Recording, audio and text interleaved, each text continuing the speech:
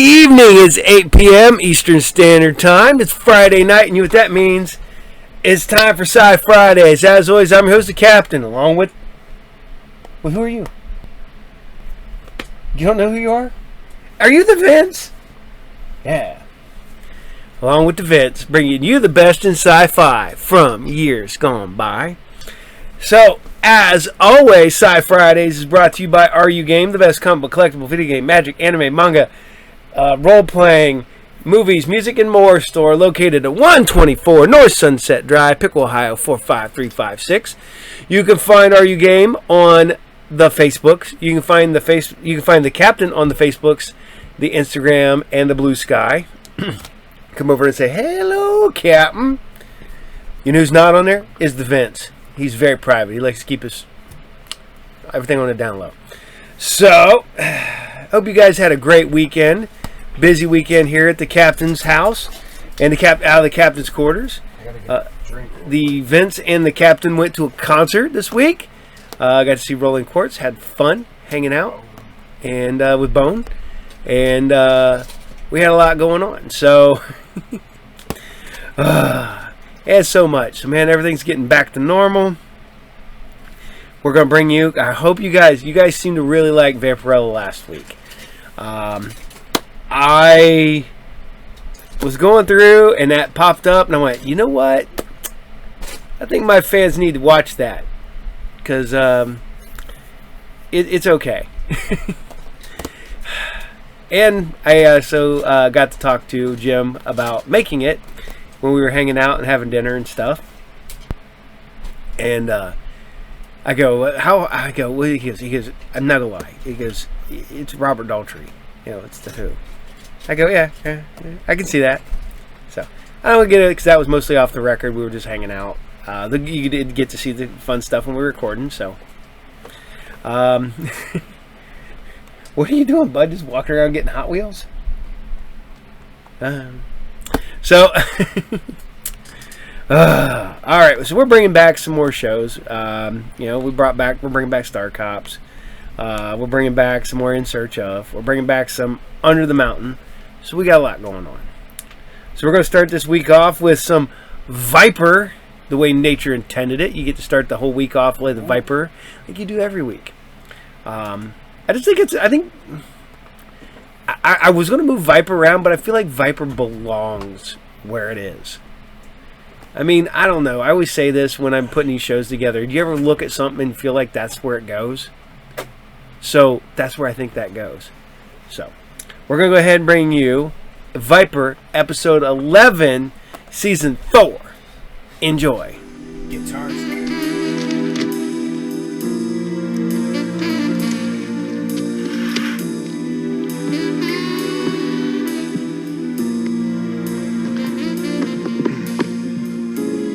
My gut burned with a combination of guilt and desire. A battle of words raging in my head.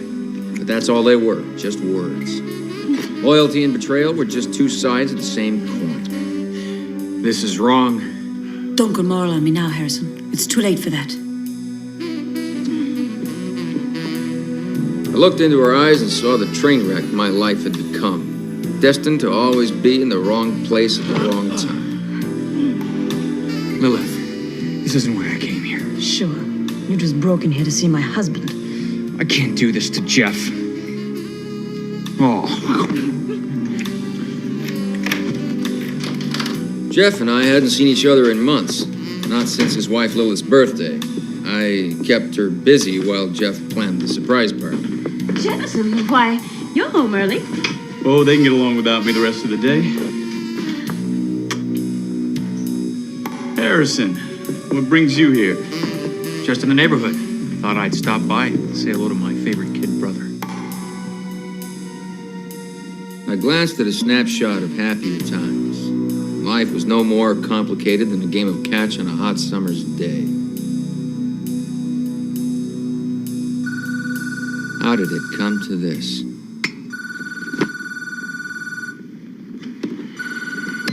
Yeah. Sure. Oh, hi, Grant. So, have you read it yet? Read what? The manuscript. The messenger service said they delivered it early Friday morning. Oh, that, Well, I think I saw it around here somewhere. Must have gotten mixed up with the mail. Hang on, I'll take a look.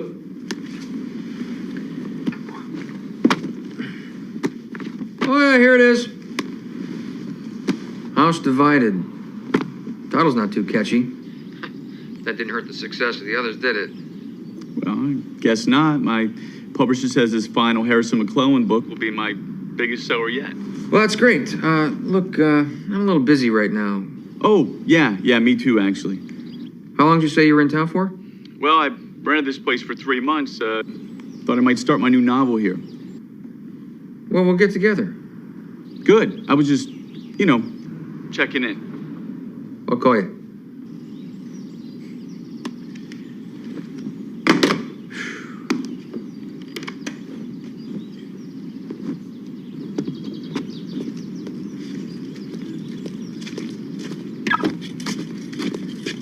Oh, good, Grant.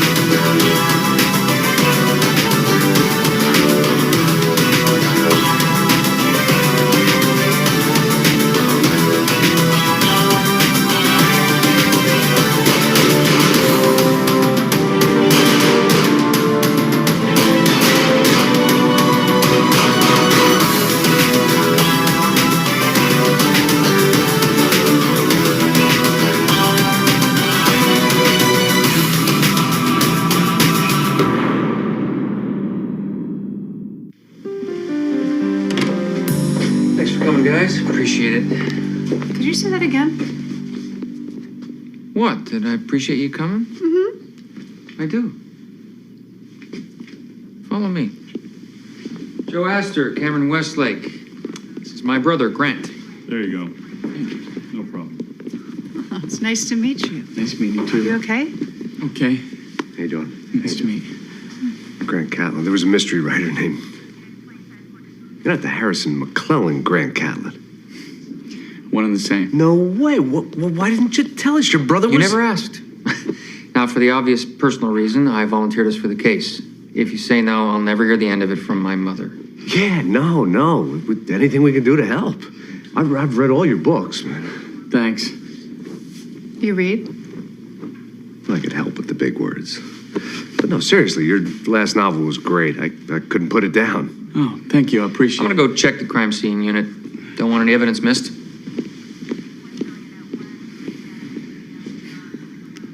We haven't talked much since I left Metro. Probably why he never mentioned we were brothers.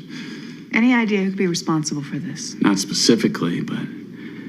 Weird thing is, a bomb detonated by the car remote, it's in the first chapter of my new novel. I mean, we're still editing the manuscript, but I'm already getting hate mail from the fans. What about? Well, I've decided to move on to more substantial writing. And to do that, I have to kill off Harrison McClellan. No way. I mean, you can't do that. I mean, you could, but... Your reaction's tame compared to what I've heard since my publisher leaked the news. Even got this on my email. My publisher, Candace Lindo, has a whole file of stuff just like this. Watch. If Harrison McClellan dies, you die with him. And the death threats increased once I announced the agenda for a writer's workshop I'm doing here in Metro. Grant, whoever did this may try something again. So for now, we'd advise that you find someplace a little more secure to stay. Sherm offered to take me in. Can't do much better than room with the Fed, right? Here you go. Thank you very much. Hi. Pleasure. How do you do? Candace Lindo. Nice to meet you. Likewise, I'm sorry to be meeting you under such disturbing circumstances. How's Grant holding up? Well, he seems to be fine. Well, I knew there'd be a reaction when we ended the McClellan series, but this... I started hearing from some of the more rabid fans as soon as the press got hold of the story. Some of the more psycho letters. Grant says the car bomb was similar to a scene in his new book. Yeah. About a month ago, somebody tapped into our mainframe, and I really didn't think about it at the time. But I did have a draft of the novel on my hard drive. The hacker could have downloaded it. Do you have a registration list to this workshop? Yeah, sure. You don't think whoever did this would show up there, do you? Well, if I were an obsessed fan, that's exactly where I'd be.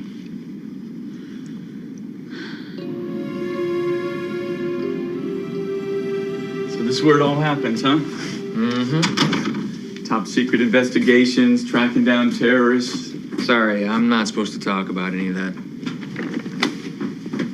Get a chance to look at that manuscript? Nope. Just been swamped. You know, you might show some interest, Sherman. Grant, your daydreams may fascinate millions, but I'm just a little busy working on the real thing. Those that can, do. Those that can't, write about it. Is that what you used to say? Just thought you'd be better off with a real job and some security.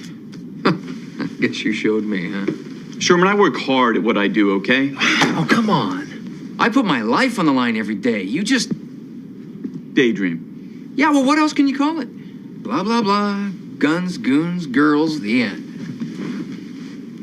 You're right, Sherman. Blah, blah, blah. Thanks for the tour.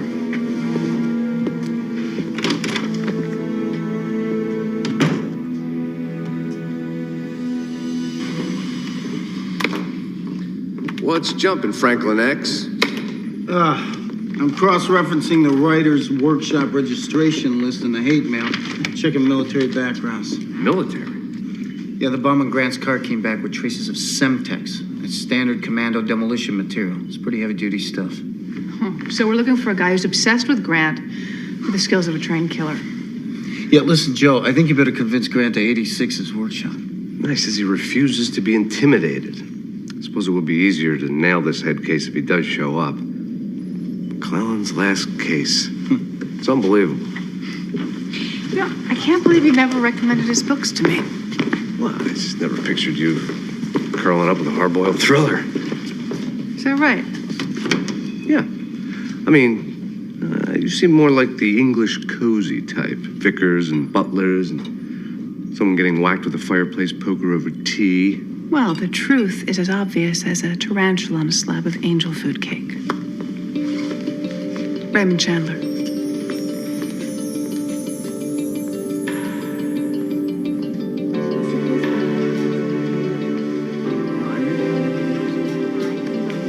Mr. Astor, this is my technical consultant, Philip Starr. How you doing? Good. You were the advisor on all the McClellan novels? The best job I ever had. Sure you're sorry to see it end. I saw it coming. Grant's a quick study. He was getting to where he knows the tech stuff as well as I do. Stole my best ideas from Phil. Gonna miss you, Grant. Really? We'll always be in touch, you know that? Well, let's get in there. I think we're ready.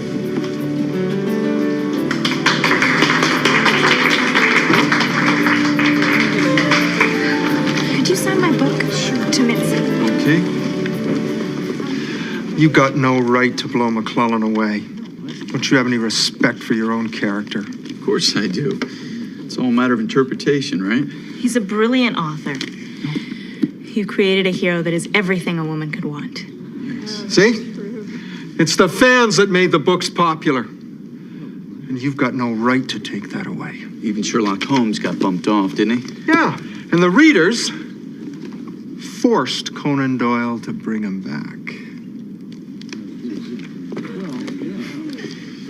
Sorry about that, folks. If you all have your seats again, we'll get started.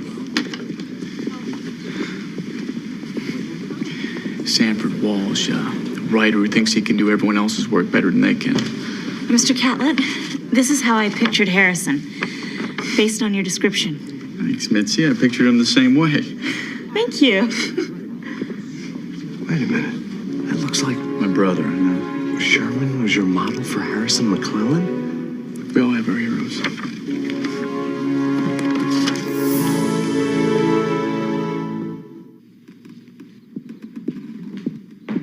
Appreciate you letting me stay here, Sherman. What else could I do? It's like the old days, huh? Remember that time Eugene Finley and his buddies were trying to drown me in the school toilet? And they would have, too, if you hadn't come along. Eugene kicked my butt. Well, I ran away. But you never got mad at me for that. I was mad as hell. Couldn't find you. My eyes were swollen shut.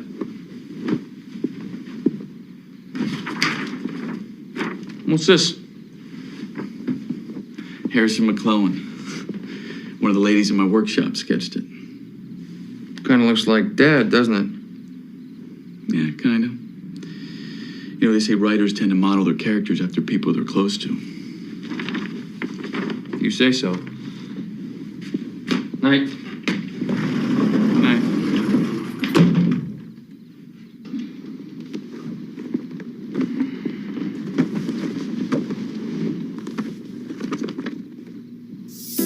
Thought about quitting the PI gig plenty of times. This time it was for real. Silver Forest wasn't just another girl Friday. She'd saved my skin almost as many times as my junior partner, Longstreet. Wasn't anybody tougher than Longstreet.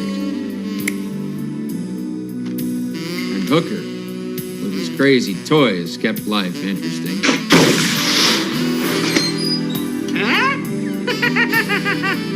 So, boss man, you said you wanted to talk. How'd you guys feel about taking over this dog and pony show? Got a better circus to go to? Nah, just getting tired. Lost the edge. Come on, that's just boredom talking, boss. I mean, once this dry spell ends, you're gonna be sharp as ever.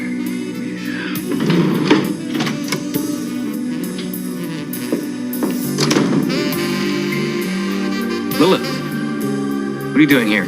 It's Jefferson. Somebody's tried to kill him. It took some prodding, but she spilled the sort of details about the failed car bomb and how Jeff was nowhere to be found. Don't worry. We'll find your brother. What? I said you seem distracted. Are you worried about your brother? No, sorry, I wasn't thinking about that. Listen, Catlett, I went over a list of potentials, and this Sanford Walsh guy seems to be our strongest candidate. Uh-huh. Frustrated writer from the workshop. Grant told me about him. Yeah, Joe went to talk to him. You know, he wrote a couple of novels himself, published by the same company as your brothers. You got a record? No, but he's maintained what you'd call a heated correspondence with Grant. He also did 5 years in the military. Demolition work. Please. Harrison McClellan has had a colorful, adventurous, romantic life, right? Now I have to create one for myself. I just don't understand why there can't be some other way. Excuse me. Sure. Come on in. My God, it's him. This is my brother, Sherman. He's an FBI agent who actually lives the kind of adventures I can only write about. I wouldn't say that. Sure. How would you like to handle today's reading? Huh? No, I couldn't. A real law enforcement person. It would bring the drama such a sense of truth. Yeah, no, really, I Come on, shouldn't. Sherman.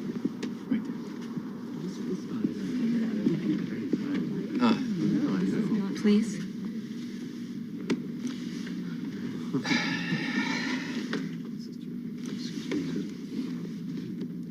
I knew getting information out of Olga would be tough.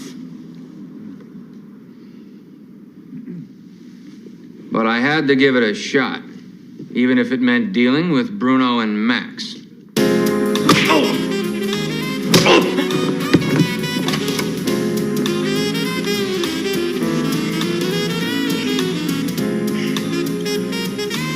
We had something special, and you just threw it away. Well, you know me, Olga. I'm all about making a fresh start. Why don't you send your apes back to the zoo and you and I'll go someplace private? Funny guy. What do you want, McClellan? Well, I just thought since Olga knows everything that goes on in this town, she might have some idea where my brother is. You saying I shanghaied him? I found myself in the usual position. An angry skirt who wanted more than just the casual fling I was willing to give. But Olga was tough. And she had a knife. A big knife. And two big goons to hold on to me while she got her point across.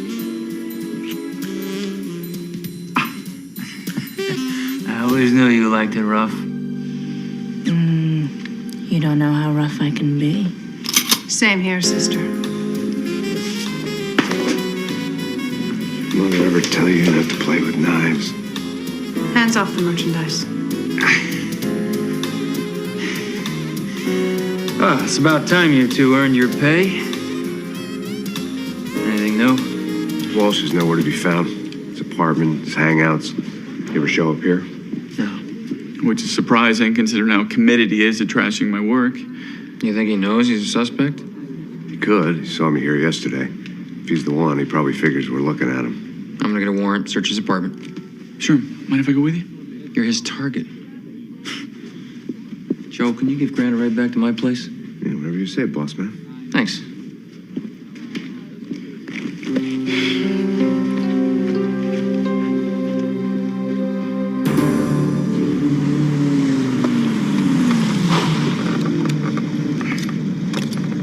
Want me to walk you up? You sound like my brother. It's a security building. I've been taking care of myself a long time now. And just the same. I'll be fine.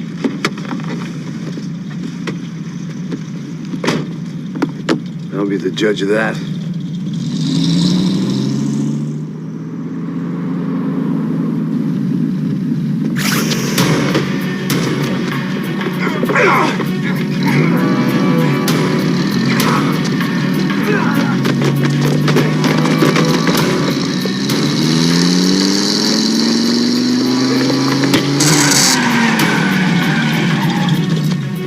Police, drop your weapon!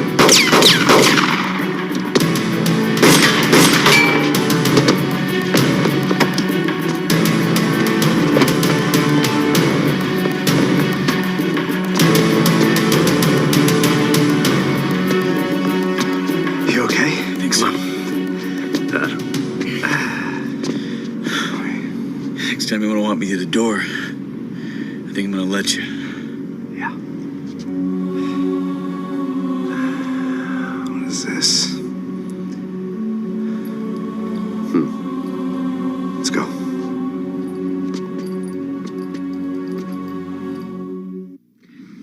You should have walked him up to the door and stayed with him till I got back. Sure, he offered. Didn't think it was necessary. Maybe I'll just let the guy strangle your brother next time. All right, you're right. I'm sorry. Anyway, I gotta go get this checked out. Thought I'd seen everything. I have no idea what this is. Thanks, Joe. Let's rest.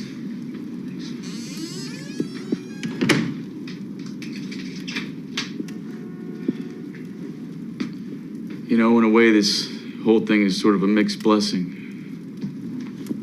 It's the first time we've hung out together in years. There are reasons for that, aren't there?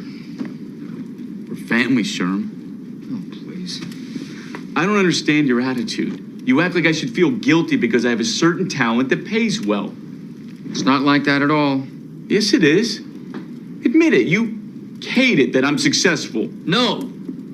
I hate how easy it was for you to get successful. Everything always just came to you. That's not true. It is true. Even back in school, the girls, the honor roll, sports. Your first game your freshman year, you scored the winning touchdown while I'm on the sidelines as a damn cheerleader. And when you got cut from the squad, I always admired the fact that you still supported the team. Oh, sure. Until my groin injury. Our young football hero gets all the glory while his idiot big brother is doing a split he can't even get up from. That was a long time ago. Look where you are now. All you've accomplished in the Bureau. Damn it, Grant. Everything I have, I had to sweat blood for. I know! Which is one of the reasons I always looked up to you. You don't get it, do you? From the time I could walk, all I ever wanted was to be like you.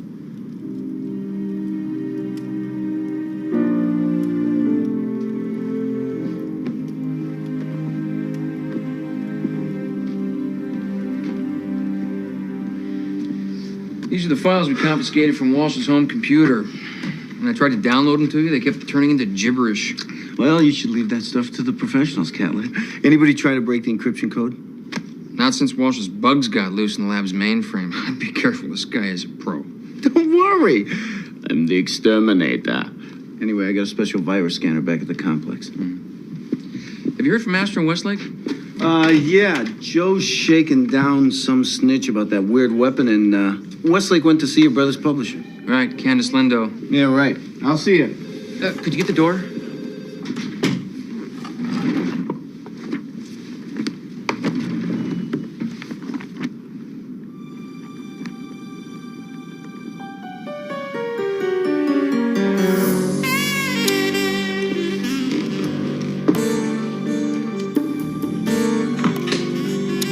What the hell are you doing rifling my desk? I'm on the job, darling. Harrison doesn't think I had something to do with Jeff's disappearance. Harrison didn't send me. It's my call. He has no objectivity when it comes to you. I don't know what you mean. Your sexual affairs are your own business. I just want to find your husband. Maybe it's Harrison's sex life you're concerned with. You two still an item? Oh, well, we were engaged, but it didn't work out. It couldn't. Grant and I are just too different. So you two involved now? Why are you interested? Just filling in the blanks. What can you tell me about Sanford Walsh? Just that I hope I never see him again. He barged in here yesterday ranting like a maniac. What about? Well, he blames me for his failed career. I told him to find himself another publisher months ago, but, His books didn't sell? well, the buyers sent most of them back. Walsh isn't a bad writer, but he only came to me because of the Harrison McClellan novels. How do you mean? He's obsessed with them. I urged him to find his own voice, but everything he did was just an imitation of Grant Catlett. All right, well, thanks for your time. I am clean, man. I swear it. You kidding? Can't take a look at yourself. Well, you know what I mean. I haven't done anything illegal. Just haven't been caught. Point taken. Yeah. What do you need? I need to know what this is.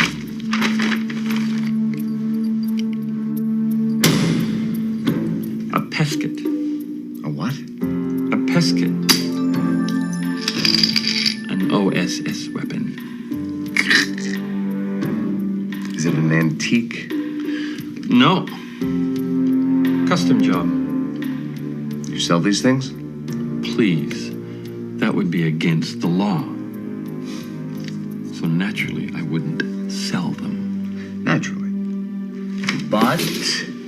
Well, I might make the occasional referral. We watching TV? Yeah. It's a video shot at a writer's workshop. Recognize this character? The little guy with the big mouth? Yeah. That's Sanford Walsh. Ever make a referral to him? Cat up. You gotta give me something. Or you're gonna end up losing this option. Okay. He ordered the pesket. And hey, wait a minute, stop. The guy behind Walsh?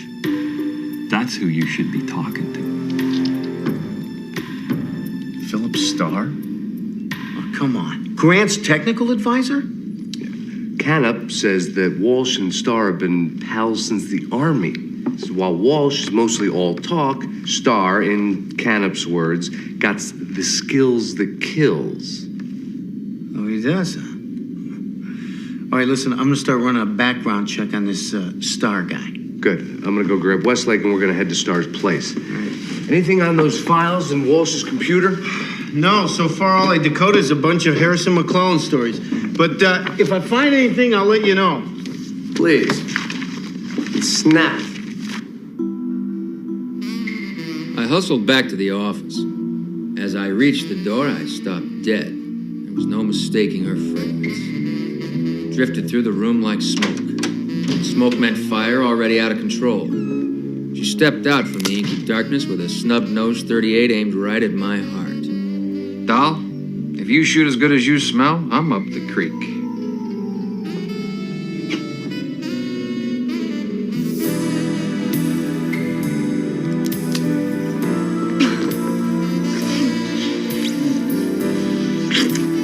I never thought I'd need a gun to get what I wanted from a man. Plenty of men would shoot themselves over a woman like you. Is that why you killed Jefferson? If you were anyone else, you'd be choking on my fist right now. Easy, Harrison. I know you never hurt your baby brother. I'm just saying what it might look like to someone else. while your little gal Friday was snooping around my place. So when'd you start packing? Protection. Somebody killed Jefferson. Who's to say I'm not next? I don't know. What do you think, Max? How'd you know I was here? Those fried onions you eat for lunch. Same stench you had when you were roughing me up for Olga. I don't work for her anymore. Is that right? What do you want? It's what you want. I've got something you've been looking for. Jeff.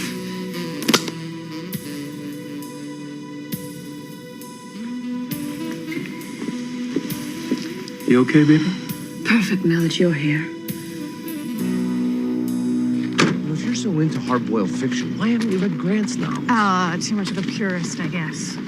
Today's pulp writers are just a watered-down version of the real thing. No, but he's modern, up to date. He's got good, tough dialogue. All right, read Dashiell Hammett. His dialogue can cut glass. Where's Star's place? It's right here, but wait a minute. McClellan novels have this great sexual undercurrent. You want sex? James M. Cain blows most writers right off the page.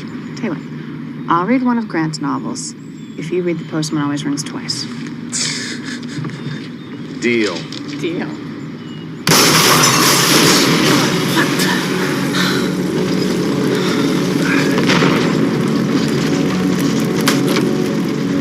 All right.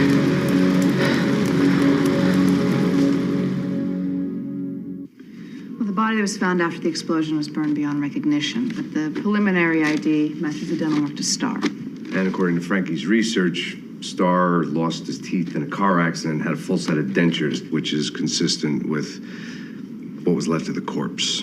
Frankie traced the email threats back to Star? The only thing we don't have is a motive. Well, if Grant stops writing the McClellan books, Star loses his job as his technical advisor. Isn't that kind of thin? Well, I don't know. Read the papers.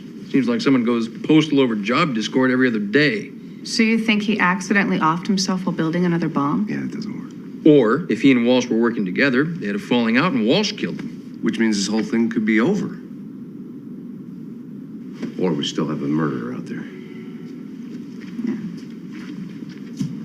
Star was killed in the explosion. We're still looking for Sanford Walsh. Can't believe it. I've known Phil for years. Are you sure it was him? Well, you get used to this kind of thing in my business.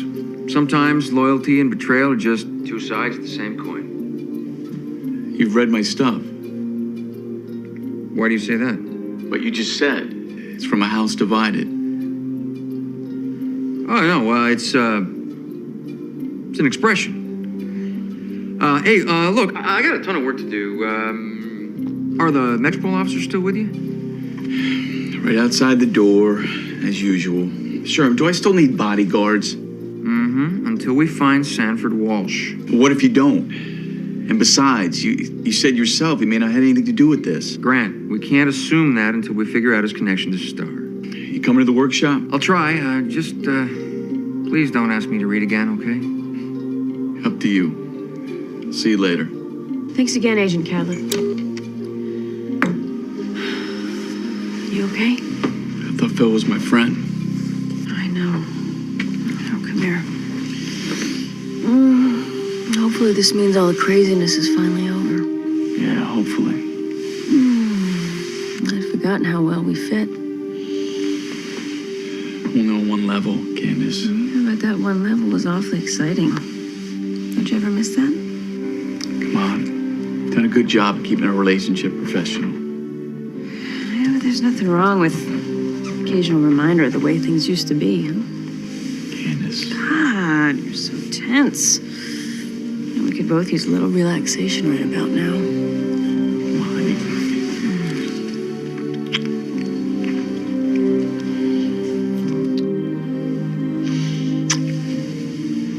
You could get away from your babysitters for just a little while.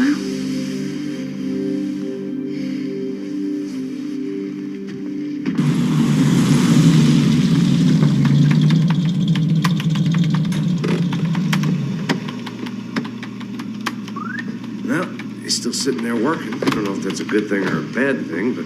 Oh, well. Hey, any luck finding Walsh? None. How about on this end? Well, His files are mostly filled with McClellan knockoffs. But I did decrypt some correspondence he had going with Candace Lindo. Looks like she was the one giving him notes. She said she'd stopped dealing with him a while ago. Why is this dated 2 weeks ago? Wait a minute, this is weird. A House United by Grant Catlett. A House United? Isn't it called a house divided? It is. Frankie, can I... What? I just want to... You want to be the pilot, Joe? I'd like that. Yeah. Just want to check one thing. Car bombs, the pesket, the house explosion. Walsh has rewritten Grant to create an alternate novel. And in this version, Harrison doesn't die. Frankie, could you decrypt the rest of Walsh's documents and make a hard copy ASAP? Yeah, well, that shouldn't be too hard. I got most of the code by now. Just one thing. What's that? You want to get out of my chair? And pull up all the financial records you can find on Candace Lindo and her publishing firm. Well, that's going to be a little tougher, Joe. That's why they call it work, Frankie. And if it was my turn to make the big exit, I figured I owed my brother an apology, at the very least. Jeff, there's something I have to tell you about me and Lilith. I already know. Figured it out a long time ago. I never meant to hurt you, kid. This brotherly love crap's real sweet, but it's not exactly what I had in mind. What did you have in mind? Two brothers who've never really gotten along. Who's to say why these things happen?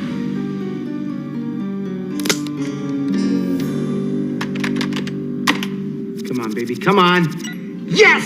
Frankie, you are a genius. Guys, I got it. Look at this. Lindo Publishing's a financial disaster. It looks like Candace is funneling money into Star's offshore account, out of which she's got to be paying Walsh for these. Well, she said he was copying Grant's style.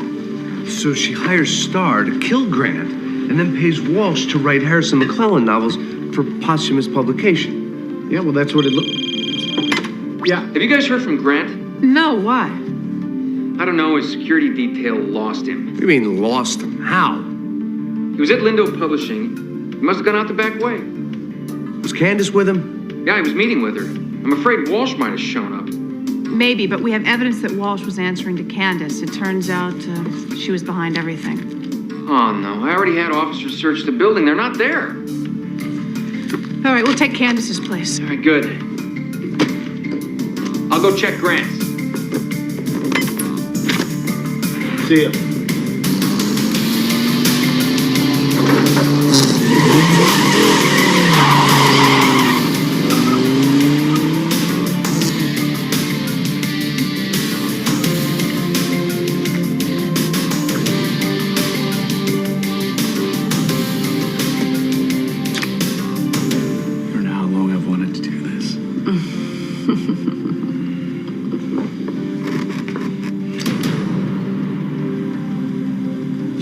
I'm no longer in the mood.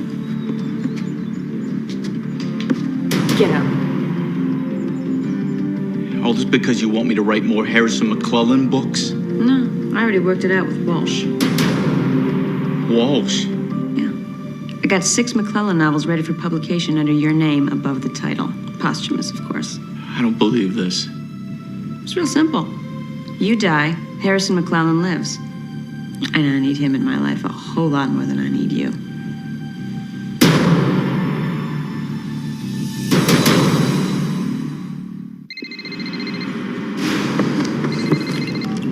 Yeah.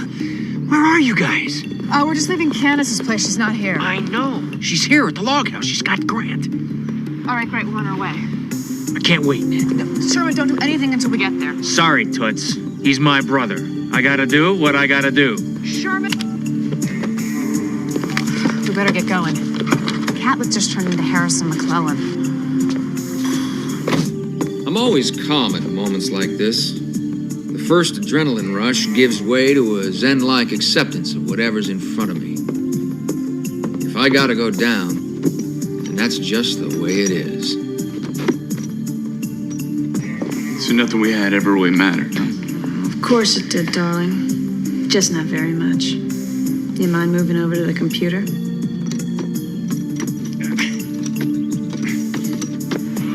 Sit down. So, Grant Catlett, having written the final lines of his last novel, in which Harrison McClellan doesn't die after all, is killed by an unknown intruder. Oh, no, you don't, sister.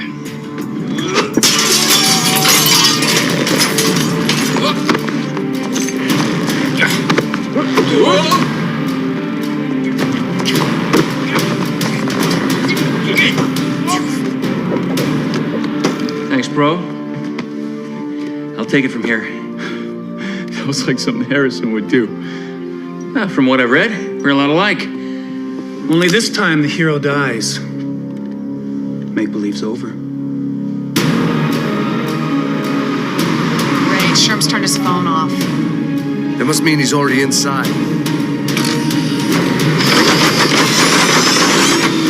Thought you were dead.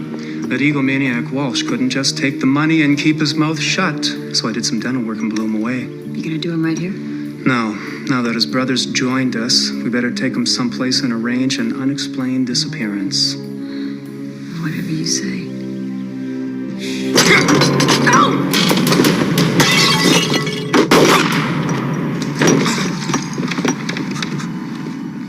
Sherm!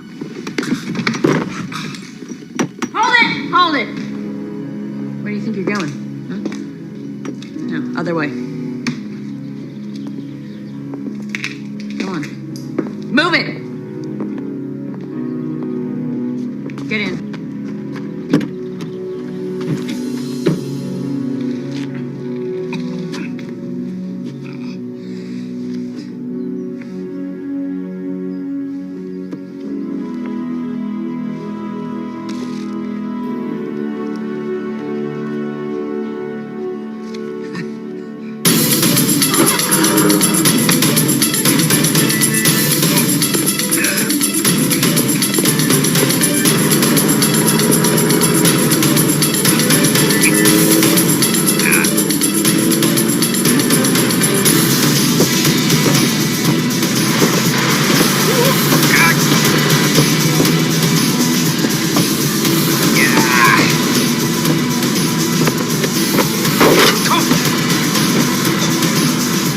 Do that again and the next hole's in your head.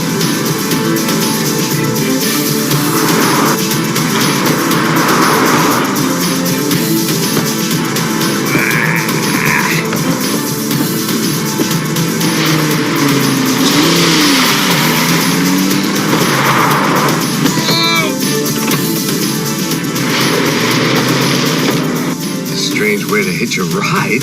Not for sure.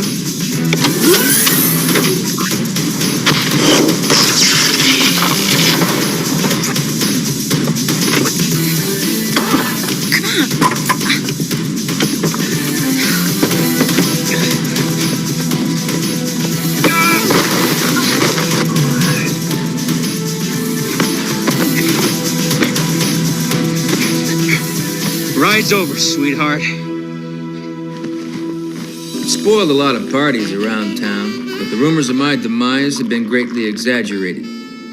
Somewhere out there was a bullet with my name on it, but it would have to find me first. Meanwhile, my crew and I had work to do. Dirty work. The only kind we handle. Olga. Hi. I've been a bad girl. Well, there's bad, and then there's good, bad. Why don't we go someplace and discuss our definitions?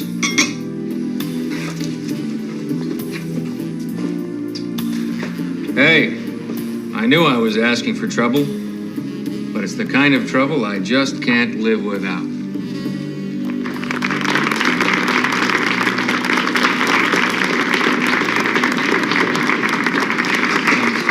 Great. Mr. Catlett, it was just like having Harrison in the room with us. Oh, thank you very much. Please, call me Sherman. Anytime you want to play good cop, bad girl, call me Sherman. Grant, what made you change your mind about the ending? My brother talked me into it. Oh, all I said was that I want to read more McClellan books.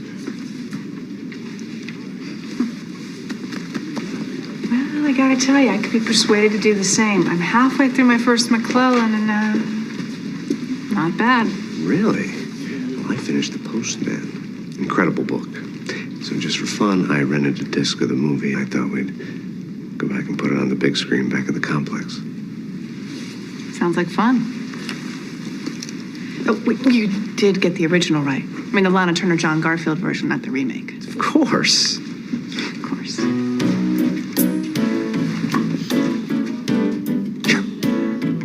Where's the nearest video store? 12th and Green Street. You are my hero.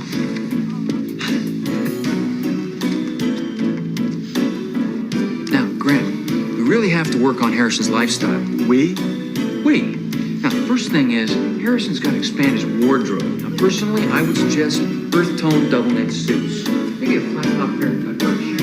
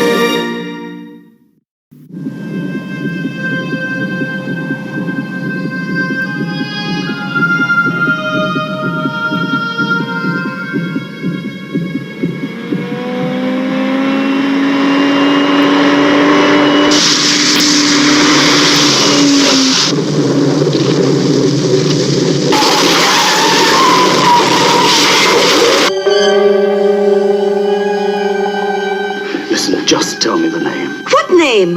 What are you talking about? Is it blackmail? Get out of here! Listen, You're hey, mad! listen! I have a wife and 2 kids, and I want to know what's behind all this. First of all, there is the possibility, however unlikely, that there is an actual double dogging your footsteps. Could there be another explanation? There could.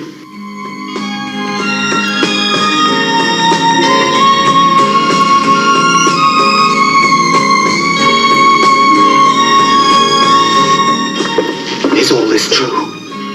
All these times I've been coming here. You don't remember? None of it. It's not possible. If you want other women, you can have them. Eve, I don't want other women. Well, you certainly don't want me. How many times do I have to tell you I've never seen her?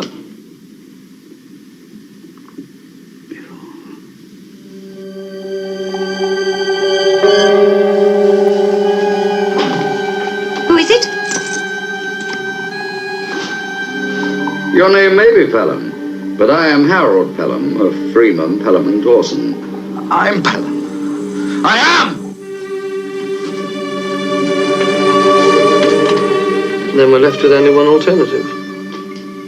Pell's guilty. You're funny.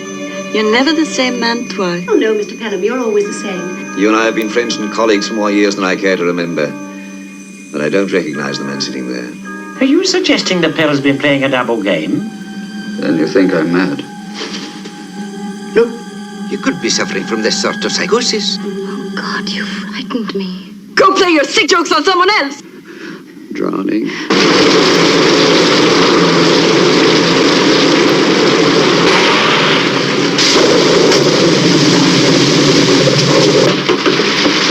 Where is he? Where is he? I want to see him!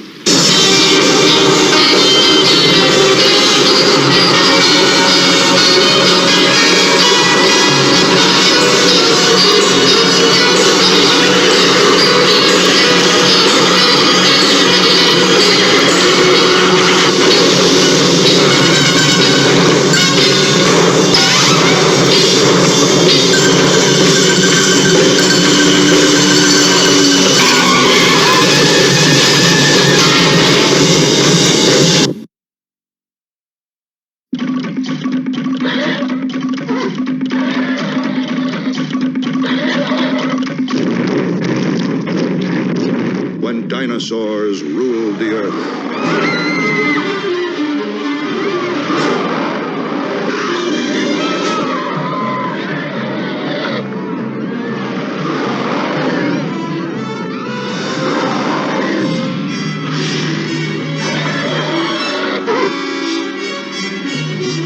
This is the time, the very beginning, before man was master, when the moon wrenched a place for itself in the heavens.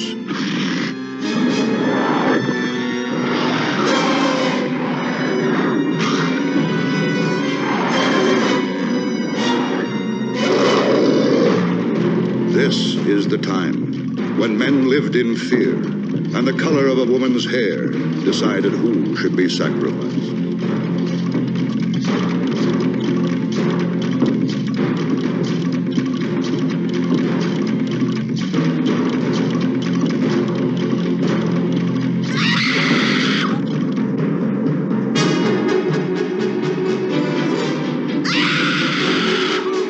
Starring Victoria Vetri, who could tame any man.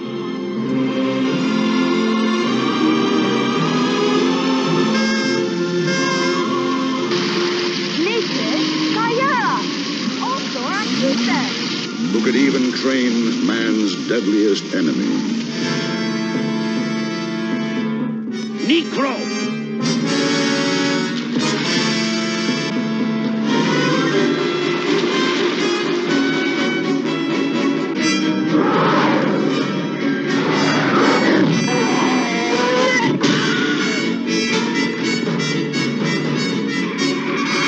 This is the time of unimaginable dangers.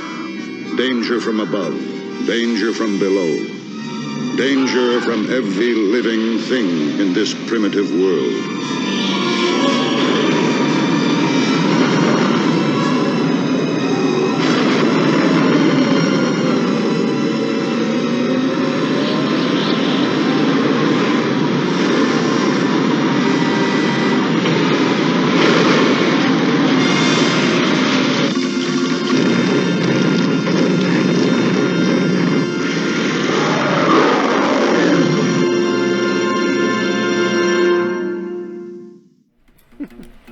All right, so I hope you guys are still like the Viper, because man, we're rapidly approaching. We're getting there. We do not have much more to go. Guitar style. Yeah, he's playing his guitar. You gotta move your finger.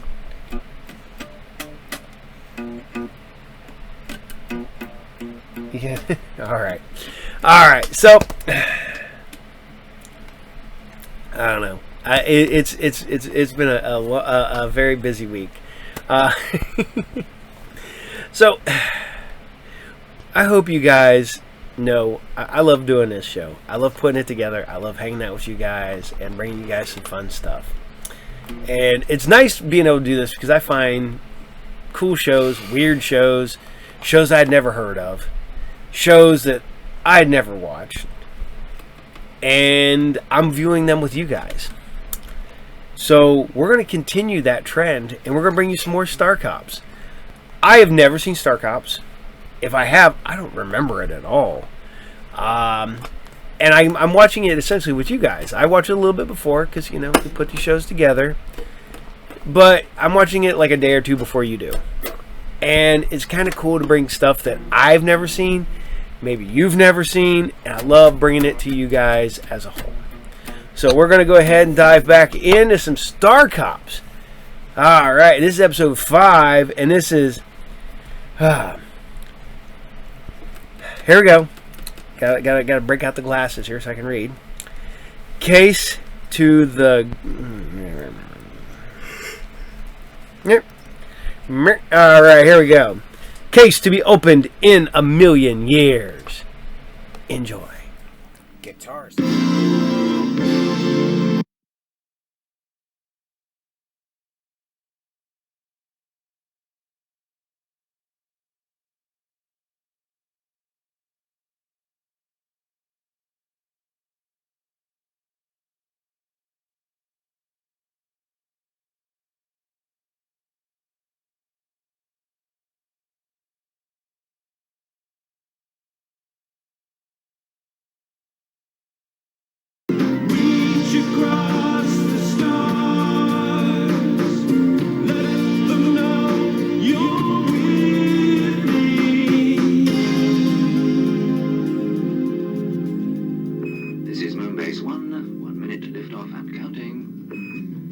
This is traffic controller to Moonbase 1. All personnel must remain clear of the Santoni Italia launch area until launch complete.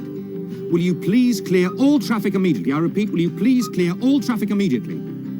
This is traffic controller to Moonbase 1. All personnel must remain clear of the Santoni Italia launch area until launch complete. Traces of the prohibited substance, hallucinogen HC46, was discovered in the locker of Angelo Pordenone, a safety controller with the Santoni Italia company. When charged, Pordenone simply said he'd brought it back from his last leave and had forgotten all about the drugs. The case has been referred to the European Centralised Police Force, and Pordenone has been returned to his country of origin for trial. Ignition. We have liftoff.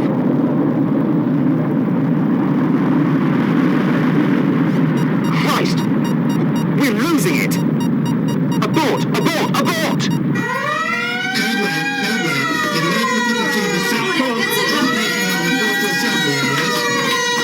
It's a radiation leak. It's a red alert, sir. I know that, Inspector. Let's get suited up, shall we? Yes, sir. What's up with him?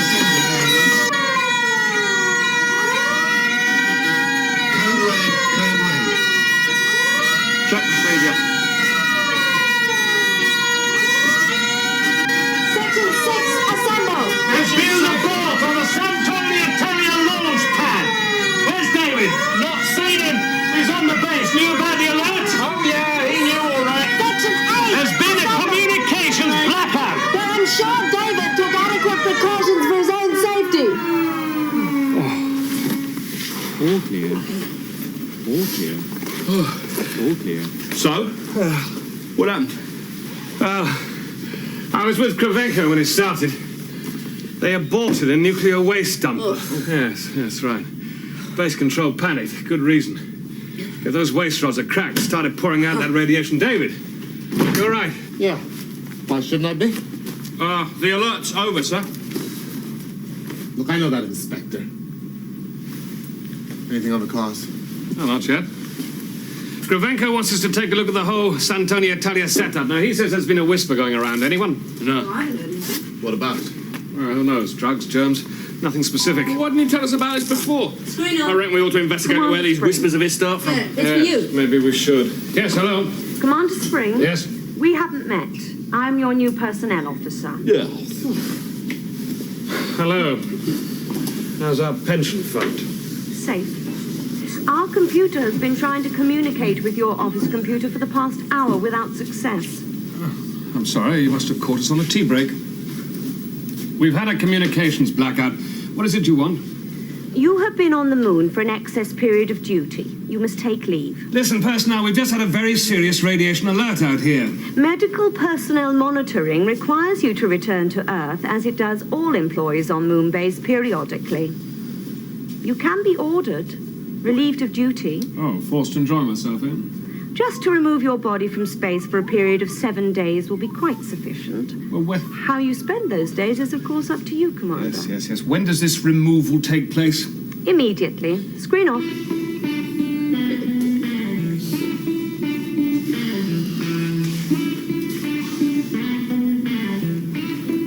Send us a postcard. Our own inquiry into the dumper crash has only just begun. My assistant is in the waste storage chamber. He will show you around. As you can imagine, I have much to do. Do you receive a lot of nuclear waste, Mr. Santonini? We at Santoni Italia are only responsible for some of Europe's waste.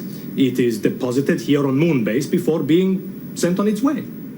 On its way where? Away from Earth and Moon, amongst the stars. Now, if you will permit. Yes, thank you, Mr. Santonini. Colin, do you know where this nuclear waste is stored? We can find it. No, listen, you go, huh? I've got some reports to make. Directions to the waste dump, sir? Just follow the warning signs. Thanks a bunch. Always reports, you policemen. Always crime. Like one of your guys hiding drugs, wasn't it? Pordenone has been sent to Earth for punishment. Yeah, well, let's just say sent to Earth.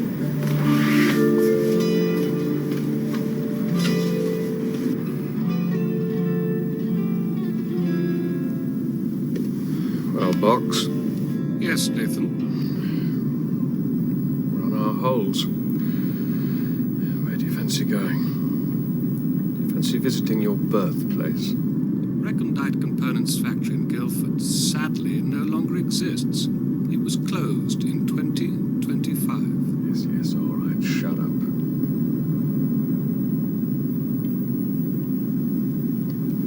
Holiday venues. Give me some alternatives. You had intended to visit Southern Europe during this present year. Guess I'd forgotten. With Miss Jones, now deceased. I wish you'd erased that. Miss Lee Jones? The deceased. But she is. That is a fact. Yes. Holidays, Nathan? Forget it. I'll come back to you when we land. Very well.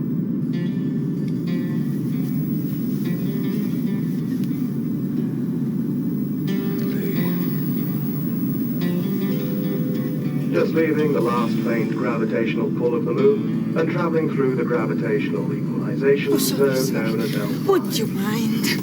Should I join you in here, huh? Oh, please do. Oh, I am in with a man, huh? Oh, what sort? Huh? You know, he, huh? Yes. You're in with the lustful male, that's it. See, yes. That is what he did. Really? International approach, eh? Yes, I do not like it. Or from him or from anybody? I do not like it from him. Thank you very much. Well, perhaps he meant it as a compliment. It's one I do not wish to receive. Well, you're perfectly safe here. Just make yourself at home. Oh, thank you very much. Passengers on the left-hand side of the shuttlecraft can obtain a fine view of the planet Earth hanging there. Oh, sorry. Sorry, yeah? Oh, dear, silly. Oh, look, Lena, I am named. Oh. I'm sorry. Spring, Nathan Spring, I am named. Thank you. Where are you heading, Lena? I don't understand, sorry. Where are you going? What's your destination? Oh, I am going near Ravenna, northern Italy, you know, my home. Oh. You work on Moonbase? Yes, I work on Moonbase.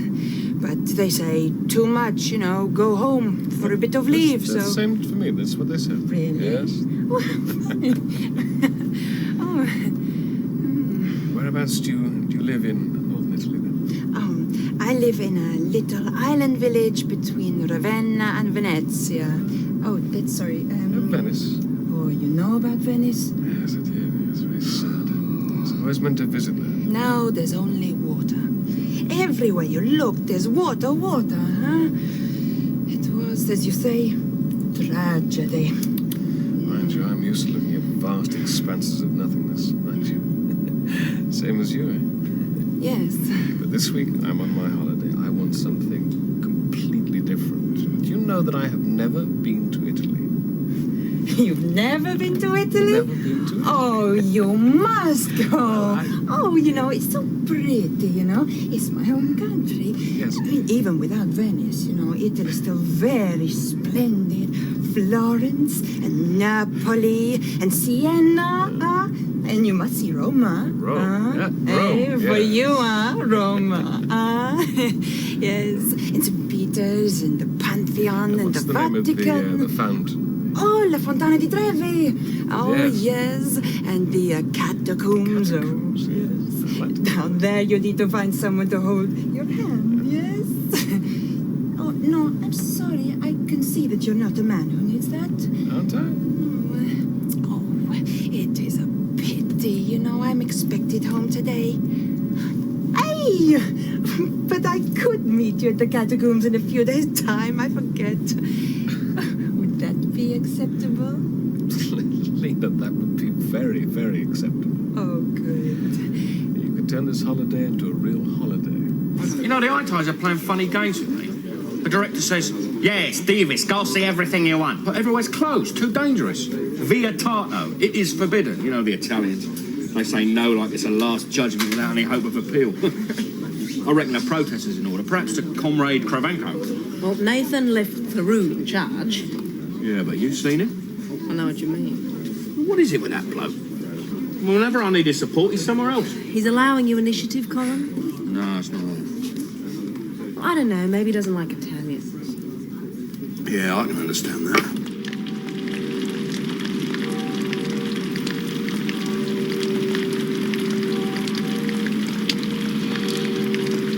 Ox, get me out of here. You have an appointment at the Catacomb of Domitilla the day after tomorrow. Can't stand 2 more days at this rate. I have no contact point for Miss Lena Margello. Oh, I know. We'll contact Moonbase. Get her address from personnel files. Get hold of her, will you? Just gonna take a rain check.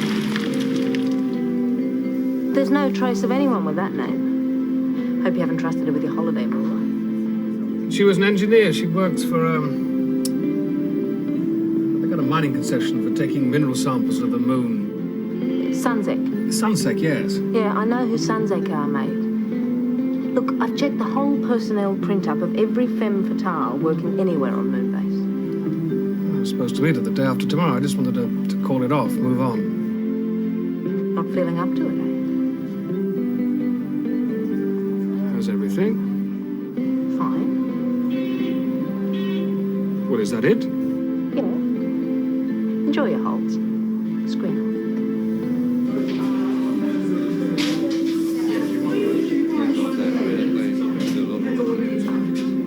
off.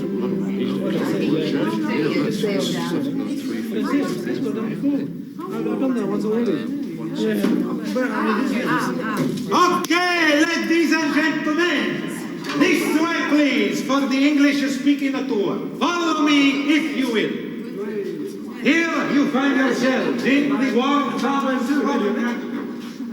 in the 20th century's 80s, the individual burial grounds still bear the names of the owners of the property in which they lie. Domitilla, Priscilla, Maximus, Octavilla, and so on. Nearly all of these temples we carry the clock.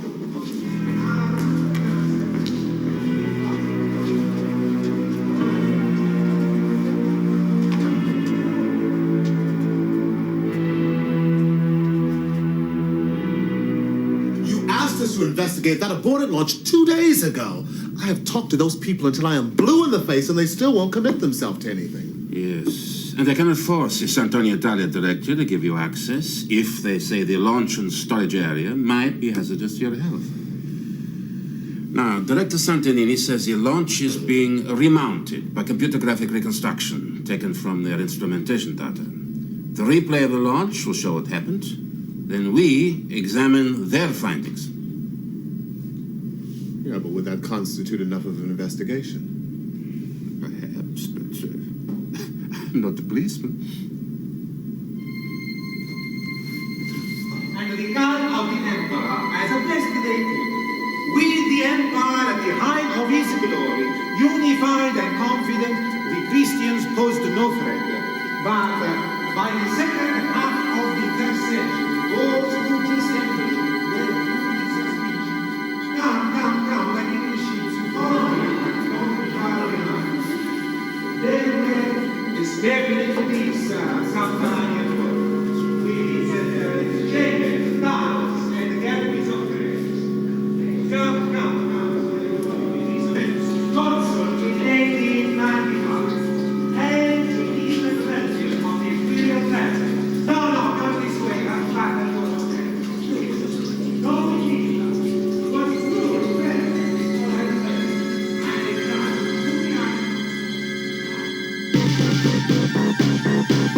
Thank you.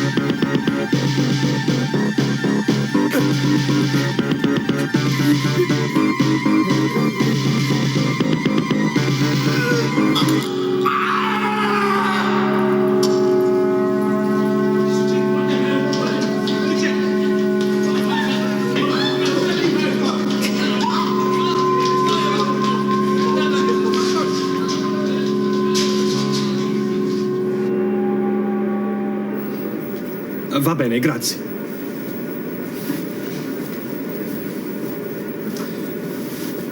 I'll think of something to tell them. Screen on.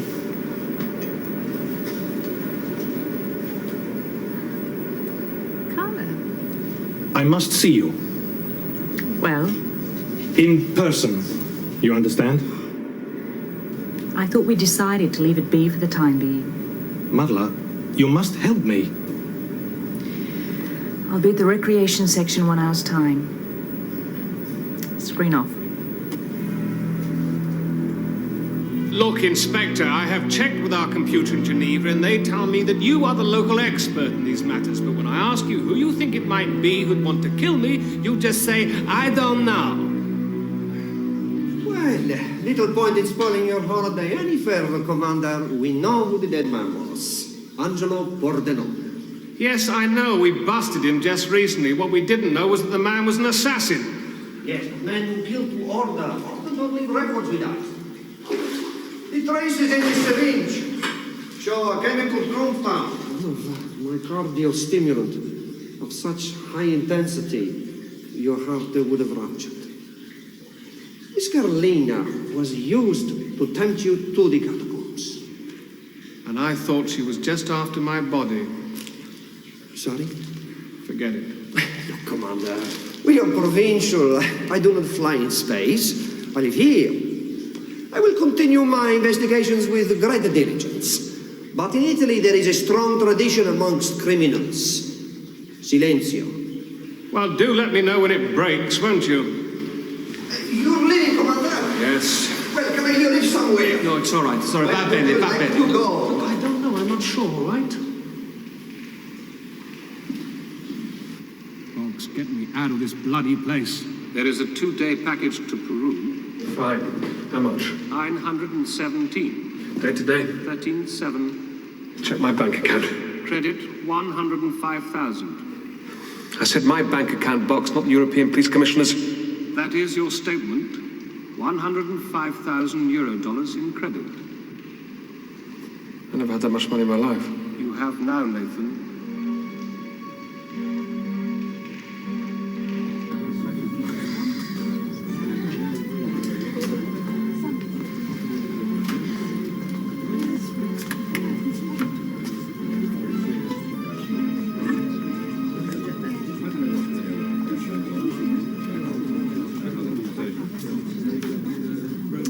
Ciao, Madla.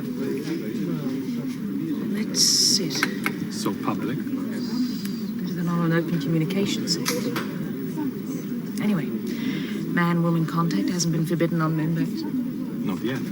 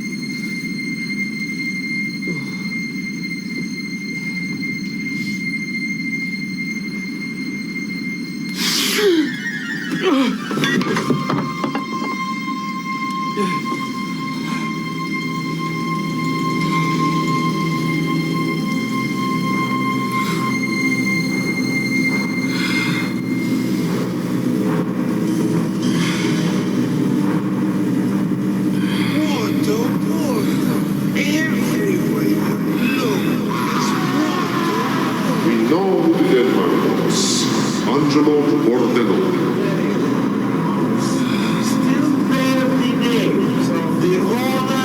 This Carolina was used to tempt you to the Commander Spring. There's water. Commander Spring. Commander, are you all right? Commander. I brought photographs of girls for you to identify Lena from, maybe. You don't look at all well. Not yourself at all. Have you taken something you shouldn't have, Commander? No? This yours, Commander?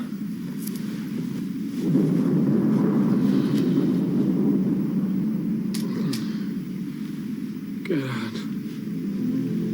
Get out. As you wish, Commander.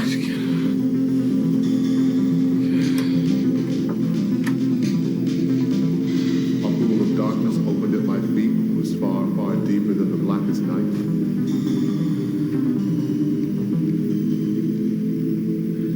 Farewell, my lovely. Farewell, my lovely. You must resume that delivery. That will satisfy the bosses down there. It isn't possible until Krivenko decides there's no chance of another space dumper crash. I can't wait for that. You will have to, Marla. One blunder cannot be followed by another. Your screw-up, Carlo, not mine. It won't be long before we can resume flights. The police have found nothing apart from Angelo Pordenone. Will he talk? Not anymore. He had a slight accident in Roma. Now, you must help me. I need some of your company explosive wrapping material. Just enough to show as evidence that will blow the Star Cops even further off course. Then we can start things moving again. I've orders. So have I. But don't worry. Soon it'll be all right. Flights resumed. Profits made will silence the people in Palermo. We'll be back in favor. Or like Angelo. That will only happen if we fail the Don. I must go. There is much to do now. G'day. Hi. Pal Kenzie. Marla Condorini. We're from the same patch of ground. Sydney, right? Yep. I wonder why we never cross paths. I'm always halfway down a mine, exploring the underside of some god-awful piece of stony ground. I saw you on the newscast. You're famous. Only for a while. Still a star cop? Yeah. Well, if you fancy a change of scene, I'm at the Sunzek unit. Come over anytime. Might just do that, Mum. Good. Let's go. Ciao.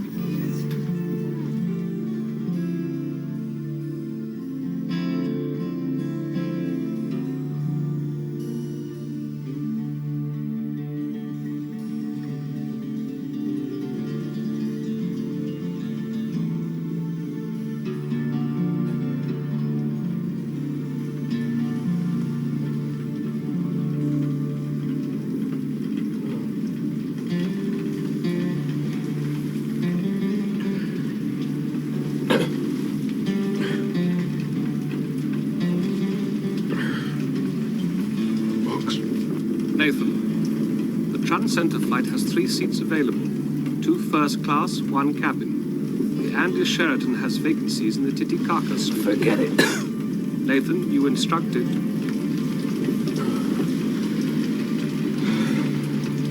The holiday's over. We're going back to work. Personnel said 7 days leave minimum. We have only enjoyed 4. Go to hell, Vox. Is that reachable by Strato Transcenter flight? Jokes now. No, that is not possible.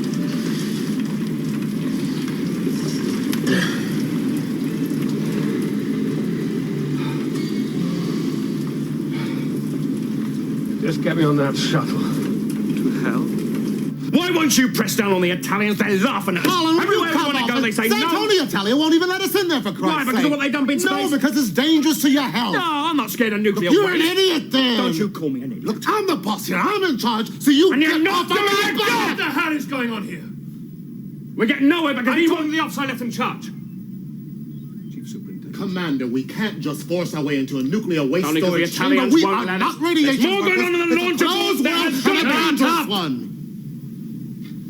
There is no concrete evidence. I think there is. Right, and I'll find it. You find your way to a communicator. You get me an interview with Kravenko right now, Colin.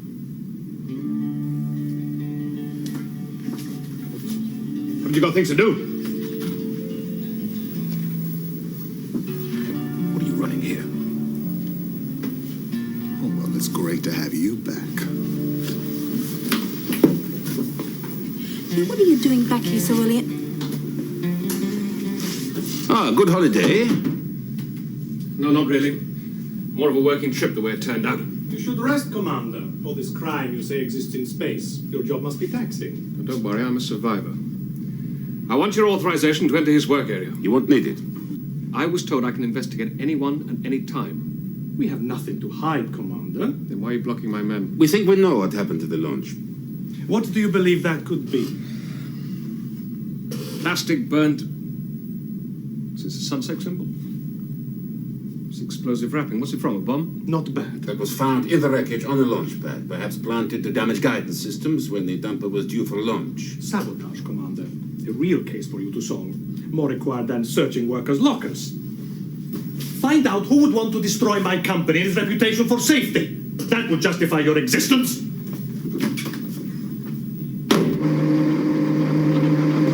You said you saw Santonidi and Marla Condrini together. What was that for? An assignation? What? Might they be lovers? Oh, sure, they might. Well, it happens to the strangest people. Well, it's the moonlight, you know? Oh, no, not those two. You can trust your Auntie Pal. She knows about such things. Why have you brought this to me? Why, you're Sunzek mining head. Yes. Well, it looks like part of a blasting pack. So?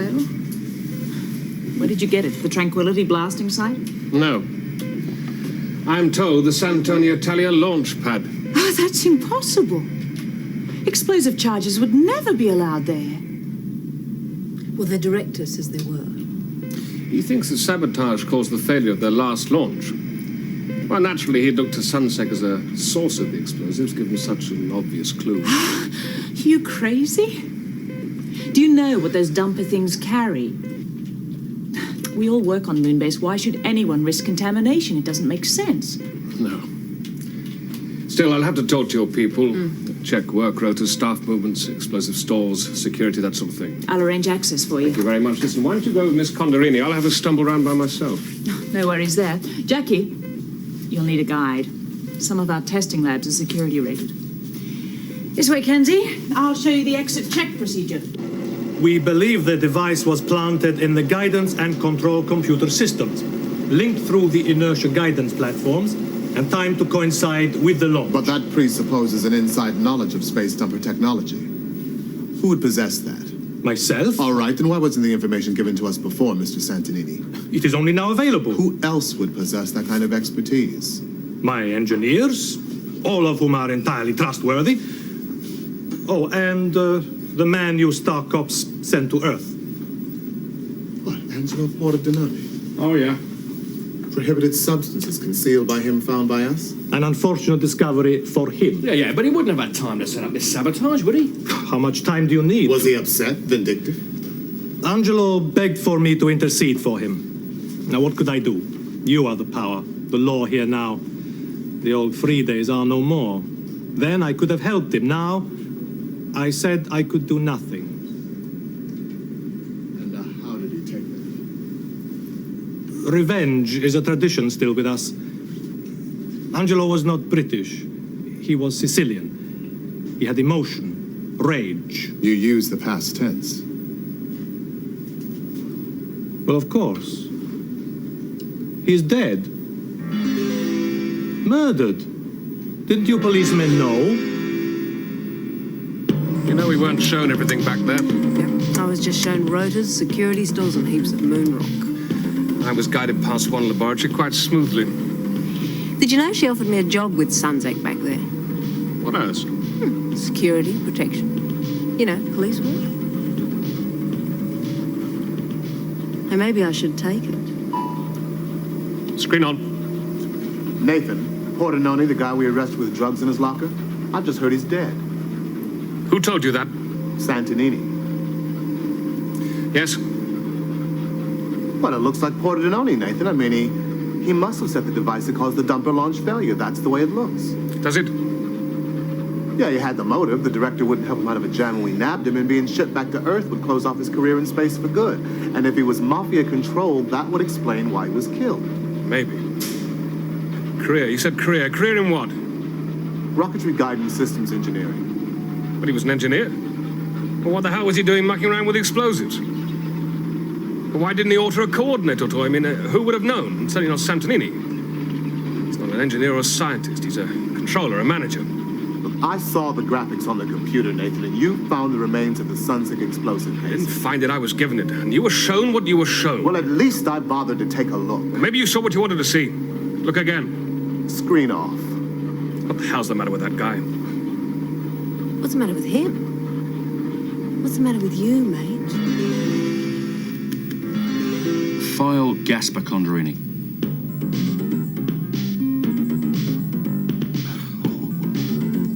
I need explanations, Nathan. The Italian police are preparing charges accusing you of killing Pordenone. Look, Alex, I have not got any explanations. They're saying I'm a hitman. What possible motive could I have for killing him? Pordenone says you were taking payoffs up here to allow him to transport prohibited substances between Earth and Moon. When he was caught, they say he went down to Rome, killed him to stop him talking. I was sent to Earth. I didn't go there of my own accord. He tried to kill me. There's an inspector of police who says he found a drug in your room. He saw you, obviously, under its influence. Yes.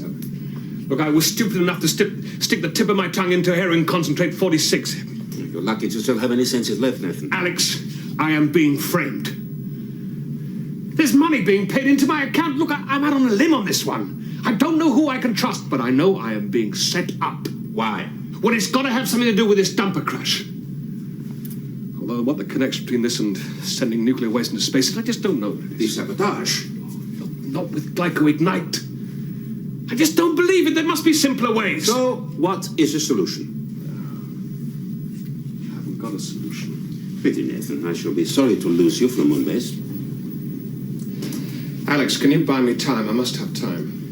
The ESL will certainly suspend you. It's a question of necessity. The Italian papers are full of the scandal. I'm surprised you haven't yet been relieved of duty. I'm sorry, Nathan. It's out of my hands.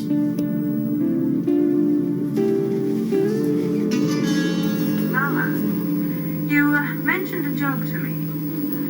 I'd like to come in and discuss it. Great. Come on in. Right. Screen up. Okay, guys, just in case. This is Moon Rover 3. Time delay message to Starcop Communicator Channel 7. I'm now approaching the Sunzek. I got into the Aussie police computer. There's nothing criminal on Marla Condorini herself, but her dad apparently was a real crime lord. Got gunned down in the Sydney subway by order of a commission of crime bosses. When was this? 1999. When Marla was what? Six. Yeah, but it's not that. It's the link to today, to Santonini. They're all linked. They're all Italian. Santonini's father was married to a Condorini sister. They're all family. Family. You mean mafia? Yeah. Well, they would help each other, wouldn't they? Blood being a greater density than water and all that. How have they cooperated on this case? Well, not fully, but nothing to protest about. All right. Look, let's check back over everything that happened on the day of that launch. See if any of us have missed the obvious. Now, where's Kenzie? Over at Sunzek. The room? Oh, hiding somewhere, probably. Buried in the administrative detail of avoiding action at any cost. That's enough. Boggs, check on the monitoring record of Moonbase Communications Control on the day of the launch, 10/7. Compare it with the 3 previous Fridays. Let me know if there's any variation in routine arrivals, departures, anything at all out of the ordinary. Yes, Nathan. And when you've done that, I want you to... Oh, David? It appears that I've no option but to relieve you of command, sir. What's that, Kane Mutiny? Fred McMurray? I've just received instructions from European Space Liaison that following your suspension from duty, I'm to take over control here. And you have to return to face an inquiry in Geneva. For what? Corruption, smuggling, and murder. What's the point in collecting all these meteorites? They often contain valuable elements. Silicates, for example. Some we have yet to find a use for, but we will increasingly.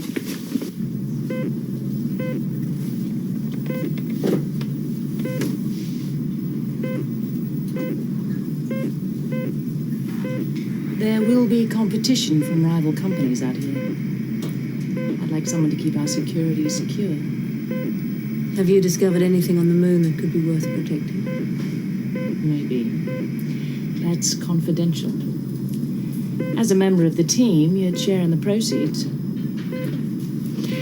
Sunzek's going to expand, believe me. There might be room for you as part of our future. Would you like to think about it? Yeah, I reckon I would. Oh, excuse me. I'll take it in my cubicle. 2 minutes. Give you a chance to consider. Right.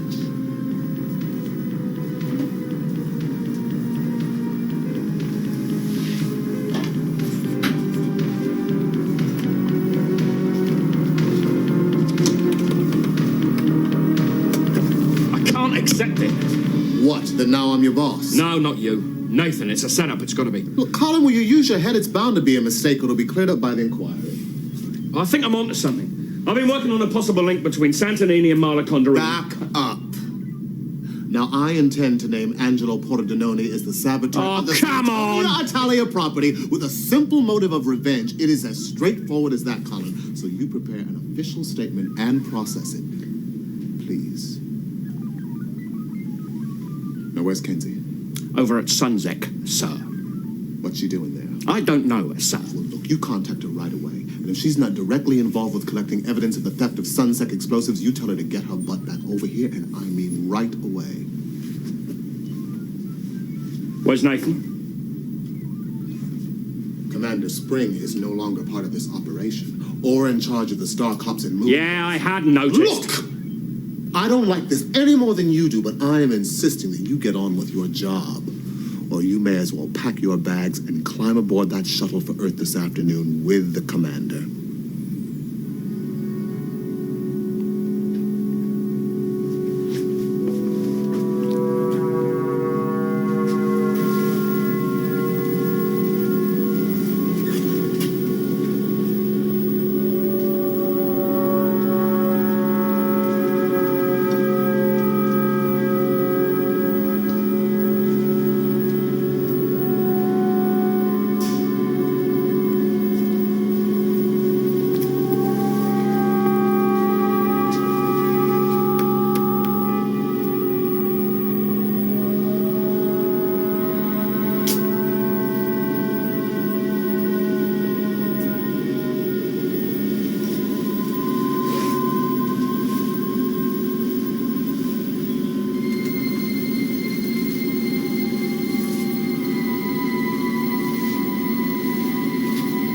I thought you were on the snoop.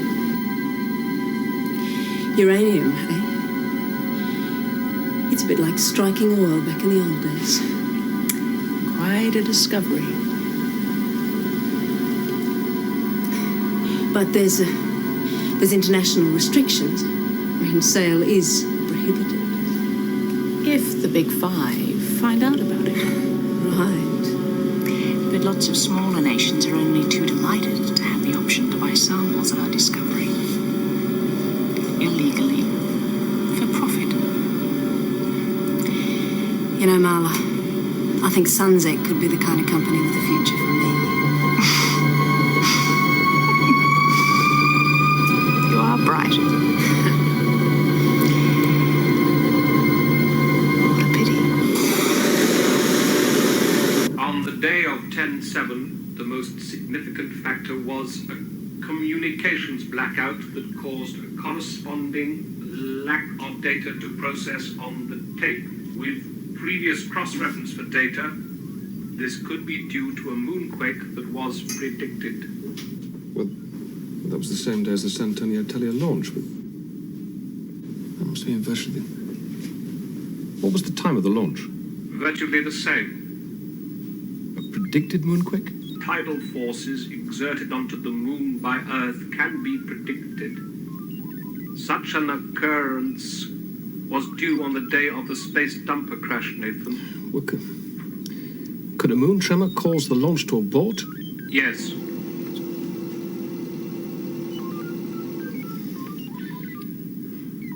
An event which should have been prevented. Boggs, you get me the exact time of that launch and the flight trajectory patterns.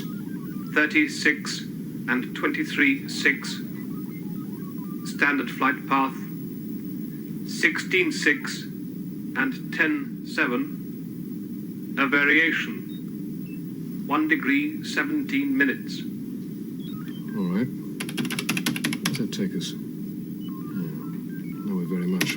The deviant trajectory would bring dumper craft past disused space station S9.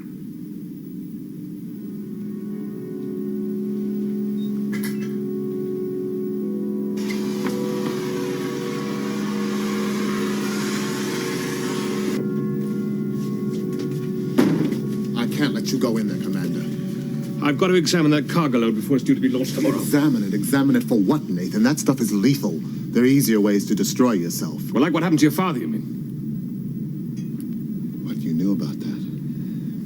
He died from a radiation leak from a nuclear booster. I suppose that's on my file. Yes. Look, when that dumper crash happened last week, all I could think of was my poor, ravaged father. I watched the process of destruction that ended in his death, and I thought that what happened to him could happen to me.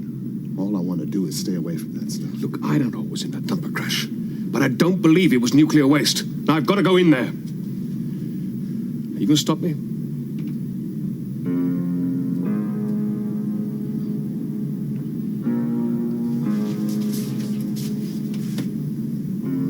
You come with me, David.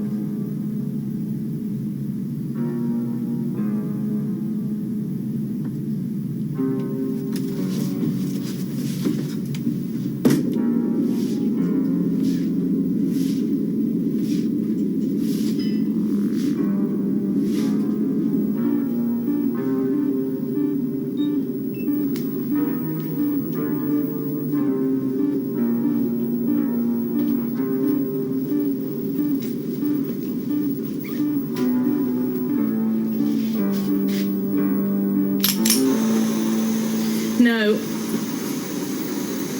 No pressure. Oh, yes, there is. You bitch.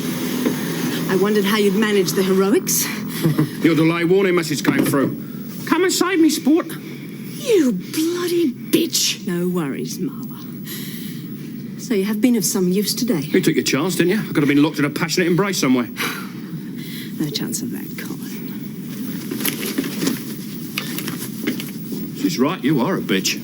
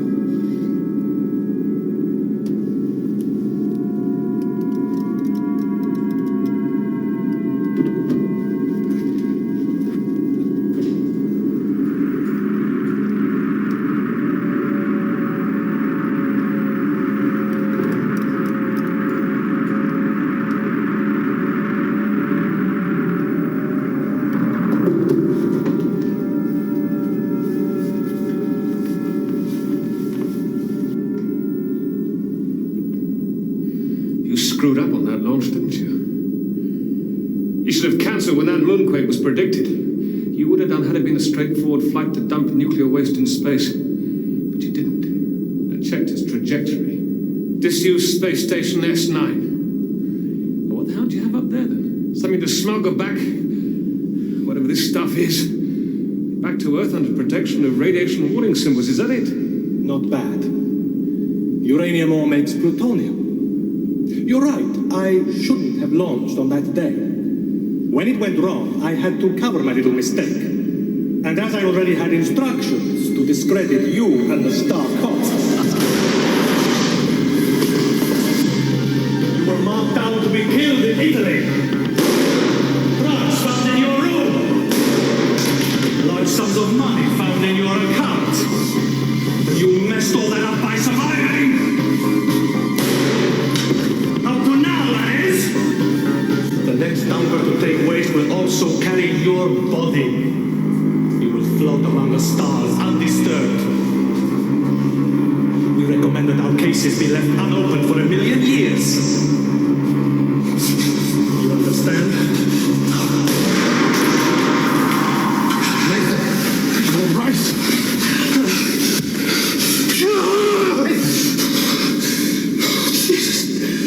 Jesus, David. Your timing's a bit scary. Well, I thought I'd better make the effort to get in here.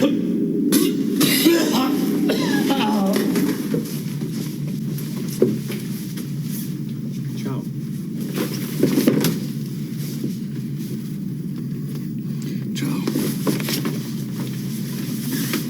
You have a success on your hands in keeping the mafia, or whatever it may call itself, out of space. Wait a minute, what do you mean out of space? We haven't kept them out of space, we've kept them out of here, and just for now. You must stop the mafia from poisoning space, as well as Earth. Fine, Alex, you tell me how. Eh? How? You can breathe out now. Well, why is that? Because the inquiry has been withdrawn. I am relieved of command. Hey.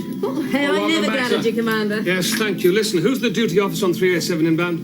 I am. Well, you're cutting it a bit fine, aren't you? Oh, Jesus. Listen, Davis, what do you want? I'm off duty. Wrong, you're on overtime. Listen, great. Those uranium retrieval craft, they must have had Earth docking coordinates. I want you to find them. All right. Go through the Sunset San Antonio Italia databanks. Somehow. Yes, I know. Look, give me everything you can. Take a couple of bodies if you need. Go right. Commander.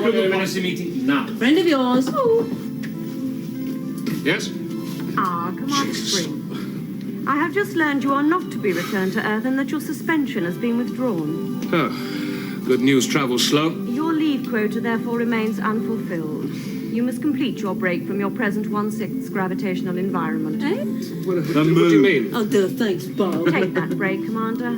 Down here, pronto. Screen off. But the personnel, listen.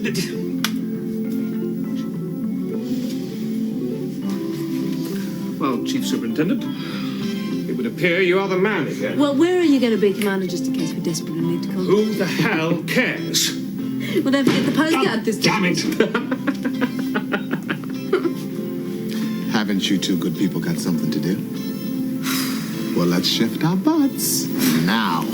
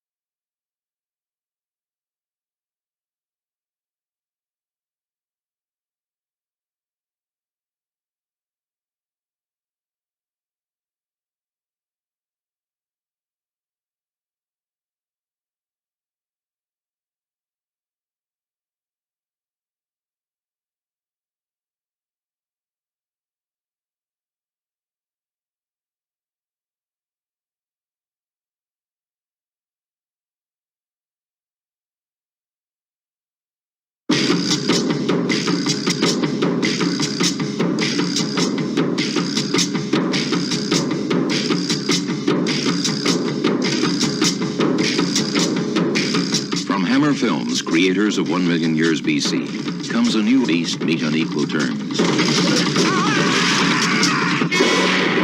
And pagan superstition magnifies fear of the unknown, a world of savage combat, where women are spoils to the victor. These are the creatures the world forgot.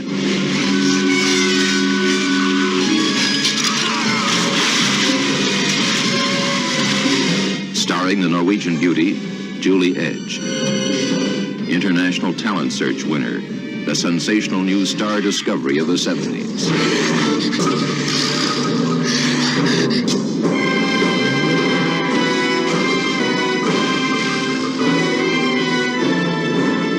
The captive maiden and her new master. Their love defies tribal taboos, pitting brother against brother in a link of death. Only one can survive.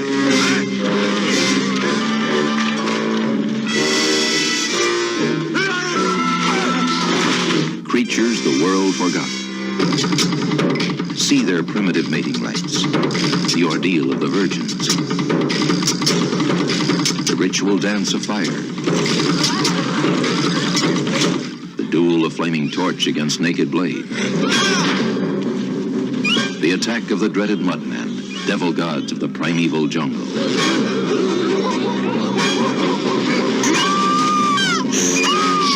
Survival is the only law for creatures the world forgot.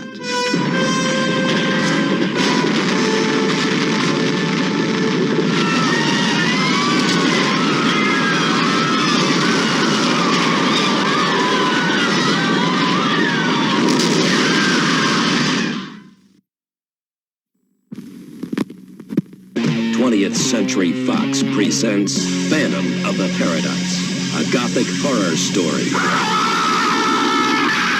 What was that?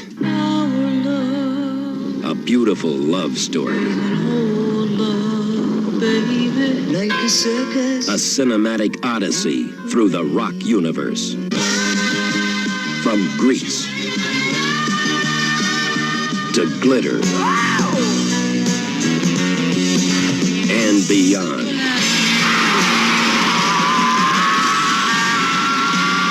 The story of a sound, the man who created it, the girl who sang it, the monster who stole it, and the phantom who haunts the paradise, the ultimate rock palace.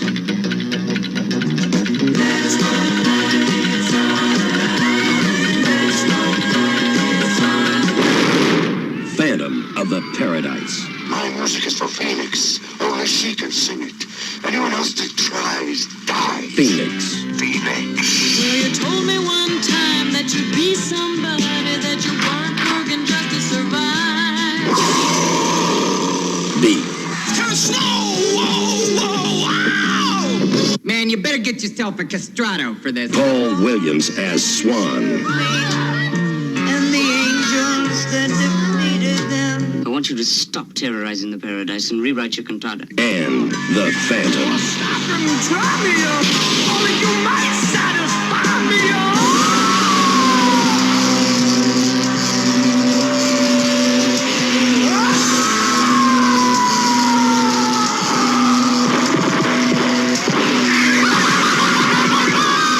Phantom of the Paradise. There really is the Phantom. All right, so hope you guys still like Star Cops. I love finding obscure sci-fi. I love bringing, especially like British sci-fi. It's such a I don't know. It gives me a cool feeling. You know, I don't know about you guys. You guys may look at it and be like, "Wow, Cap, you're a dork," and I'd go, "Yeah, probably, 100%, right." So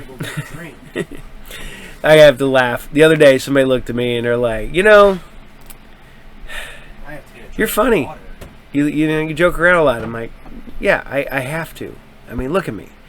I'm a 52-year-old, comic book loving, horror movie watching, sci-fi fan who collects toys, comic books, goes to concerts, and I look like this. I have to be a dork. So I dive full into it. I embrace it. I hug it and hold on to it. And I do appreciate it. So, with that being said, it's I had people go, oh, you know, because I always, you know, do the whole, and they're like, oh, you like a captain? And I was like, yeah, I'm the captain. Here's my webpage. That's where we go with that. So, as I ramble about random, stupid, dumb stuff, right? I mean, seriously. So we're going to keep her going. We're moving over to Earth Final Conflict. So, as of airing this, Strange New Worlds is already out there. And if you're like me, you love Strange New Worlds. I think it's legit one of my favorite Star Trek series. I mean, it's definitely up there, and I love how good it is. Some people, you know, are hit and miss on it, but I am of the mind that it is good. I mean, you have a funny episode, you have the goofy episodes, you have the good, serious, dark episodes, you have like homage episodes. I think it works. I mean, I know people hated the musical episode, and I know people who hated the fairy tale episode, but I think those needed to be done because it's a prequel to Kirk's Enterprise. And that original Star Trek series, those 3 seasons, yeah, there's some goofy ones. Some downright doofy ones. I'm looking at you, Mob Planet. So, but we have to appreciate stuff for what it is. You gotta love it. You gotta embrace it. You gotta flow with it. You know, if I didn't flow with it, I would have never got past that first season of Star Trek: The Next Generation. It's not good. And I'm looking at you, second episode. After, you know, because the counter 4 point is 1 episode. Sometimes they count it as 2. But the first regular episode, yeah, it did not age well. So, since we're talking about Earth Final Conflict, Gene Roddenberry and stuff like that, we had to bring that up. But now we're going back to Earth Final Conflict, and we're going to enjoy that. I don't have really much to say about it, but here you guys go. Earth Final Conflict, Episode 21, Destruction. Enjoy. Previously on Gene Roddenberry's Earth Final Conflict. If this bacteria is unleashed on Earth, it could result in the extinction of the human race. The world is demanding answers. You have to reveal any information you have about the bacteria. New York District Attorney Joshua Dors. Was it your goal from the outset to discredit the companions? We are a nation of laws, where everyone, including the Talons, are bound by those laws. We believe it is an advanced probe sent here by the Talons to assess our planet. My associate is an expert in this field. This is Reyna Amitraj. Reyna, no!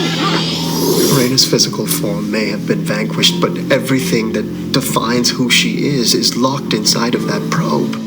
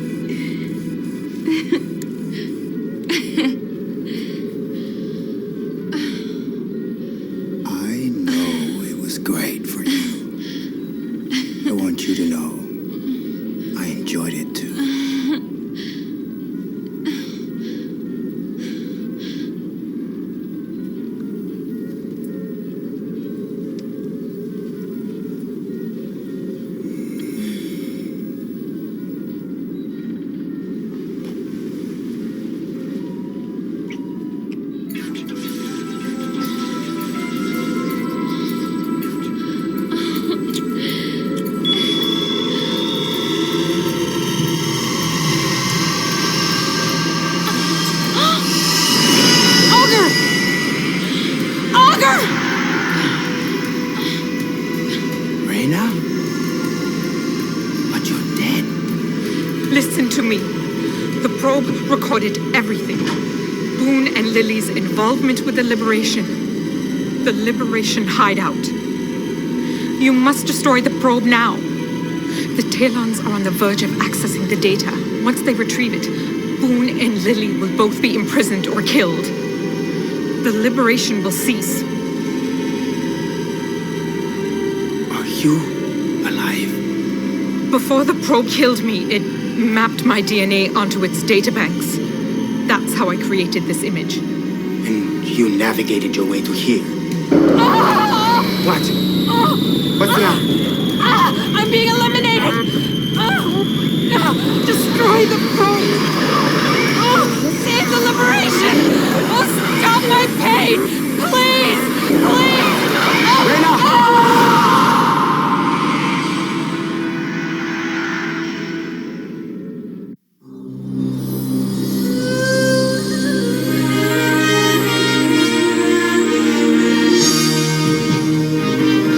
3 years ago they came, forever altering the future of humanity. William Boone's life has been destroyed. A man caught between two worlds, assigned protector to the companions, undercover agent of the Liberation. An alien-implanted cyber virus expands his mind, controlling a bioengineered weapon of unprecedented power. William Boone searches for the truth.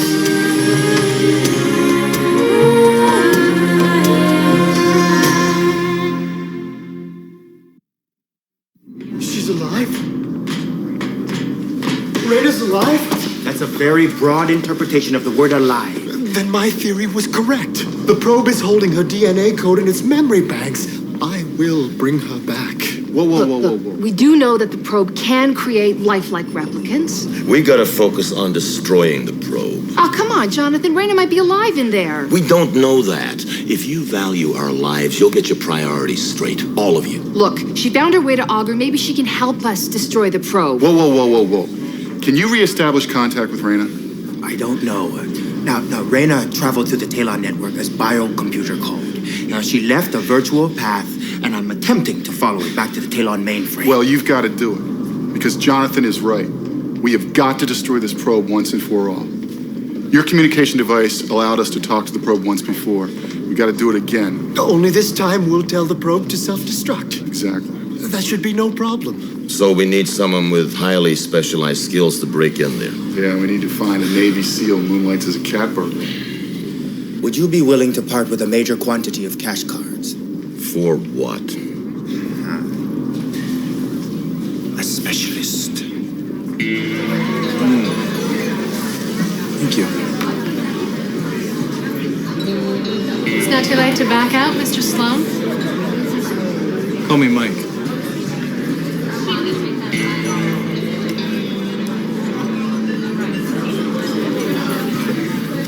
What do you say we go double or nothing?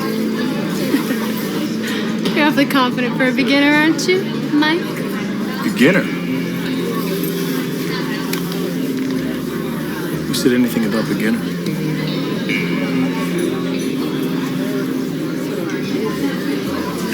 Who the hell is this guy? Who knows? But don't worry, we've got insurance. Not that you need it.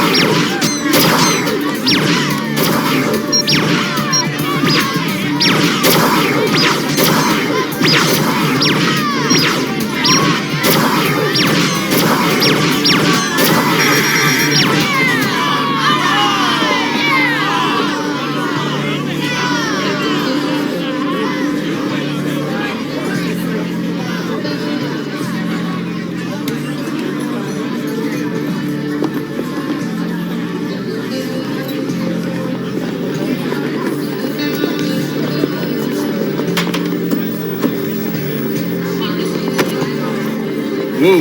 Hey, I know you guys. Hey, he's got a nullifier. He'd erase Anna's hits. He's a lying cheat. Those are dangerous allegations.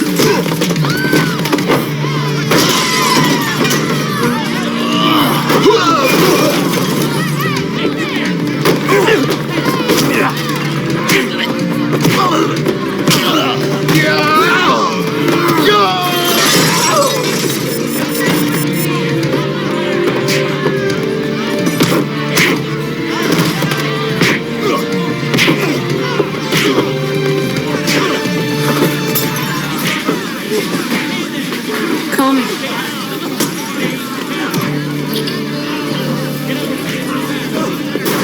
Count on it.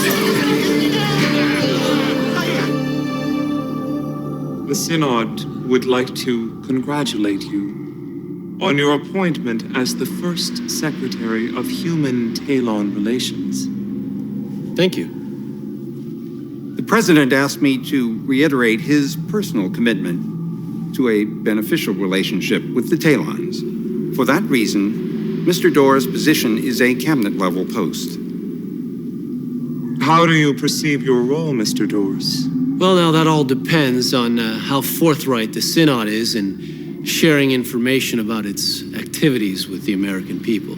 The Synod will be as forthright as it deems appropriate. If you have anything else to say, you say it to me. I will be your liaison. Well, then in that case, you'll have my specific request by the end of the day.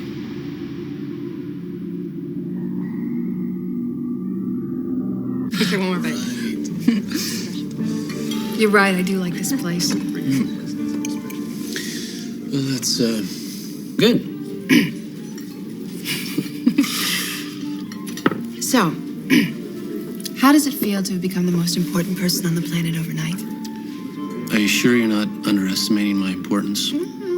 Talons have never, ever had anybody question them before. About anything. Whole world's watching you. Well, there are millions of people who are content to follow whatever lead the Talons set for us, but I prefer humankind to be in control of its own development. I'd have to agree with you. Then I can count on your help. Well, you have to remember that I do work for the Companions. Oh, exactly. And the Synod has made it very clear to President Thompson that it is their intention to cooperate in every way. Okay, then I guess I'll be around to help. Well, good. And that'll give us an excuse to spend more time together.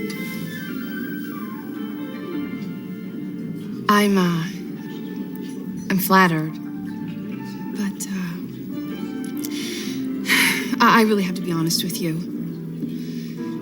This isn't a very good time for me to get involved with anybody. Well, I can't agree. It's the perfect time to get involved. With the right person.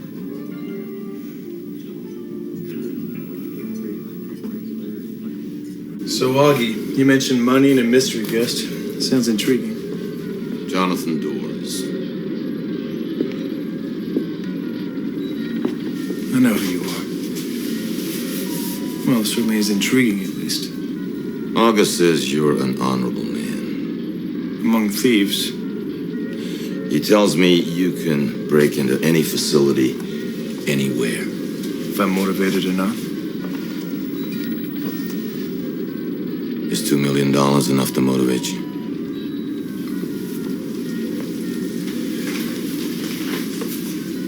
Could be. What's the target? Maximum security Talon lab in Russia. I think I'm getting motivated. Listen, I know this is just about money for you, and that's fine, but I'm taking a big risk trusting you. Money talks, Jonathan.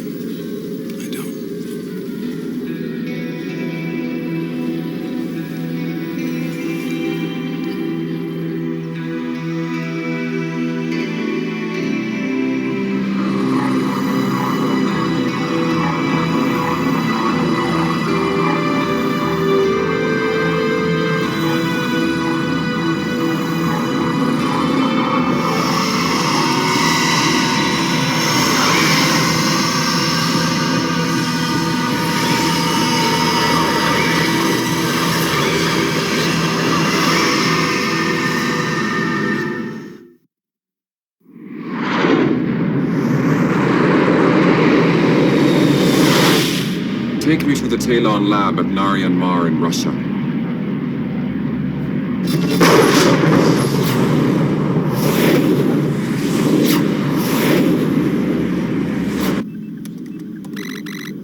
Yes.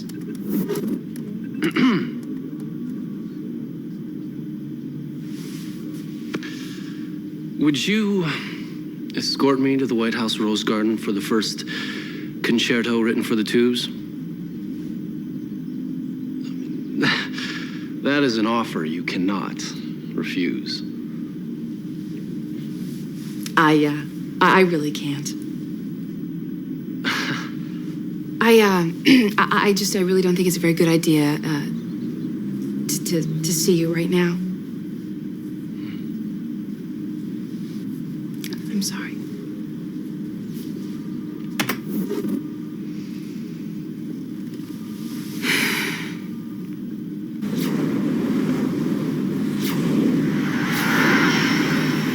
I am approaching.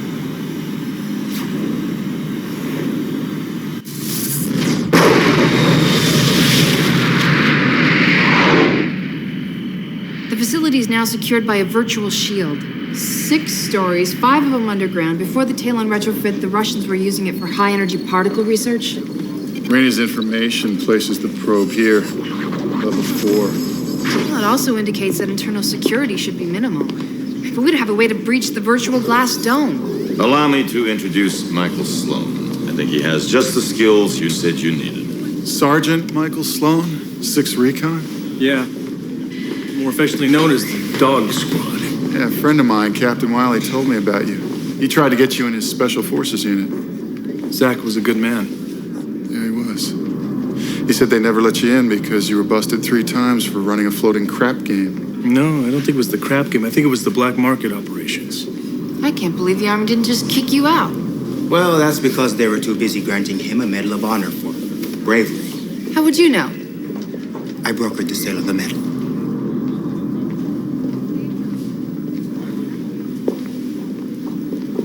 You sold your Congressional Medal of Honor? So, is that the target? Yeah. Study this package. Security specs, satellite imaging, personnel profiles, weather forecasts. Anything else you need? Ask. So are you coming along? I'm gonna set her down about a quarter of a mile from the facility. There's a river valley at the west. It'll allow me to fly in low enough so that the radar doesn't detect us. Go in tonight. Augur's engineered a 20-minute blank in the satellite coverage. Can you get us past the security systems? That's what I get paid for. I just need a place to work. My pleasure, Mr. Sloan. Please.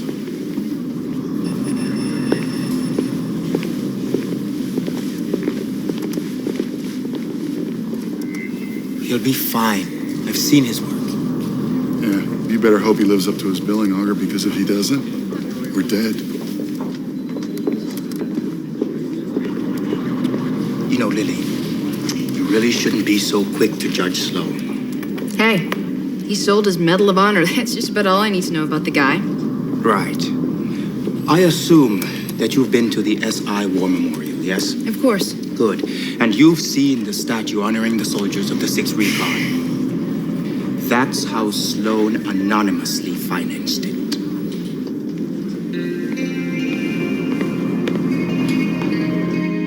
I need to meet face-to-face with Kwon on an urgent matter. What matter? Does the Synod intend to live up to its agreement to make Kwon available to meet with me? Is it not common for your most valued humans to have their associates screen their requests? Will I deal directly with the President of the United States? Not someone on his staff. I just expect the same respect from the head of the Talon Synod. You're speaking directly with a companion, Mr. Doors, and you have the audacity to imply that you're not being treated with respect? I'll ask one more time. Will Kwon meet with me or not?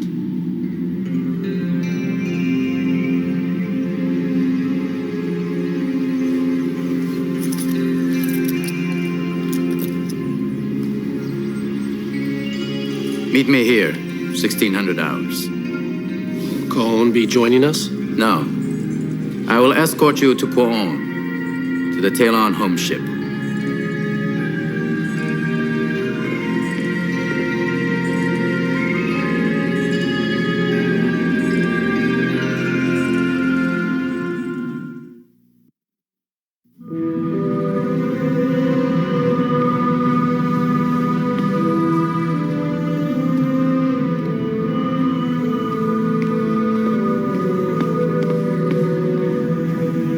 Probe discerns the target's structure and applies appropriate force to destroy it within a nanosecond.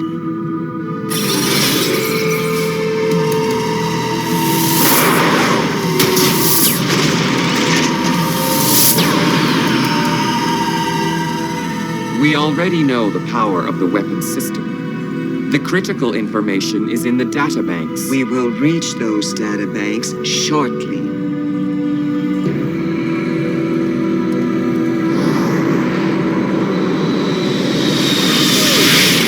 A journey to the Talon home ship should be reserved for those who deserve such an honor.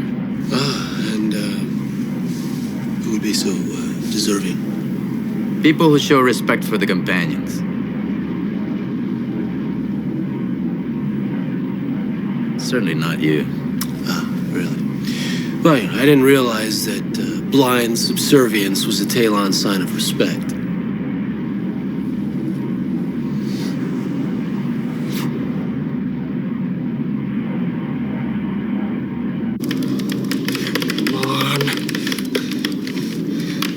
Come on.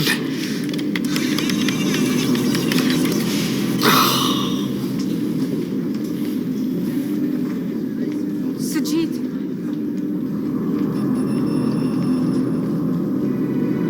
Sajid. Raina? It's Raina.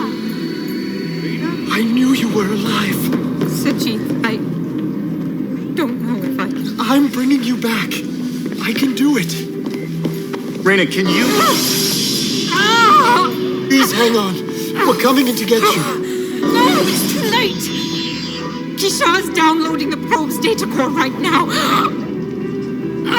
The Talons will know everything. Raina, listen to me. You manipulated the probe's communications. Can you activate its weapon systems?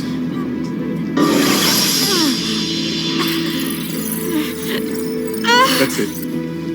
That's the weapon systems. Raina, can you transfer the files to me? Talon's conducted weapons tests on the probe. You gotta show her how to fire the weapons.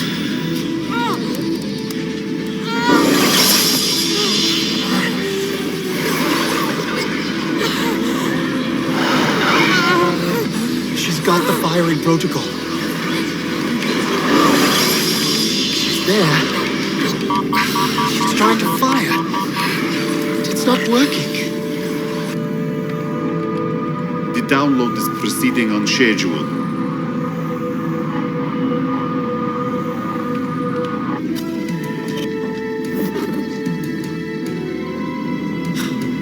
She did it.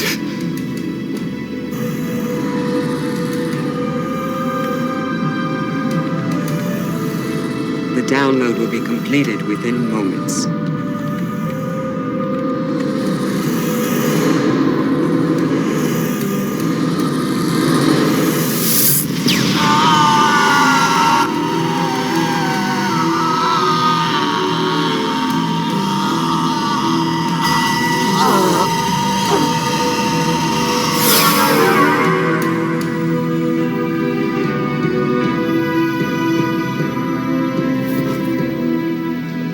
They've sealed off the probe.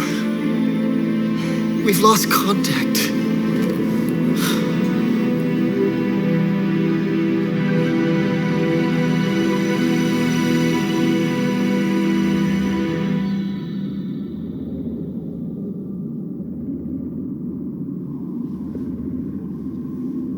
Mr. Doors.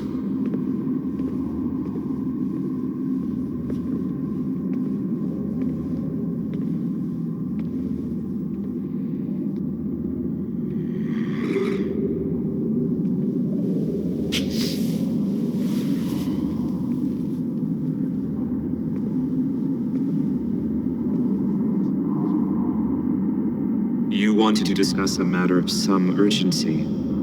578 people died when Talon bacteria was released on Earth. Their deaths caused us much sadness, as did the loss of Talon life in the same incident. Well, your sadness is not the issue here. You brought a deadly bacteria to Earth without any warning to us whatsoever, and that is not acceptable. The Talons will determine what is acceptable, Mr. Doors, not you. That bacteria was released on Earth by a Talon probe that landed on Earth over a year ago. Now, the President was never apprised of the existence of this device or its purpose.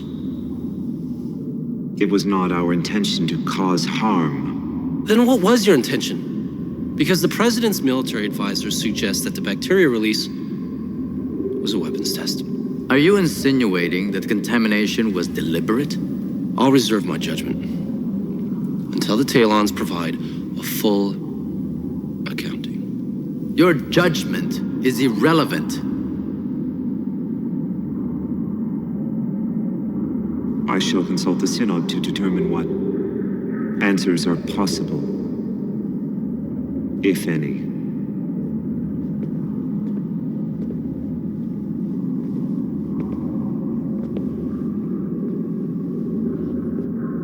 You have no idea what power the Talons possess.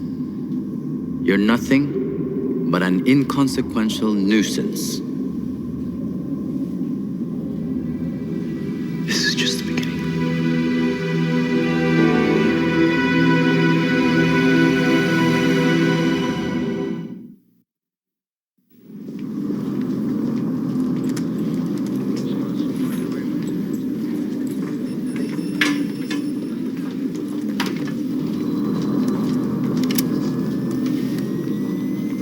I love new toys.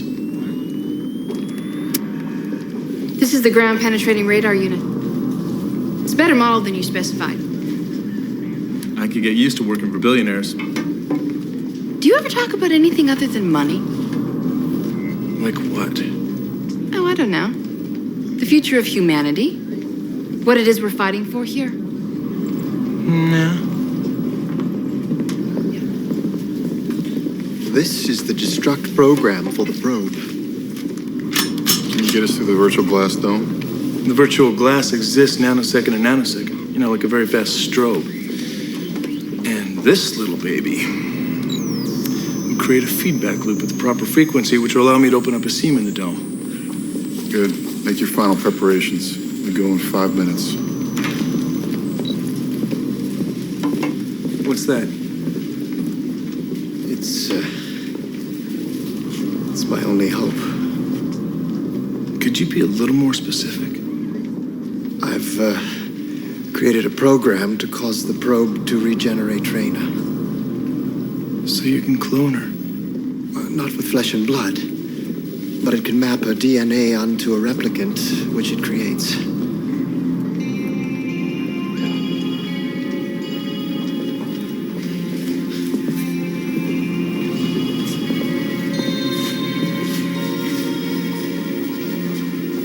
I'll get you to the probe.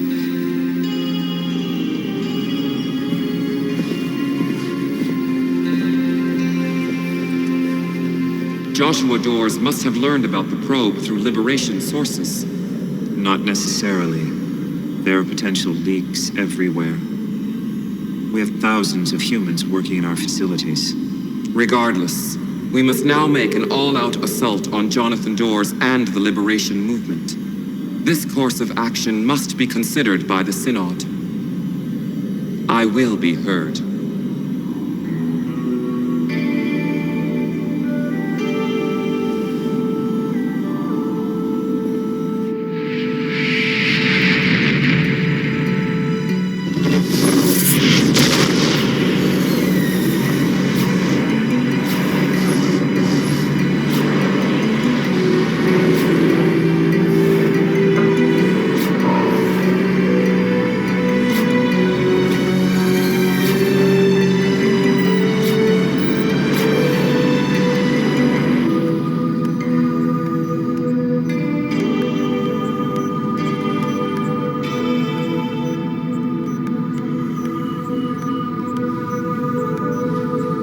I still have no idea what triggered the probe's weapons. Retrieve the data and destroy the probe.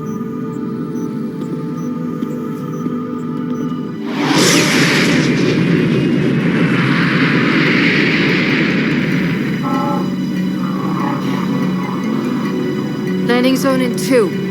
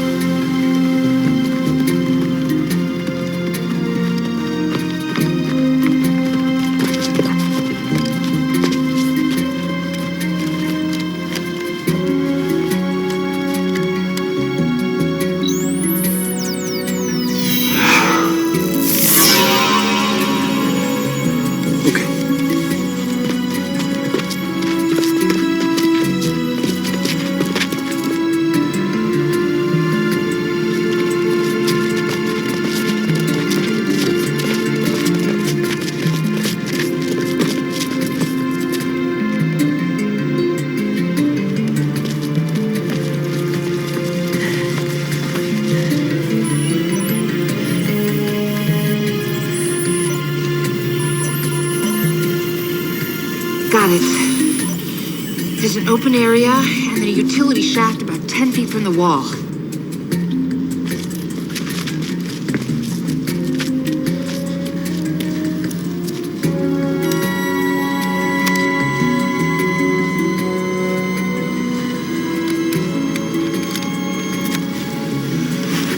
Kiss for luck.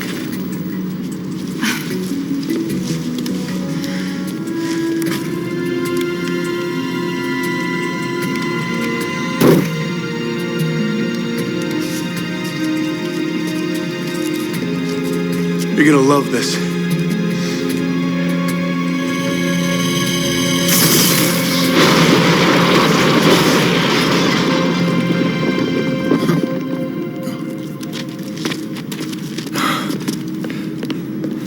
Hold it. DNA sniffer. Come on.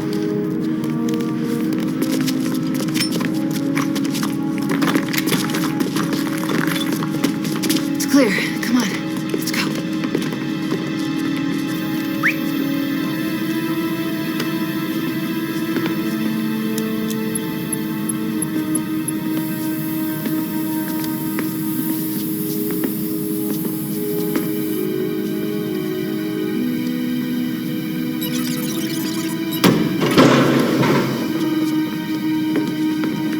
Got a pass key.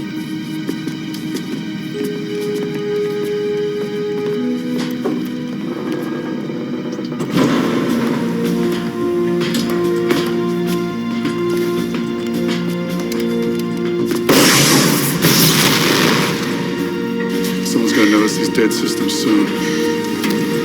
Move.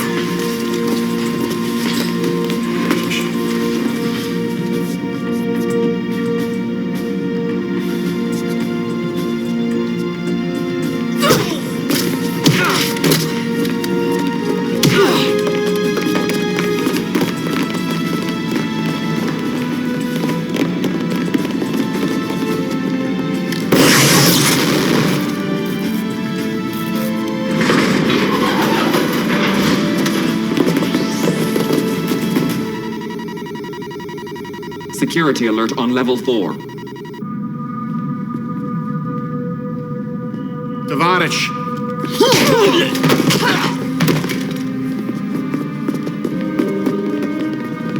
Back!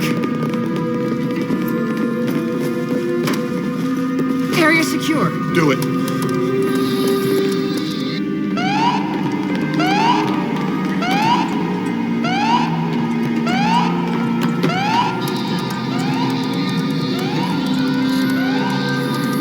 The data probe's online. When I give the signal, drop the virtual glass shield. Got it. No. The probe will kill us all. I know what I'm doing. No. You don't.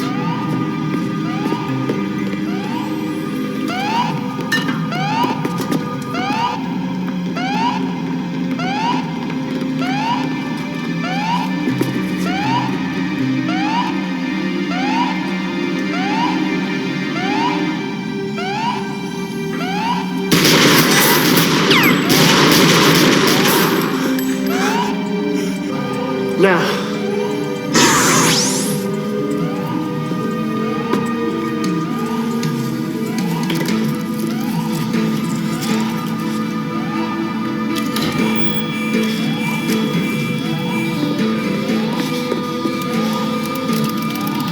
The weapons are disabled. Be there, Reyna. Please be there.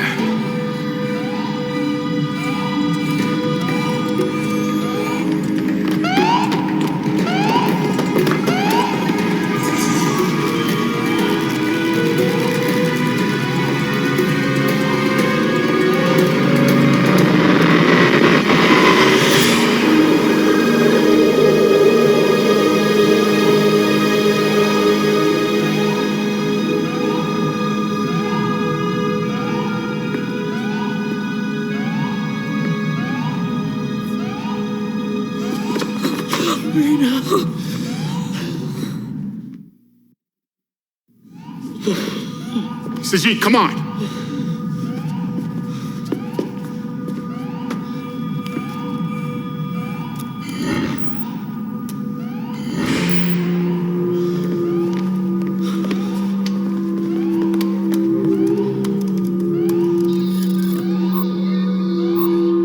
We have 4 minutes. Let's move. Come on. Move.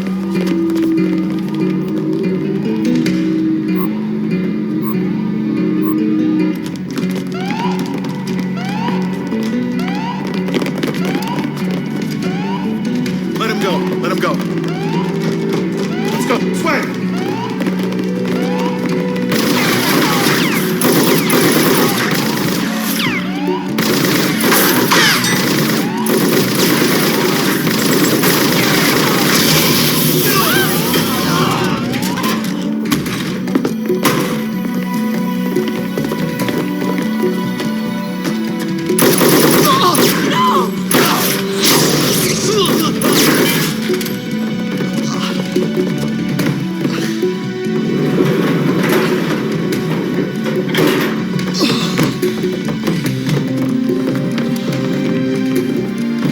Hold on. Okay. I just want to take a look. Okay? Easy. Here, take this. Are you okay? Hold on. Let me take a look. Easy. All right, you're gonna be okay. You're gonna be all right.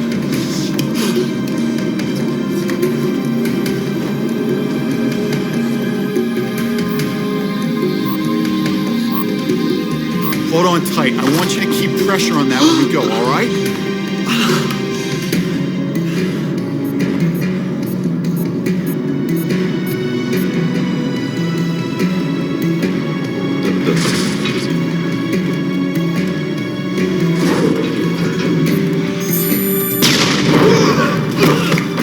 Come on, you're gonna have to help me here, Sajid. Come on. I've got you.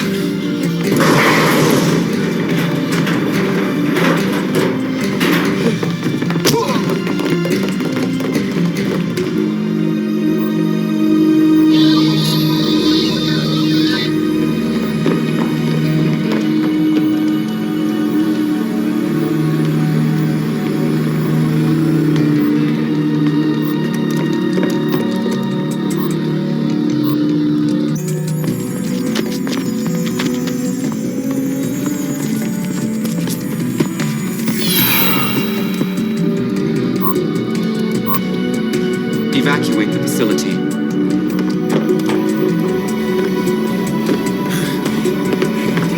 on. I've got you. There, easy.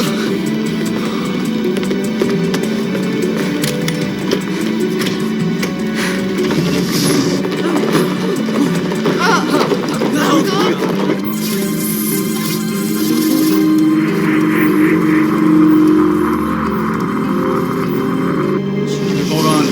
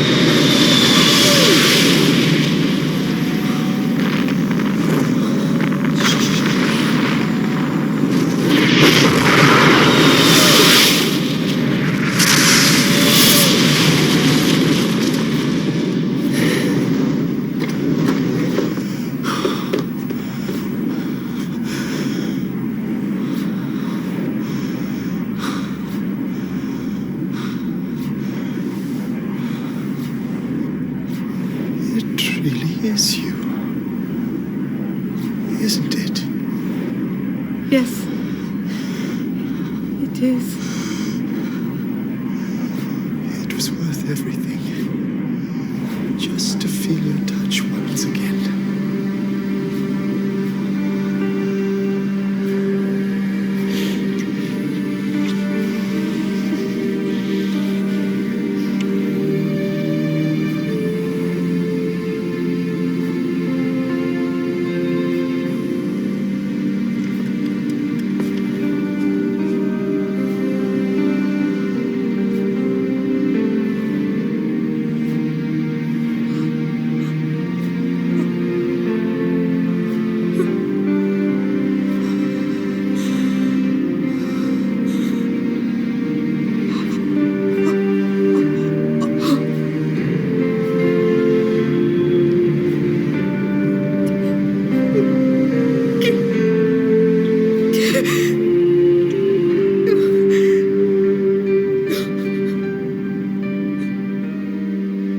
You all right?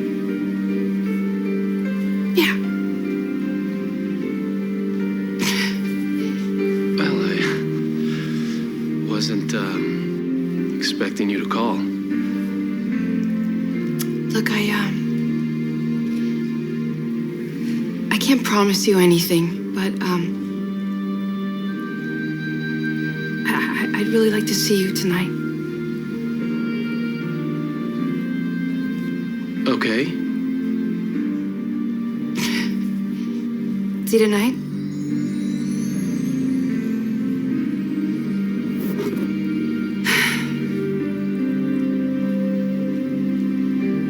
Kwon has brought the demands of Joshua Dors to the Synod. Kwon is weak. He is not fit to lead the Synod. Are you planning to challenge Kwon's leadership? The immediate problem is Joshua Dors. His actions are being closely monitored by the entire world. He must not be allowed to gain momentum. Joshua Dors must be eliminated. I'll contact my usual sources. No. Your assassin, Mr. Kor, barely succeeded in killing the psychic Katya Petrenko.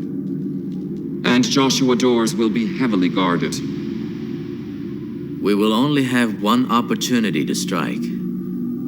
I believe I have a solution.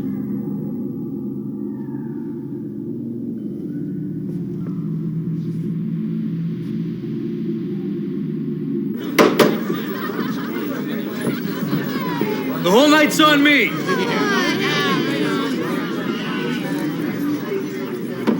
So are you always this generous? I had a good week.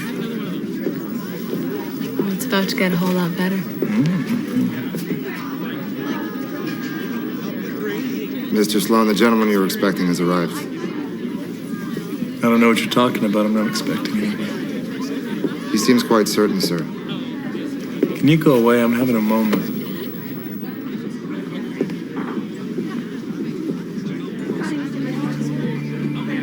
Do I know you? No, but I've heard a great deal about you.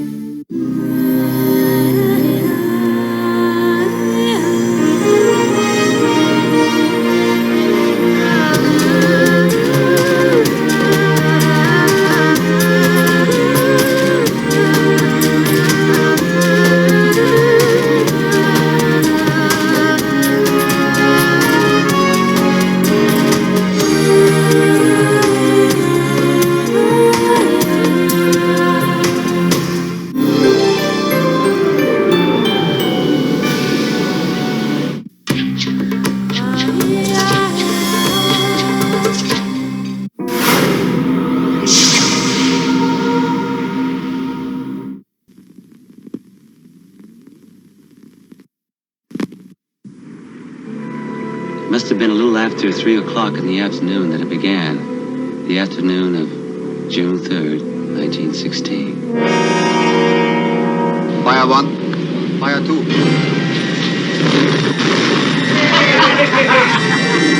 This could have been the end. The end of just another tragic episode in war at sea. But for the few survivors of a torpedoed merchant ship and the crew of a German U-boat lost in the frozen South Atlantic, it was the beginning of an incredible adventure. For this was the day the 20th century met the primeval world face to face. American International presents The Land That Time Forgot, an astounding motion picture based on the book by Edgar Rice Burroughs, creator of Tarzan and the most thrilling science fiction stories ever written. Travel through an underwater passage and discover an awesome prehistoric world. Fight for your life against the terrifying creatures of a lost continent. Come face to face with primitive man and learn the secret of evolution. The Land That Time Forgot. Mr. Tyler! Starring Doug McClure. There's a secret to this island. Something that we haven't been able to fathom yet. And whether we stay or get away may depend on it. It's action, danger, and adventure on an epic scale.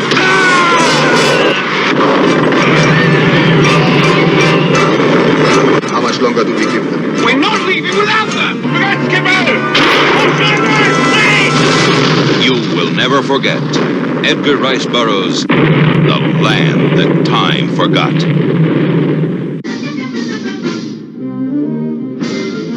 It was the scientific marvel of the century, a mighty juggernaut to blast through the solid rock of the Earth's mantle At a rate of 78 feet per minute.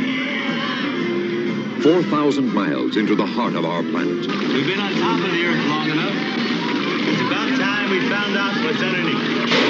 Loose cutters. Thrusters activating now. Steady the throttles. Ready. Controlling contact. Grand scale adventure from the world's favorite writer of fascinating fiction, Edgar Rice Burroughs' At the Earth's Core, the astounding discovery of a strange, forbidding land. I've only seen it before in fossilized form. A primeval nightmare world whose shadows hid the nameless terrors that were yet to come. Take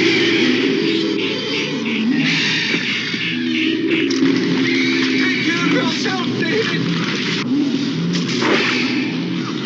Humans of another age, chained in bondage by an army of ape men, preyed upon by monstrous giants.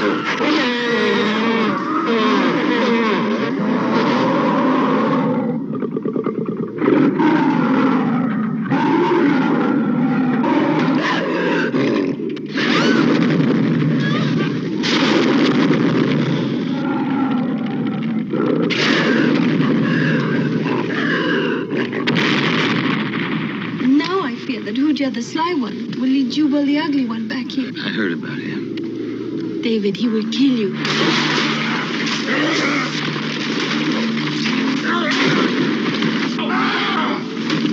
What him, David?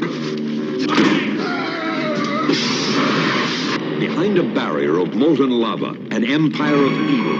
An inferno ruled by winged creatures like guardians of the gates of hell. A host of Satans, nourished by the flesh of sacrificial maidens.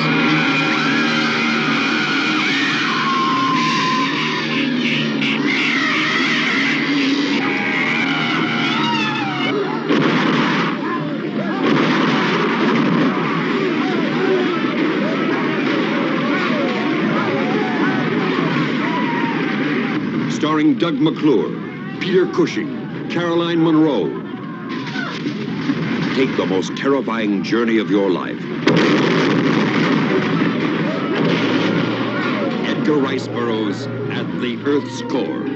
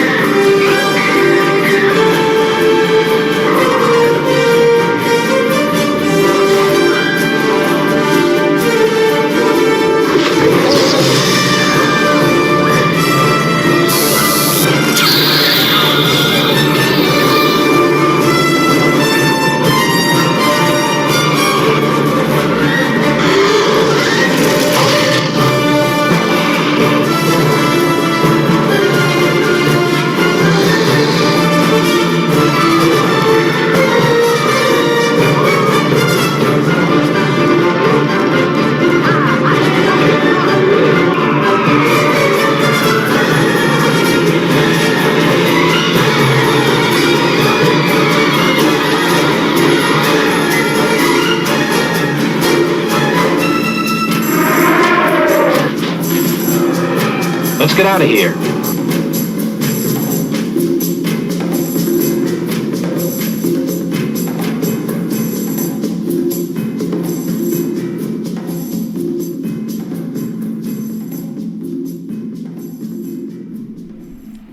I don't understand yourself, Captain. What are you drinking now? I'm drinking Godzilla C4. Because I like Godzilla stuff. For those of you who know, literally like 2 feet away is my plushie.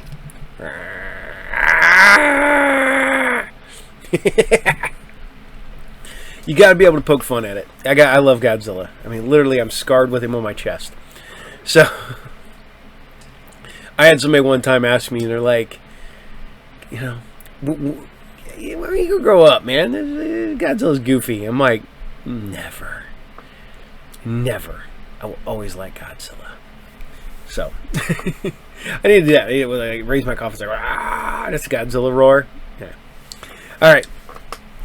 My kids love Godzilla. I like Godzilla. I even get the Tina to occasionally watch Godzilla movies. So, it's not going anywhere.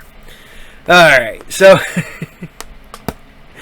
as I ramble on about Godzilla, it had nothing to do with today's episode. Not one iota.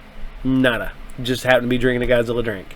So, alright, so we step foot on Earth's final conflict, and now we're going to scooch on over and back to some First Wave. Oh, man. And like I said before, Viper felt like that needed to be first. I feel like Earth's final conflict and First Wave need to go together for some reason. Don't know why. It's my brain, it's how it's wired. So, the best thing about, when we had the syndicated, that whole era of syndicated sci-fi, and it's now the streaming era. That's why everything has a streaming, I loved that era of sci-fi. I mean, literally, they were throwing everything at the wall to see what stuck. I love Stargate. I love, Farscape. I love Lex. I loved Earth Final Conflict, First Wave, Hercules, Xena, Sinbad, Cleopatra 25. Yeah, all that fun stuff. All those syndicated shows did great. Because they were on whenever. Any channel could carry them. If your network wanted to pay, you got it. We did that with Babylon 5, which was not good. But I don't know why syndication though. Like they will like bury shows. Like for me locally, Babylon 5 got buried at 1 in the morning. And I loved it when it finally came out on TNT. I watched it in its entirety. Loved it. Still love it to this day. But syndicated shows were literally on Saturday and Sunday afternoons. Yeah, you had some stuff that came on at night, but literally, if you were watching your local Fox affiliate or WB affiliate back in the day, literally when at 1 o'clock on a Saturday, Sunday afternoon, you got all kinds of stuff like that. I always thought that was cool. So, and it worked. But as I ramble on about syndication and episode placement and all that fun stuff, we're just going to keep it going, and we're just going to bring you some more First Wave, and we're going to bring you episode 13. And I guess they're trying to make some tequila, because this episode's called Blue Agave. Enjoy.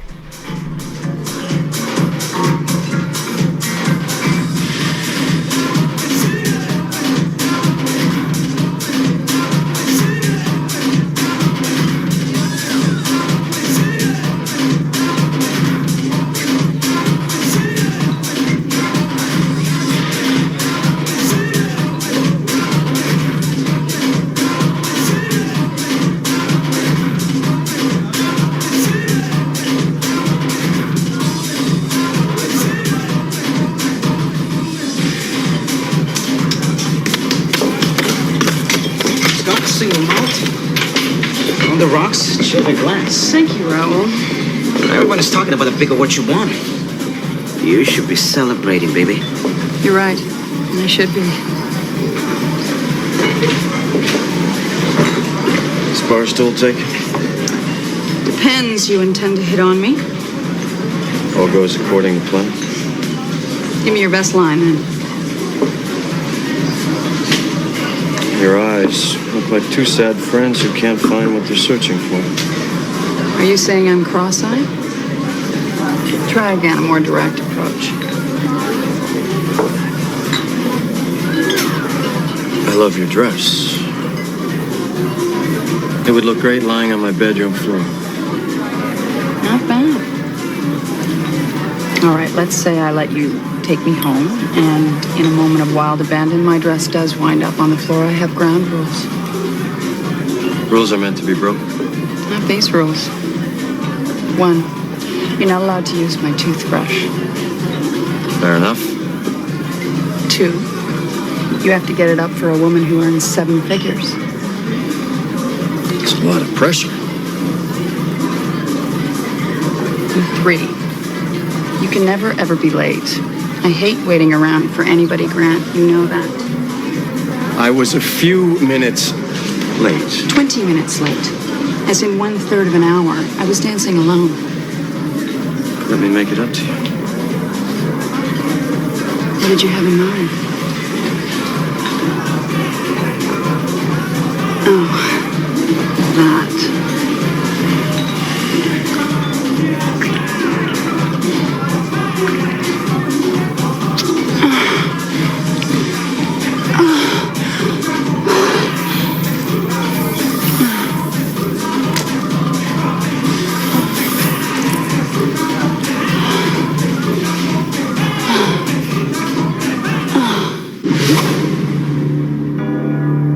In 1564, Nostradamus predicted the destruction of Earth in 3 terrifying waves.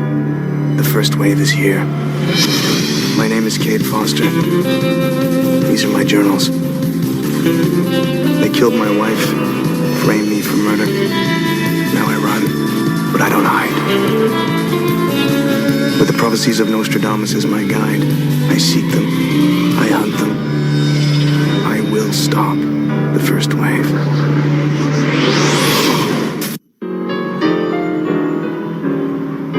After months on the run, a strange thing happens. The life you knew slowly slips away until it finally becomes unreal. You start to think about it like a favorite book. Your closest friends turn into characters who will never come to life again. At least that's what I thought. Quatrain 32, Century 9. Pillars of light will fall with serpents coiled in their heads. 12 lords and ladies of the empire will be devoured by the darkness or spared by the fruit of golden hue. My wife Hannah's best friend received this year's Pillar of Light Award in New York. If Susan's one of the pillars Nostradamus predicted, then my past and my present are about to collide. No, enough debate. We're not selling. Quarterly earnings are due Friday. So they'll confirm what I'm telling you. Susan, I thought I might catch you at home. Jeff, so nice to see you. Have you, seen my column today? There's a new man in your life. My paparazzo caught you two together last night outside the Royal Room. You must tell me who he is. He's absolutely gorgeous. Jeff, this is an intrusion. Oh, come on, Suze. Don't be the rich bitch with me. We go back too far. You have no right to crash my personal life without my permission. Susan, I knew that you'd be mad, but, after all, this new Pillar of Light Award has made you hot, hot, hot. Huh? Excuse me, Jeff. Yes, hello? Is that guy bothering you? Excuse me? I'd offer to help, but it looks like you've got things under control. Who is this? An old friend. Cade? Listen, how about you get into that fancy land yacht of yours and ask the skipper to take the next left around the corner? I'll meet you there.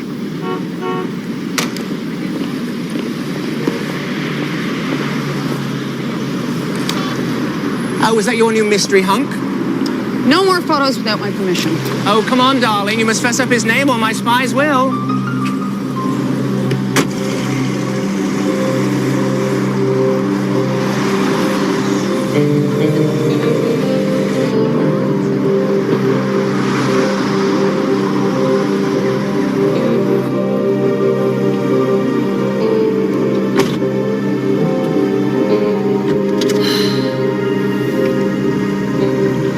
Marcus just drove around. Susan, I didn't kill Hannah.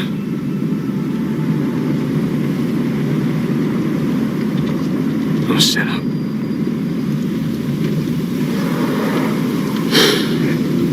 I read accounts of your trial.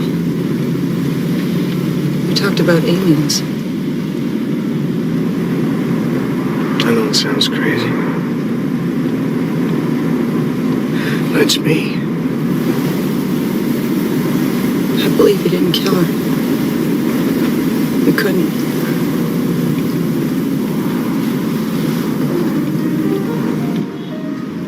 Doing pretty well for yourself. Penthouse suite, your own firm on Wall Street. Lucky, I guess. Lucky. Hannah told me about that time in college. You raised money for your sorority by getting the girls to buy shares in, what was it? A pantyhose company? They had just come out with a great run-free stocking. A week later, the company was bought out at twice market value. Threw a lot of keggers that year. And Hannah took her share and did the usual. Rescued baby chinchillas, something like that. I was Hannah, all right. Always taking in strays. Like you.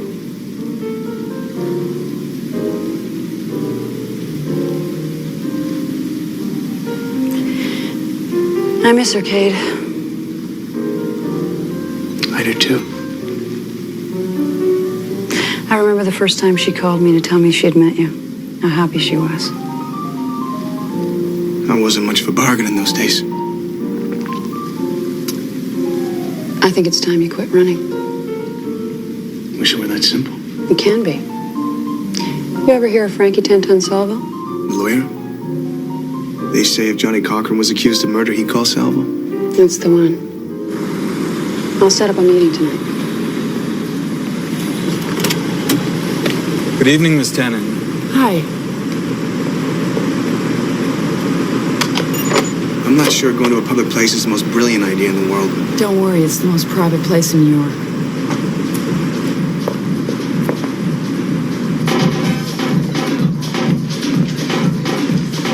Miss Tannen, your table is waiting. Thank you, Sasha.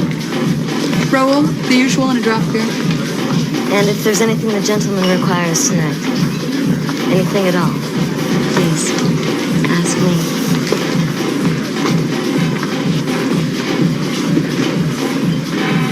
Either I'm totally out of the club scene or that was a come-on. Oh, your senses are still sharp. You like her? If you did, you could have her. I don't get you. You can have whatever you want here. Whatever you see or don't see. You can have whatever your little heart desires. It's yours for the taking. For the taking or for the buying? Cade, you've never been naive. Don't start now. Nothing here is bought or sold. It's all paid for by your membership fee. Are you serious? This place caters to the needs of successful people like myself, who have no time for the vagaries of dating. It's simple. It's exclusive. And scratches the itch.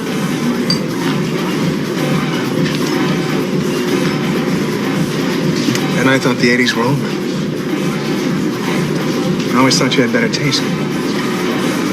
Okay, I don't need a guilt trip down memory lane. I need to visit the ladies' room. Excuse me. I didn't mean anything. Can I be of some assistance? Grant, no. This is, Mitch Devane. Sorry, I'm very protective of Susan. Mitch is a friend and a new business associate. What kind of business are you in? Gold futures. You mind if I steal her for a dance?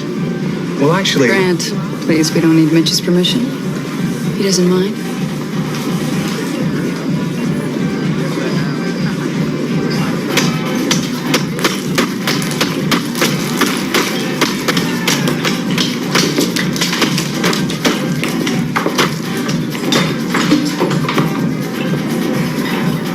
Kate Foster? No, my name is, It's all right, it's okay. I'm Frankie Salvo. Susan said you wanted to meet me. Yeah, sorry. I didn't recognize you.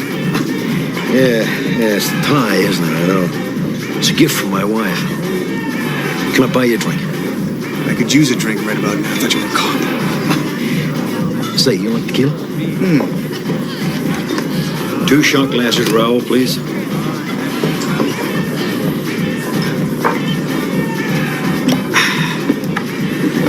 Vintage blue agave.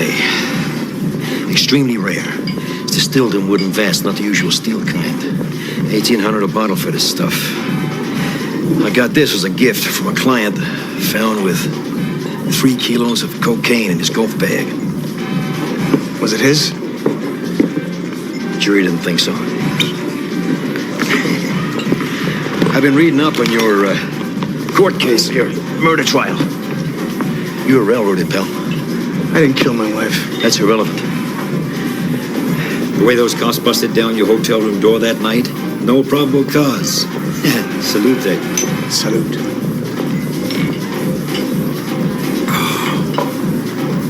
Smooth, thanks. Listen, Mr. Salvo. Frankie, I've got 2 goals here. 1, clear my name. 2, expose the bastards who killed my wife. The alien mumbo-jumbo. It's not alien mumbo-jumbo. Yeah, it's a great defense, but the jury wasn't buying that alien stuff. Hey, it's a fact. You will do time for other offenses, breaking out of that mental institution, and it don't look good. But hey, you're crazy, right? Yeah. I wasn't exactly. Hey, we can plead it down to a couple of years. Mr. Salvo? Frankie?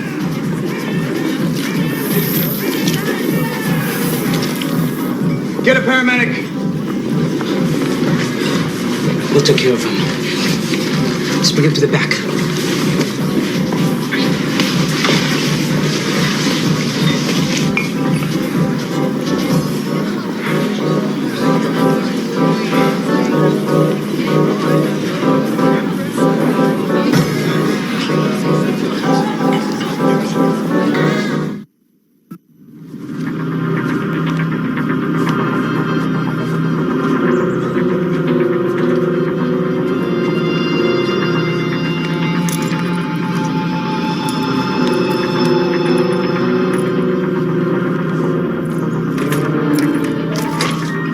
Rise and shine.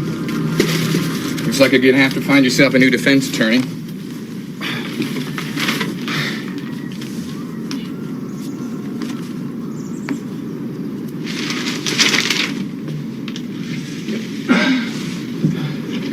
Prominent defense attorney Frankie Salvo drove his late model Mercedes-Benz into the Hudson River lane last night on his way home from an exclusive nightclub. Salvo was unconscious in the bar. There's no way he would have driven. The story quotes 5 staff members say he walked out alive, including the valet who handed him his keys. They're lying. What did the quatrain say? Something about snakes? Pillars of light will fall with serpents coiled in their heads. That makes sense. The serpent's the worm that fell out of Salvo's ear. Yeah, well, he hardly qualifies as a pillar of light. I mean, that shyster defends murderers, rapists, drug dealers. So maybe the pillars of light are people in the glare of celebrity, prominent New Yorkers like Susan. What are you saying, Kate? The Royals, Alien Studio 54? Enough with the studio. I don't know, Eddie. Where's the worm? Relax. While you were catching up on your beauty sleep, I brought it into a biology professor at NYU. Fellow conspiracy theorist. Generate a profile for Mitch Devane. How about a gold futures trader? Okay. I'm on it. You gonna tell Susan what's going on? I don't know. It's kind of difficult to explain to someone that they're club hopping with aliens. Yeah, well, that's our dilemma in a nutshell, my friend. We tell people the truth, turn out looking like wackos. Yeah. Well, this wacko's gonna go find Susan. All right, later. Anything? We torn this place apart. Well, it damn sure didn't open up the door and walk out on its own, now did it? You're the empiricist, you tell me. The worm is designed to nest in the subject's brain for 12 weeks. After that, we implant it in a Gen-Tech duplicate. There is no logical explanation why the worm left the subject's head. The worm was in Frankie Salvo's brain. Maybe he got lonely. Keep looking!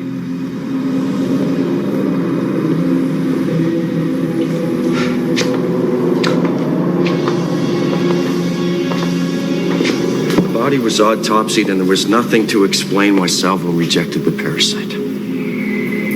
Maybe the human brain can only tolerate its presence so long. Well, without the parasite for analysis, there's no way to be sure. Well, we promised the delivery of 12 subjects. What do we tell the assembly? We don't. Well, Grant, we have to let them know that there's been a problem. No, we don't. We find a replacement. We've spent months selecting subjects that fit our criteria. Now we what, pick a replacement out of a hat? There was somebody in here last night. A fellow by the name of Mitch Devane. Yeah, I met him. Susan Tannen's guest. Yes. She said that he was her new business partner. No better reference in town than Susan Tannen is.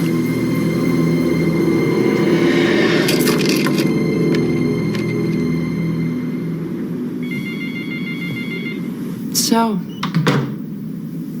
where'd you end up last night? Change your mind about Sasha? I crashed at my friend Eddie's.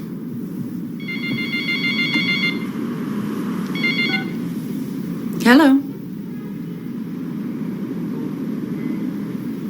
Yeah, I can vouch for Mitch Devane. As a matter of fact, he's right here. Hold on. You must have made a good impression. They're offering you a membership. I guess any friend of Susan Tannen's is a friend of theirs.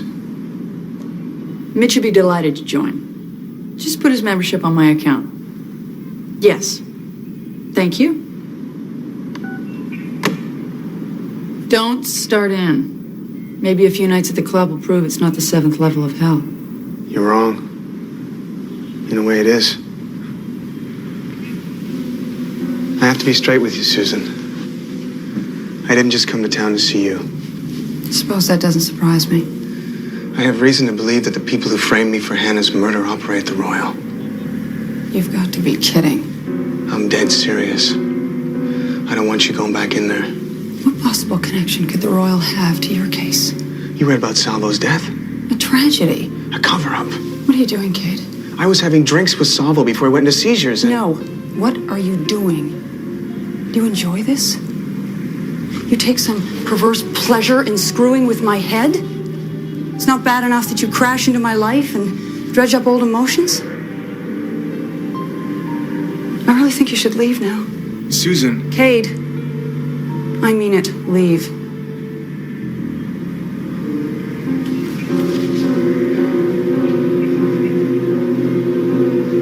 Don't go back to that club.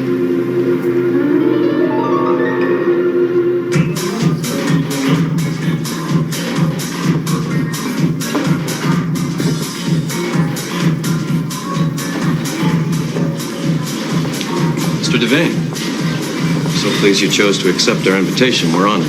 Well, how could I resist? Yes, the Royal does exude a certain joie de vivre. We. Will Susan be joining you tonight? I don't think so. It's the market in Tokyo, you know.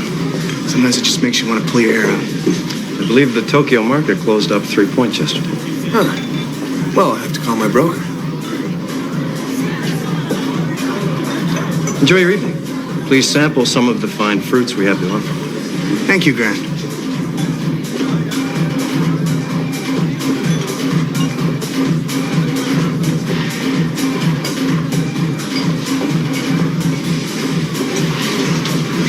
May I sit here? Well, it looks like you've already done that. You didn't ask for me last night. I was disappointed. I had a companion last night. Well, I'd like to be your companion tonight.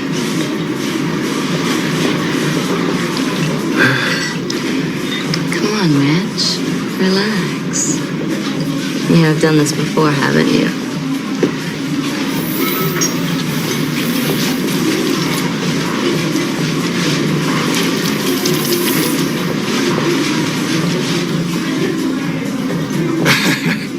Not so fast.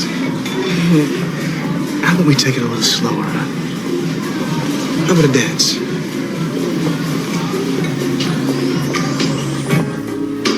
I'm just sitting here waiting for you to come on over.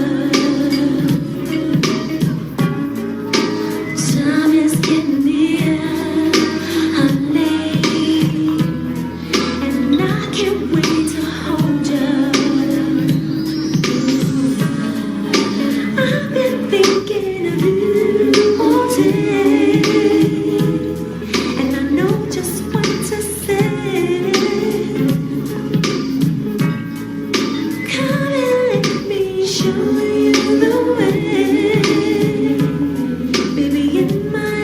Listen, Sasha, I just have to make a quick business call. Will you meet me back at my table?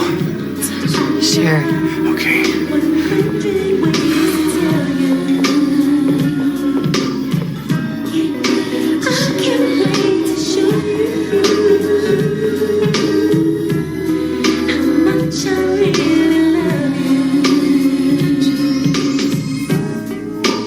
Now that you're here, come closer. Lay your body next to mine. I love her before sugar. Don't worry about the time. Show me how she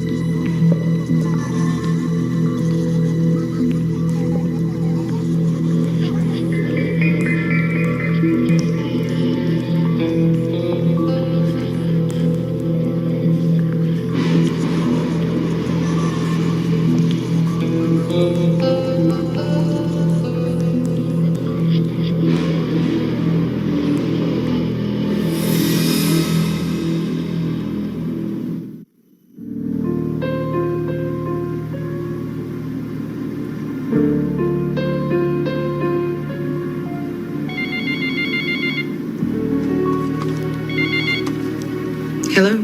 Susan, darling. Jeff, why are you bothering me at home?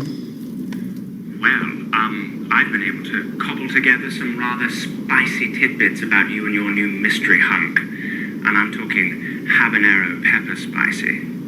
I think that you and I should talk. Not tonight, Jeff. It's been a bad day. Well, my readers have a right to know. Especially if the city's new pillar of light is galloping around town with, male escorts. Careful, Jeff, or I'll stick this pillar of light where the sun don't shine. Ooh, can I quote you on that? Look, Susan, we both know how the game is played.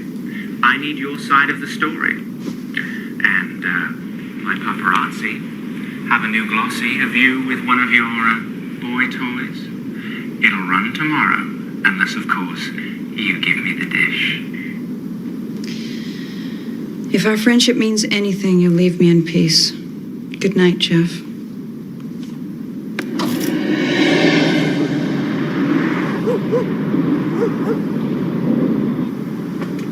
That's all you got?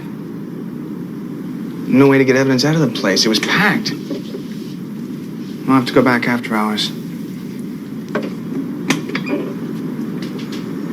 This has got a mag strip on it. I want to transfer it onto something else. Why? I gotta slip it back to Sasha. Hope she hasn't missed it. You got a credit card or something?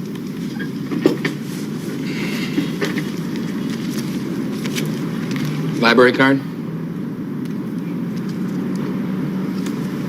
So, that girl you swiped the card from, She was pretty good looking, huh? 24 karat knockout. And she was willing to do anything for you? Yeah. And you left her. Told her I had a headache. Good excuse. She was an alien, Eddie. Here. What do you got here? Well, it's a parasite. My guy couldn't type it, though. It doesn't resemble any of the 30 worm species known to infect humans. Genetic engineering? That's what he thinks.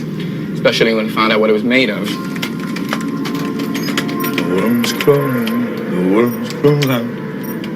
They go in skinny, they come out stout. Sorry. All right, check this out here, huh? It's complex fibrous tissue. See, it's packed with ions of sodium and potassium, which act like neurons to conduct electrical charges. Neurons like brain cells. Yeah, we call the brain gray matter, but actually it's closer to blue in color. Same as the worm. Yeah, that's the idea. So our worm is made up of brain tissue. That's the idea. So what does the worm do in the brain? No idea. This was just brought to my attention by security. I'd like you to take a look at it, Sasha.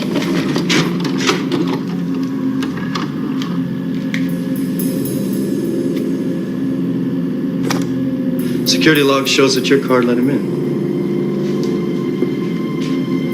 Grant, I don't know how he got it. Clearly. So who is he? The assembly ID'd him as Kate Foster, former test subject. They have an acolyte specialist coming in to deal with the situation. What do we do till then? I'm not gonna let that son of a bitch wreck our experiment. We'll capture Foster on our own. Okay, there were 12 pictures on that bulletin board. My picture replaced Salvo's, which means we must be the 12 lords and ladies of the quatrain. Foster, is there any chance that, any possibility one of those worms set up shop in your head? I think I'd remember, Eddie, if I had brain surgery in the last 24 hours. Not necessarily. You said that the worm used Salvo's ear as an escape hatch. That might be how it got inside, too. Well, Sasha did have her tongue pretty deep in my ear. Oh, man, I gotta get me a membership in that club. Is it possible? I didn't feel anything. All right, relax. They got one in, we can get it out. The quatrain says that the lords and ladies can be spared by the fruit of golden hue. So, what are fruits of golden hue, huh? Lemons, bananas, loquats. Come on, any others? Blue agave. What's that? It's a rare tequila, distilled in wooden vats. It's what Salvo was drinking before he went into seizures. What's that? Salvo's briefcase. Maybe the tequila acts as a repellent to the worm. If I've got one in my head, maybe this will do the trick. Yeah, or it might cause the worm to eat through your brain. I don't think the worm is what killed Salvo. He hit his head pretty hard when he fell. Look, you don't know that for sure, Foster. What choice do I have? You reckless son of a bitch. What the hell's the matter with you? X-rays for one, or you can call it a... No! No! Oh, Jesus. Kate!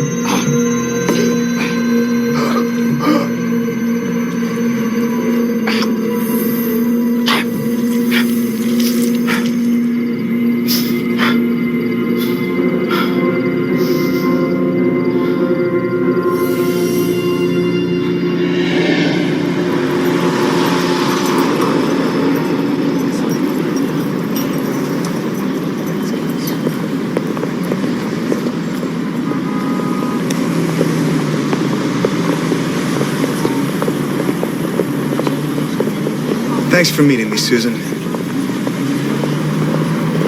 Kate, I need to tell you something. No, me first. I just want to apologize for anything I've said to hurt you. Me too, for yesterday. I mean, I thought about it, and I know that your intentions were good. I can't blame you for my having been in love with you. You... in love with me? Yes. Suze. Kate, let me just do this. I don't know what happened. I don't know when my friendship turned into something else. I don't know what to say. Well, there's nothing to say. I fell in love with you, and you were in love with Hannah. End of story. Listen, do you want to take a ride with me and we'll talk? I'd like to hear your suspicions on the Royal. Yeah, sure.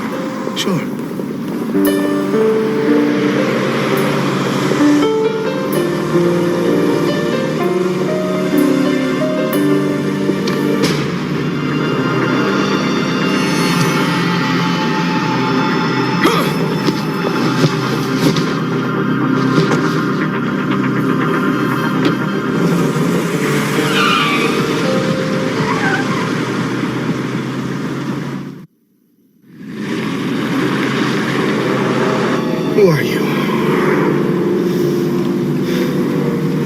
You know too much about Susan. You have her memories, don't you? That's what that neural worm does, right? Records memory. You implant the parasite in the minds of powerful people. You upload them. Then you download the memories. Dude, what are you anyway? A Gen-Tech clone?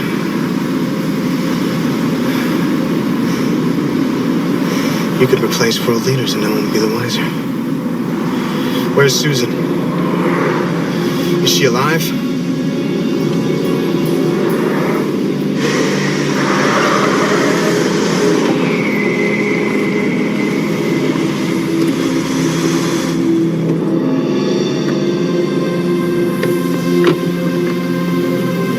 Come along quietly if you want to see Susan alive.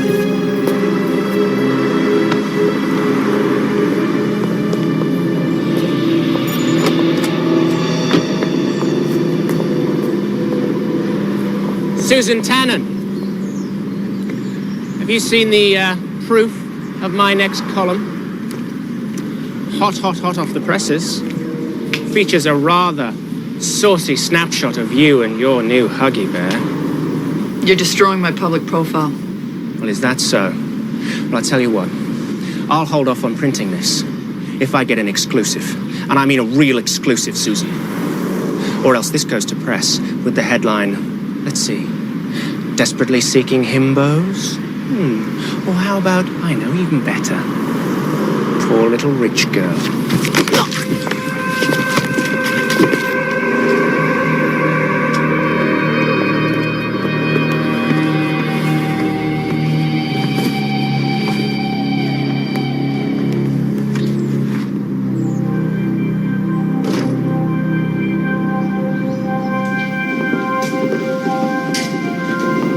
Welcome back to the Royal. Hold on. I believe he has something of mine.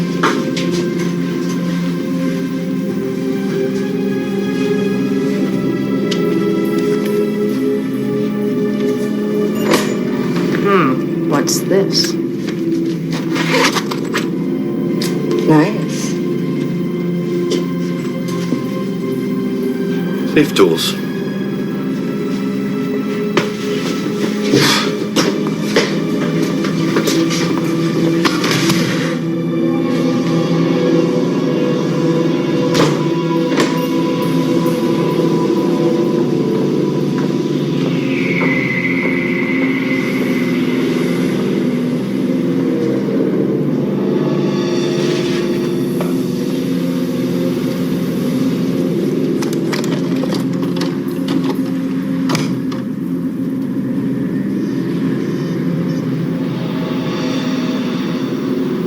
Everybody's got to have a security camera.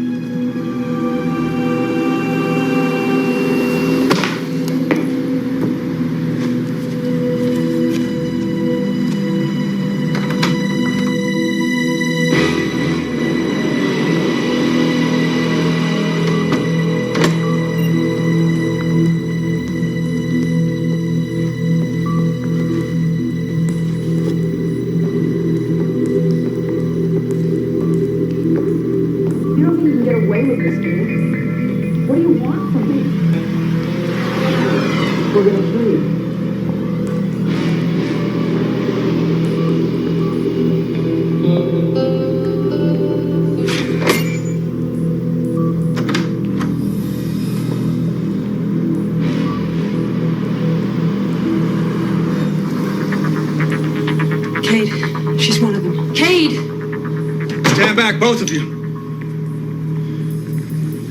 She was asking me questions, studying me, my movements, my mannerisms. Kate, don't believe her. It's me. Stop it. Okay. Okay. Today, one of you told me you love me. Why?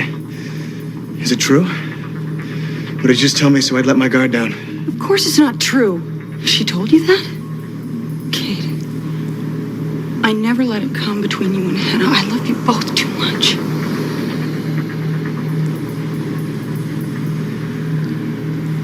It's okay, Susan. It doesn't matter. Okay, you stay there. Come on. Come on. Kate! Stop it.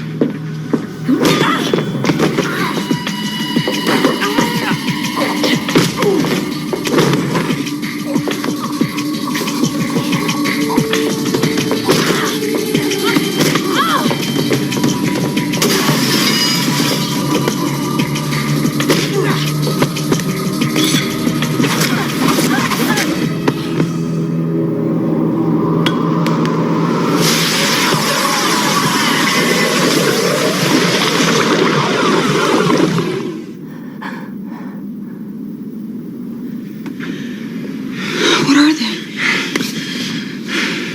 They were killed, Hannah. Okay, come on, we gotta go. Wait. How did you know it was me? Let's get the hell out of here.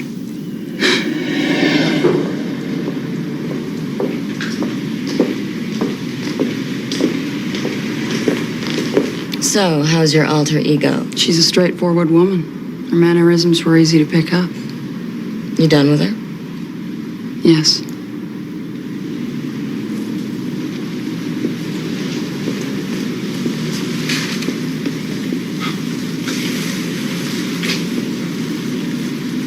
I know Susan Tannen intimately. I could almost swear you were her. What's wrong, Grant?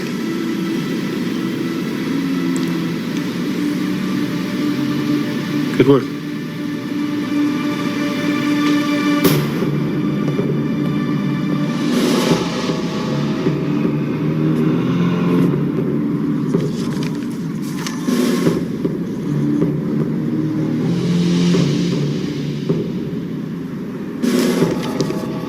I'll dispose of your body.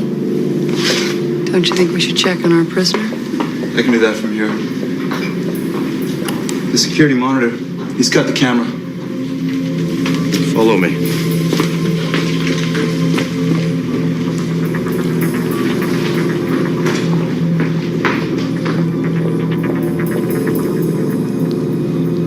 Nice work, Susan. Okay, let's go.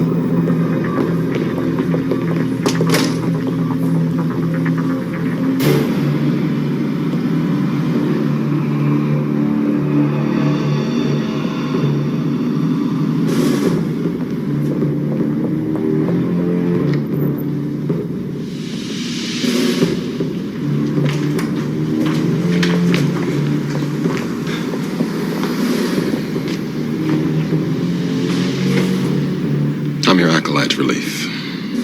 We had him. Cade Foster, he just left with Susan Tannen. Look, we need to... You need to do exactly as I say.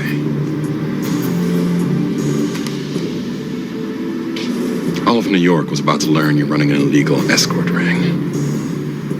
On the authority of the Assembly, I'm shutting you down. You can't do that. Speak again, and your future research on this planet will be limited to moles and fungus. Frankie Salvo died. Susan Tannen escaped. Cade Foster uncovered your experiment. I'll recommend to the Assembly that we reconsider the neuroparasite program. But we have something else to say to me.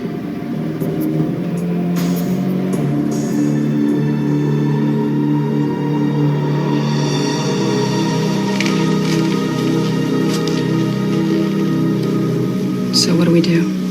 I can call the police, leave you out of it. I'm pretty sure Joshua would have cleared any evidence out of the club minutes after we left. Joshua's an alien. Is he a friend? I don't know. But he's sympathetic to our cause. Not all the aliens agree with what they're doing here. So what do I do? Well, I can think of at least 10 names you should probably take out for a drink. I'm thinking blue agave. Helps clear the mind. Kate, I've got an endless supply of money. Just get me a bank account number. I have to get lost again. I know. If there's anything you want to talk to me about, I mean, about the alien with your memories, what she told me about your feelings. She was just a cheap imitation of me. She had no idea what she was talking about.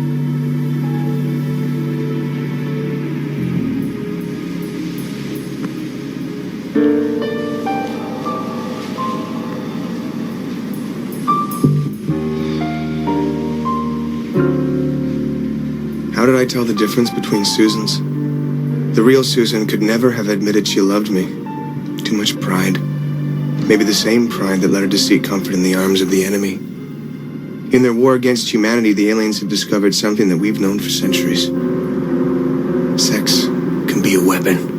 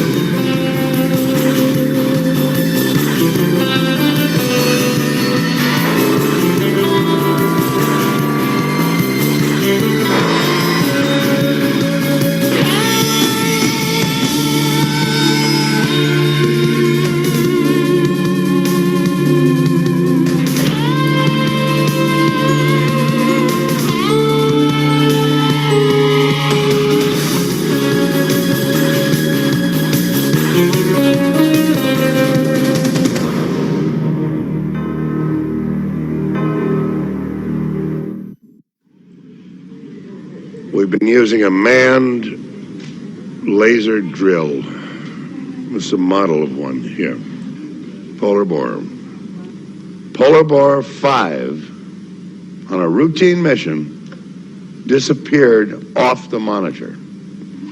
There were 5 men on that expedition. There was 1 survivor. The heat outside was terrific, but in the distance we could see ice cliffs. Then I noticed something moving above the trees in the haze, an enormous animal. I shouted and I waved, but they didn't see it until it was too late, and then they were gone. They were eaten. By what, Mr. Thrust? As far as we know, it was Tyrannosaurus Rex, the largest carnivore that ever lived. The king of the dinosaurs.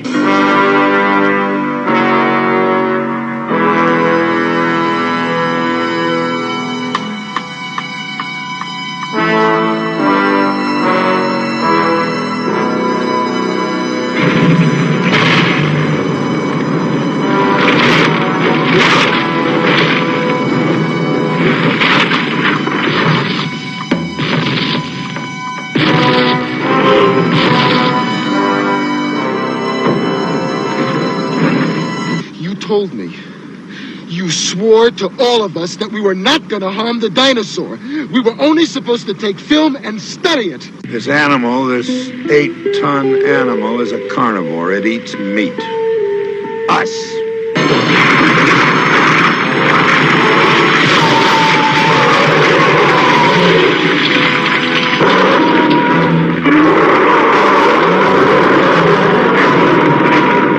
First, we get the dinosaur. Then we talk about leaving.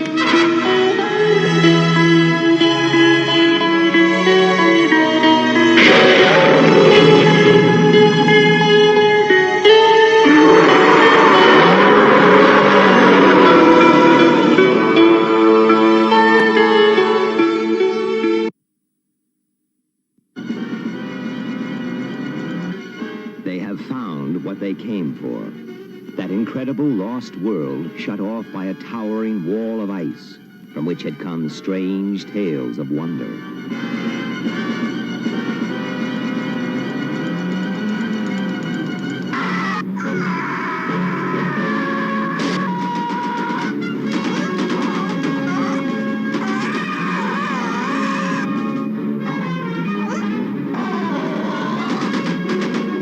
Edgar Rice Burroughs, master of astounding adventure, takes us back to the fantastic island of Caprona, where time has stood still for millions of years. Where men and beasts fight a fierce battle for survival in a land of savage mystery.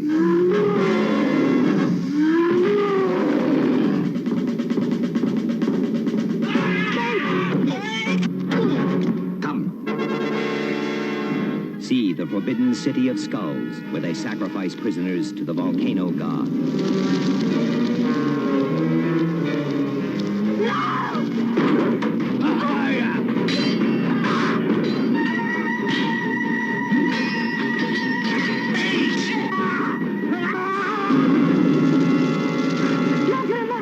When he speaks, all die.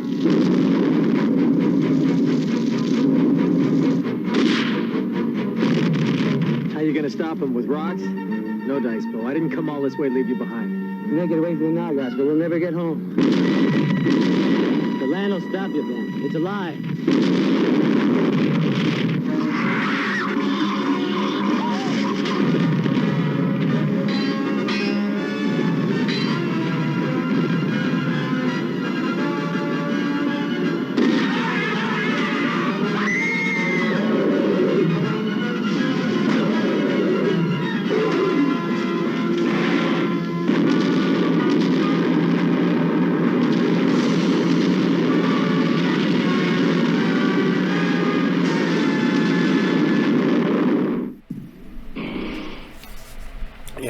Love me. Why we never got this as like a series? We got like Tales from the Crypt, Tales from the Dark Side, Monsters. DC could have jumped on that and gave us House of Mystery, the TV series, and had it as an anthology series. Just saying, man. Because you had Cain and Abel, perfect host. DC dropped the ball so many times back in the day. We had the great Superman movies. We also had the bad Superman movies. We had the great Batman movies. We also had the bad Batman movies. We had the TV series and Wonder Woman and the old school Batman series, which were fun. But I just think, man, they dropped the ball when they did not give us any like House of Mystery stuff. So, just saying. All right, so we brought you First Wave. And I hope you guys still enjoy that. And I hope you guys get the tequila reference. Blue Agave. So, and now we're heading off to one of the best shows ever. We love it. You love it. And that is In Search Of. And we're going to one of the big ones. It's by a foot or so. We're going to bring you one of the ones that caught me and has held me tight since I was a little kid. We're going to bring you In Search Of, and this is the episode Bigfoot. I believe in cryptids. So, not all of them. I think some of them, Loch Ness Monster's not real. I do believe in Bigfoot. Some people make fun of me. I don't care. I think that that's a possibility. We find stuff. We found big primates relatively recently. Just saying, we keep seeing them. And if they're smart enough to stay away from us, they're going to. So, we're going to go ahead and bring you In Search Of, episode Bigfoot. Enjoy. A giant, hairy creature, part ape, part man. Indians call him Sasquatch. They believe he is as gentle as he is powerful and mysterious. He's been seen many times in the rugged mountains and deep woods of the Pacific Northwest. The encounters have not always been peaceful. In 1924, a small group of men were working a mine in a canyon near Mount St. Helens in Washington. One night, The miners took their weapons inside and bolted the door. They thought they were secure for the evening. Outside, something strange was happening. The cabin was under attack. Boulders rained on the roof, and someone, or something, was trying to break in.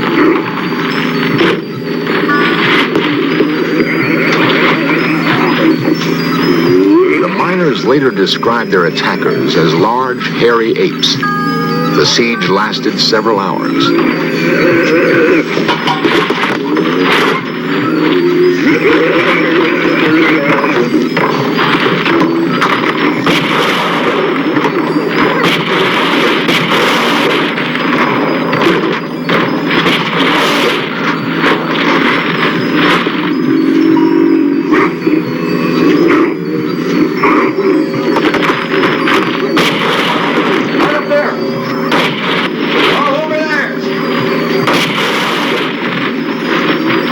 Escaped injury that night. The area now known as Ape Canyon is one of the many places in the Northwest where man continues his hunt for this elusive creature we call Bigfoot.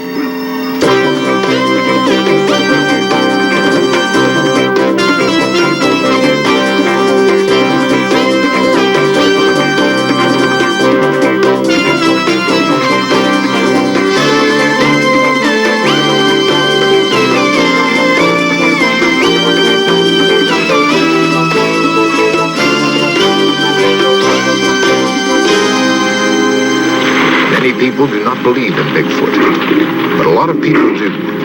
And some of them feel they must kill it to prove it exists.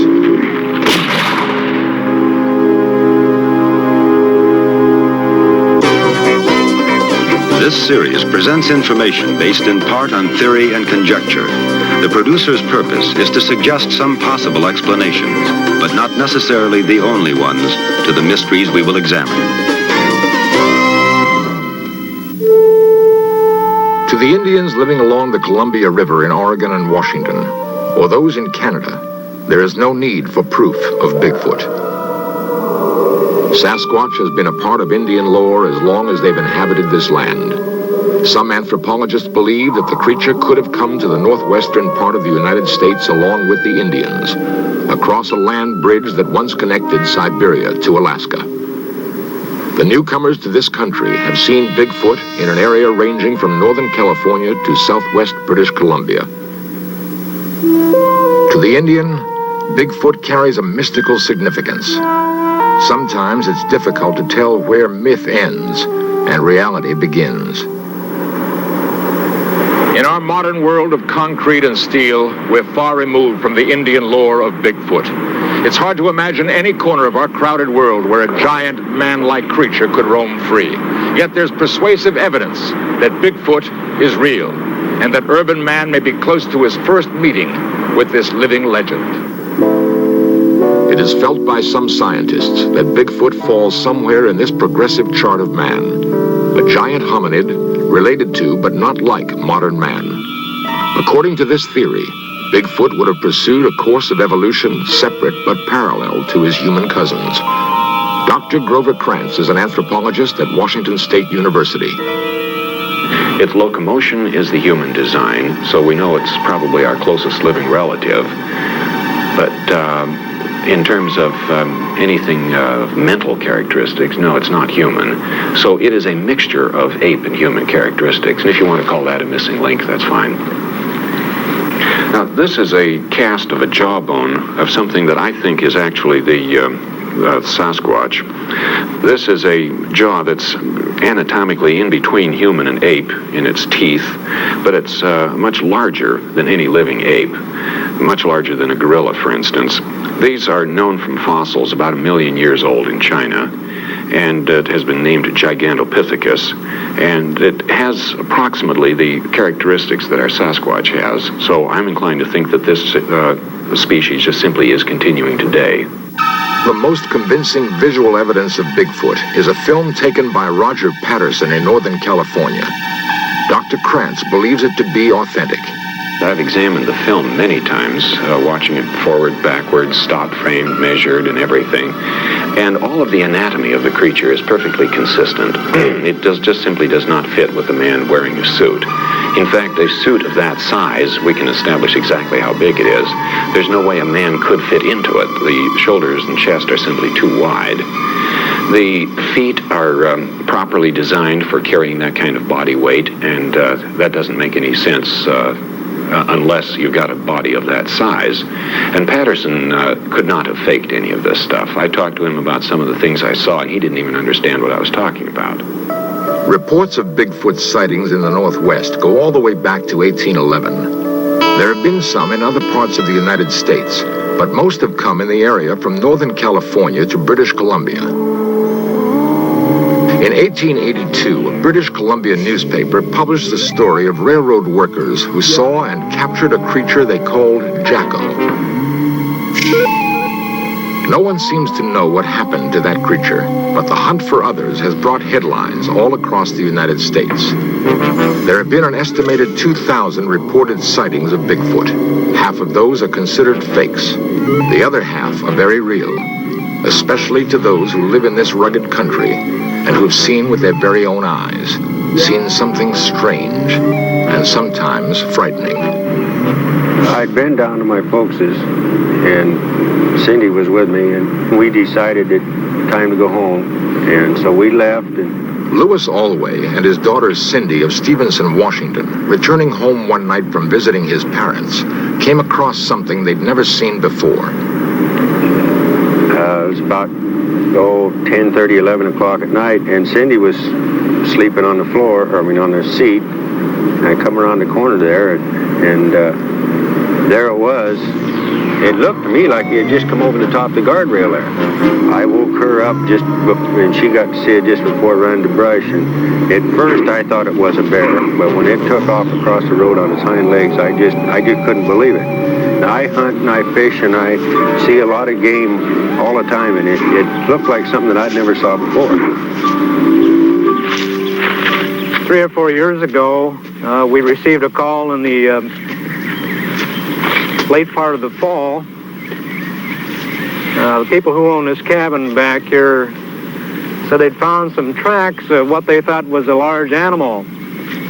And we came out and investigated that. It's back here by the tree. We found several tracks that were real large, way larger than a human. I sure wonder about it. Sheriff William Klausner of Skamania County in Washington has investigated tracks and talked with eyewitnesses. He's seen too much to be totally skeptical. The most unique thing about what we've learned from this is that the people who have either written or called, who have experienced the same kind of thing or had seen tracks, mention of a strong sulfur smell, and that's real unusual. As Sheriff Klausner says, the smell description is not unusual. James Strahan and Harold Teskey recently saw something on the roadside near Colton, Oregon. There was a big, huge object on the left of the road, and I rolled the window down in the car, and this thing was approximately 3.5, 4 feet wide, about 6, 7 foot tall. And the odor of this animal, after I rolled the window down, was so offensive that I couldn't remain there any longer. And I was scared, too. And I've been around the mountains, around animals a lot, and this thing truly scared me. And so I got out of there and rolled the windows up. The car went on home.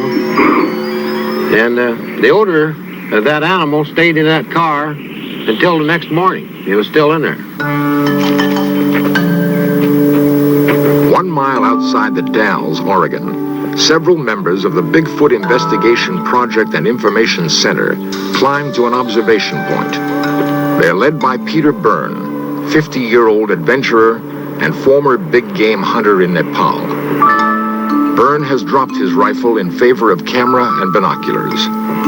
For 5 years, he's headed the Bigfoot Investigation Project and stalked these North Woods, checking out every story and every set of tracks.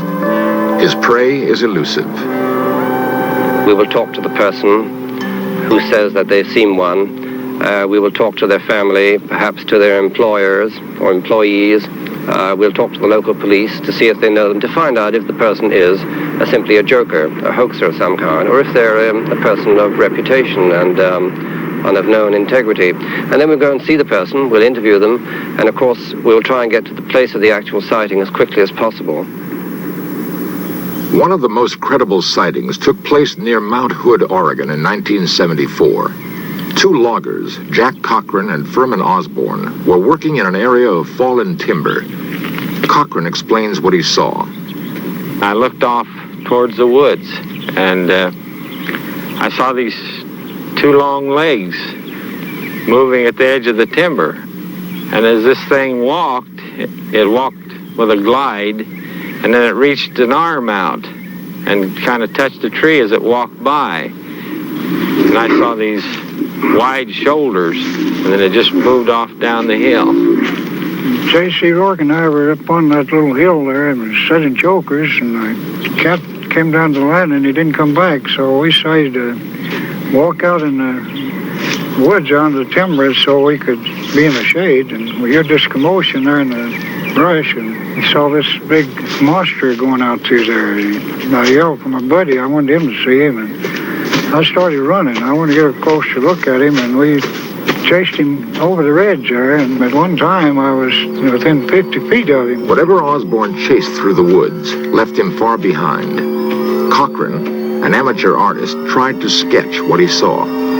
He was tall, long-legged, and hairy, very broad shoulders, and his head seemed to just spring up out of his shoulders, no neck.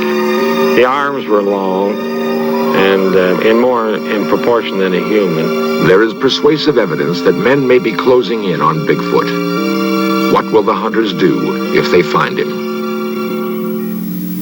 And we'll just smooth it out a little bit, make sure it runs into all the cracks and corners, and that's really all there is to it.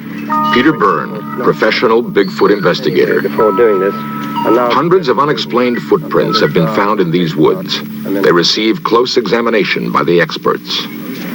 This is a plaster cast of an actual footprint here, and it's a 13.5-inch cast, and it has a number of peculiarities. One is the normal bulge behind the big toe or the hallux, and then there's a second bulge, and this is peculiar to all of the footprints that we have seen. Nobody really knows what causes this second bulge. Perhaps it's a muscle of some kind to support the enormous weight. This is a cast of an individual that's very obviously crippled, and I studied this at some length and found these two bulges on the outside of the foot. Anatomically, they have to correspond to a couple of gaps in the bones on the foot themselves. And the bulges in a normal human foot expanded to this size would have been here, but they're shifted forward. Well, anatomically, this means that the ankle weight is shifted somewhat forward. It's not just a gigantic human foot.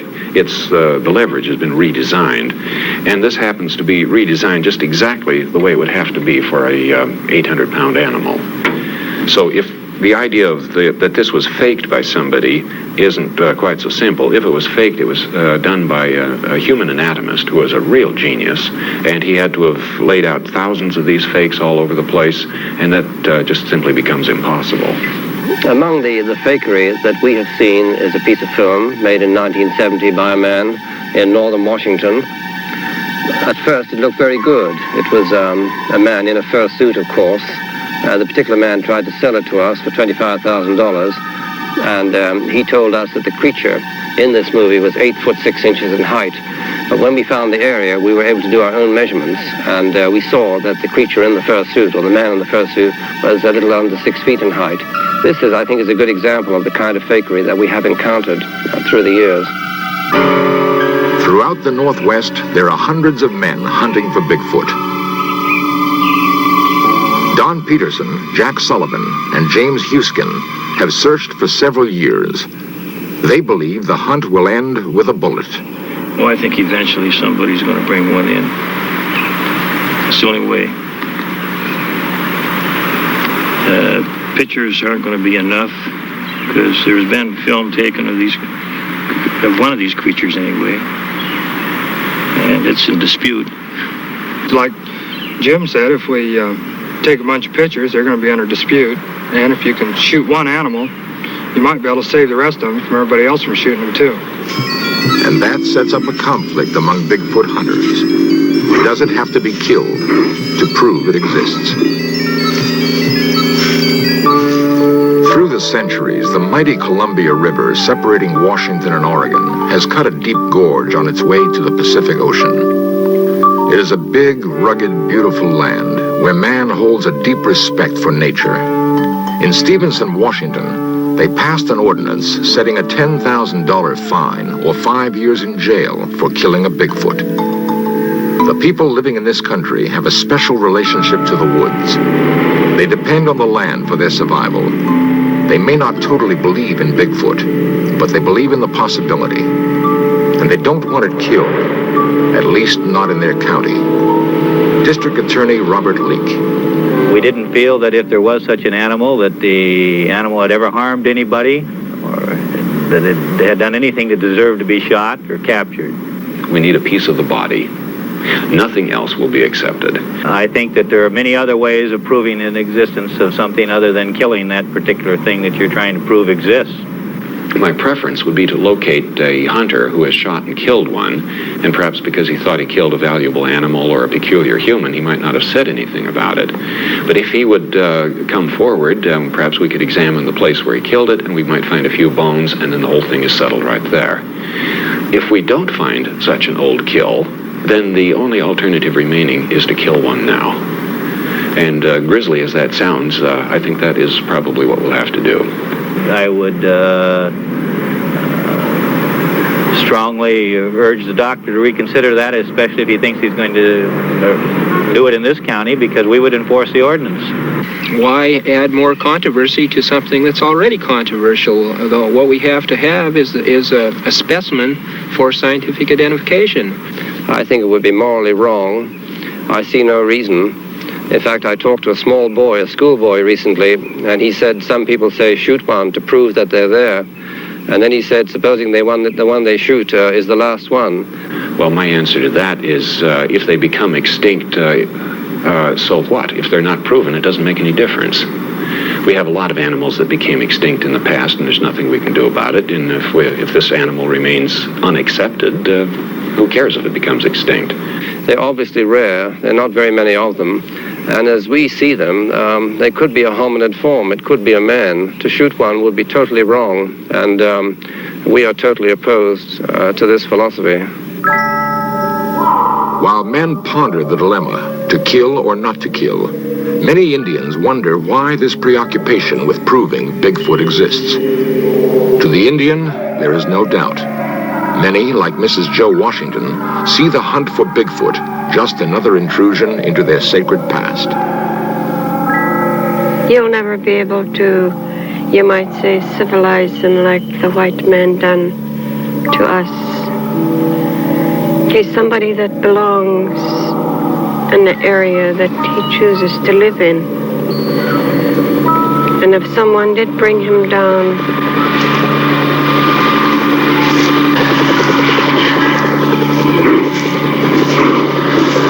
he'd never adapt to your way or even mine, because his way of life is entirely different from ours, mine and yours. And I always felt so bad when I hear of Sasquatch hunters that say they're going to photograph this man, or most of them refer to him as an animal. And from the stories and things that I was taught by my people, that he is not an animal, he's not a savage, he's a gentle being that just goes about his own way, collecting his own food, clothing, and lives where he chooses.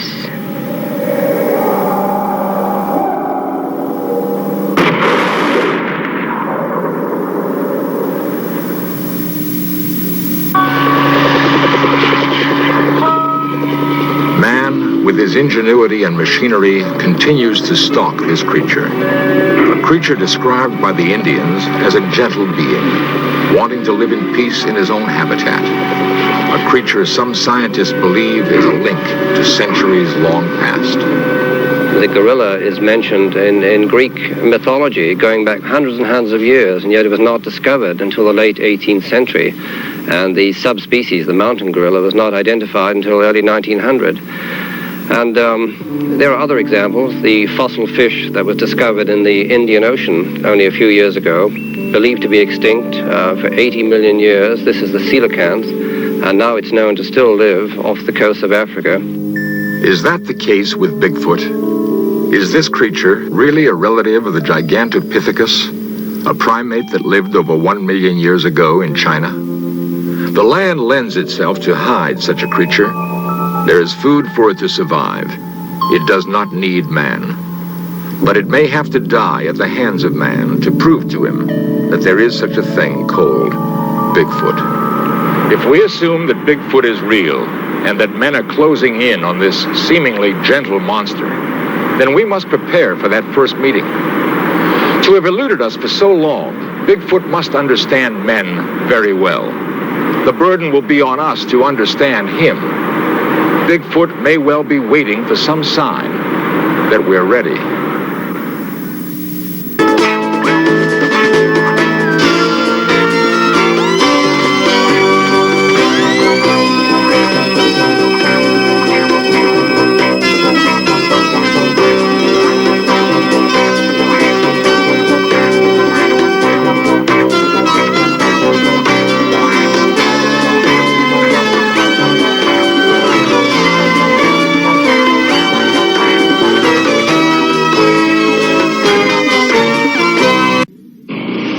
This modern hospital may seem worlds apart from the days of ancient sorcerers, but for psychiatrist Stephen Strange and his beautiful patient, this is where those worlds collide, and the nightmare begins.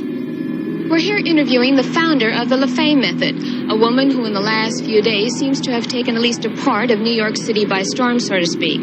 Here to tell us more about it is the force behind the LaFay method, Morgan LaFay. Ms. LaFay, can you tell us just what it is exactly that the method does?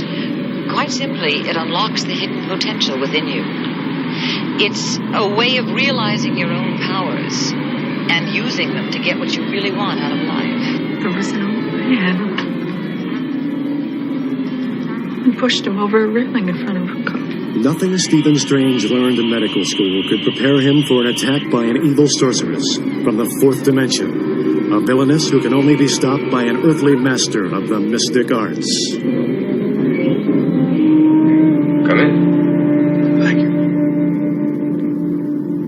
You're telling me you're a sorcerer. I came here to try to help a patient of mine. Come and take him into our domain.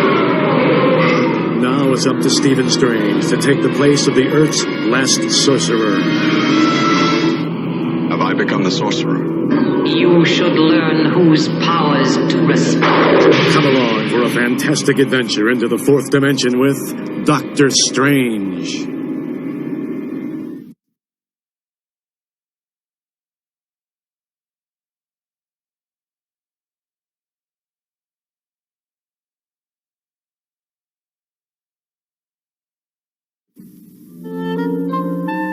Mr. Pendleton, you know where you are, don't you? I want you to look at me and listen very carefully to what I'm saying. Yeah? This is not a dream. You trying to tell me I'm not supposed to be here? But you are here. Well, you guys made a mistake. There is no mistake. Well, anybody can make a mistake. I want to check out on Joseph Pendleton. When is he due to arrive? Pendleton Joseph, due to arrive 10:17 a.m., March 20th of the year 2025. Hey, so he jumped the gun. Anybody could have done that. Just put me back where you found me. Joe, we can put you into another man's body. Are you kidding? You're going to put me into the body of another man? Hey, it's me. Inwardly, you haven't changed. You're still Joe Pendleton. That's what you and I see. But outwardly, you're Leo Farnsworth, and that's what everyone else will see. Mr. Farnsworth. It works. Of course.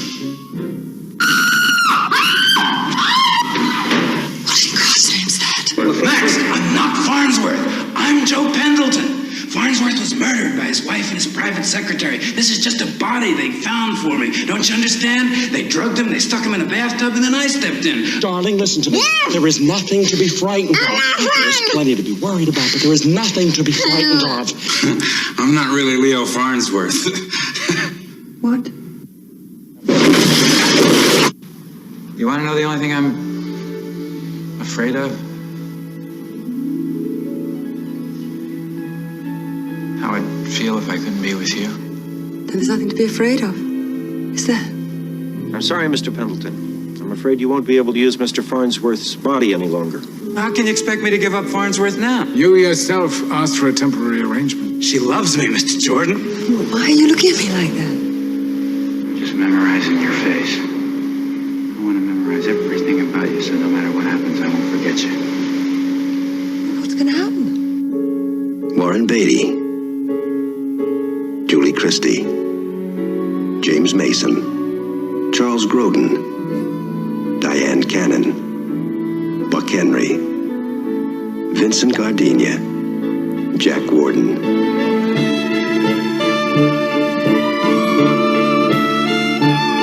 Heaven can wait.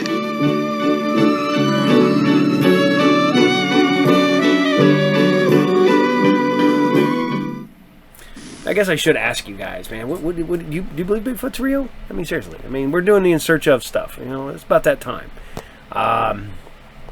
You know, do you believe in the Bermuda Triangle? Any of that fun stuff. I've seen the Ohio Grassman not once but twice, and it was about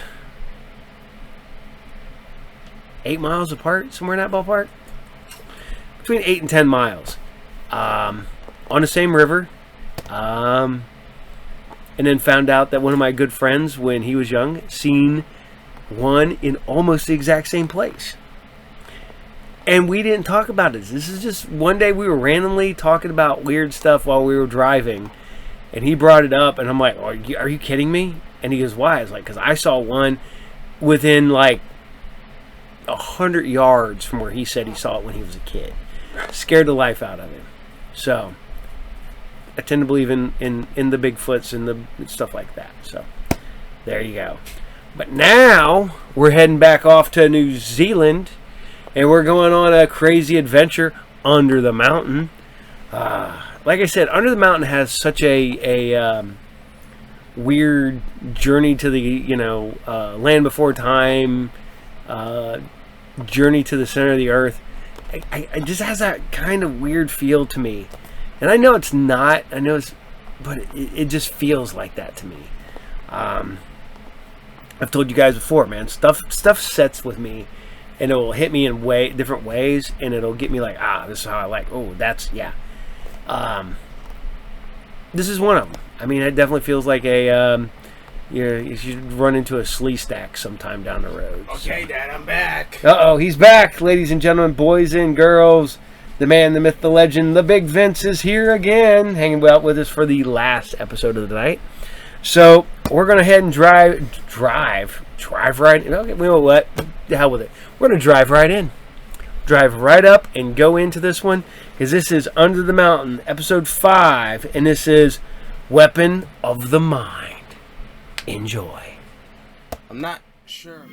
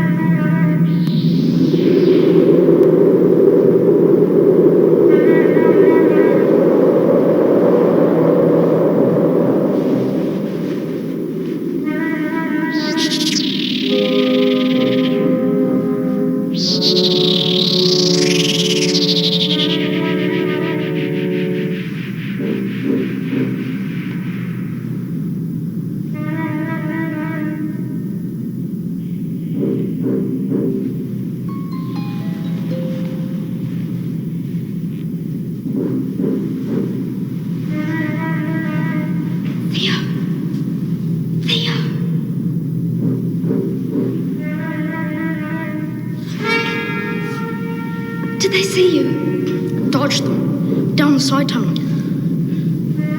They went up that chute like a pair of rockets. They might try and open the trapdoor for Mr. Wilberforce. Can they? Too small, I think.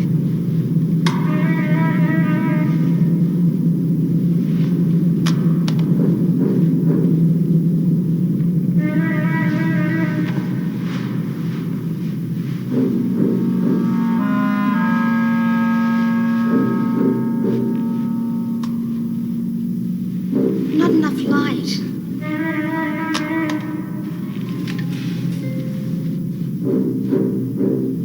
We'll find a way out. Scientist, how? Up or down? Not down. It feels wrong. That one then. Mr. Jones! He taught us how to use our minds. Remember? Then can't we try and reach him? Yeah.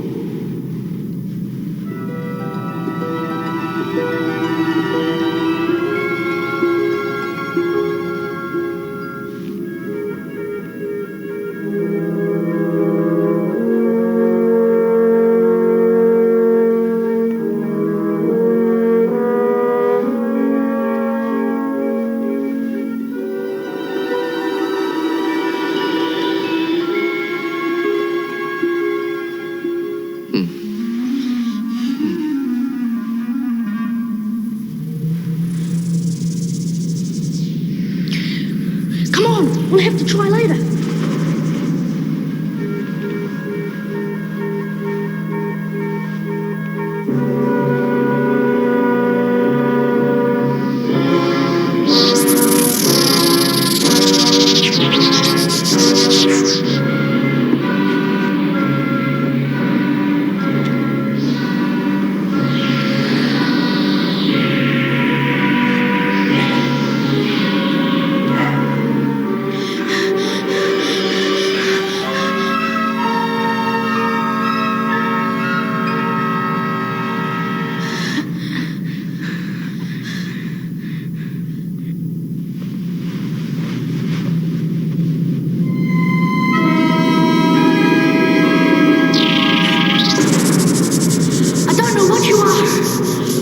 chasing us. But if Mr. Wilberforce sent you, get back! Back!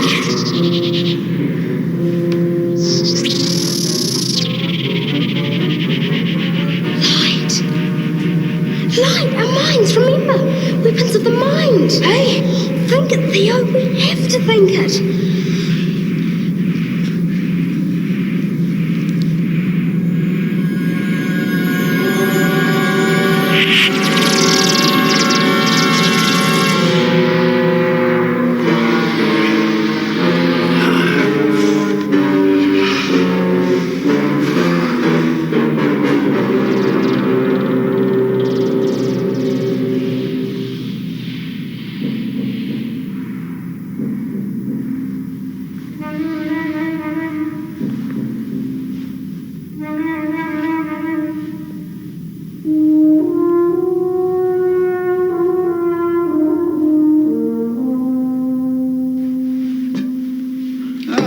Tea, son?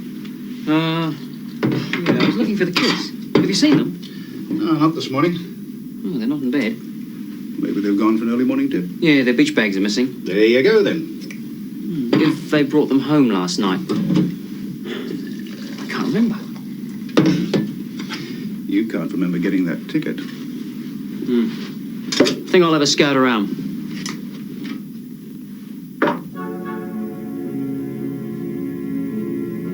Should we try and pebble Mr. Jones again?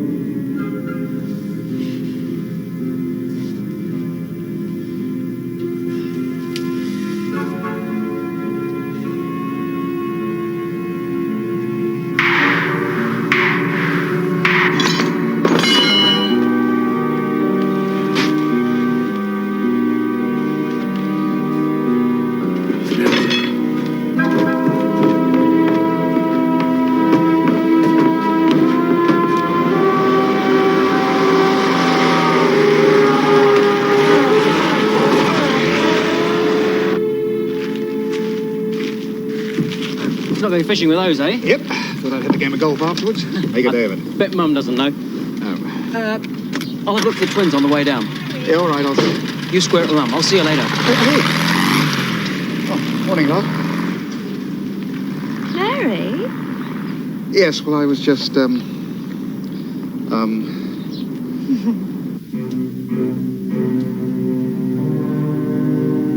It's getting lighter. The ceiling. How can it? We came a long way. We could be under the sea.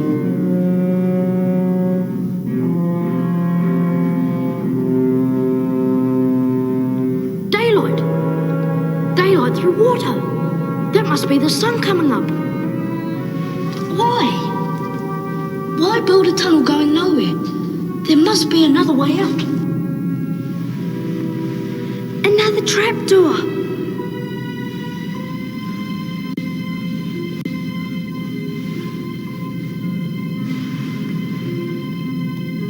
It's sticky.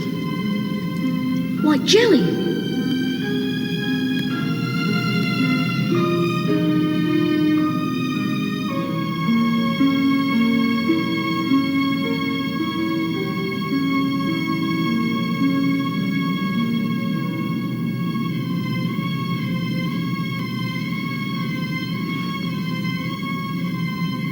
There's water on the other side. A valve of some sort. How does it keep the water out? Self-sealing, I suppose. It must be their escape route. Can we get through? We have to. If Wilberforce can't open the trapdoor, he'll have to come this way.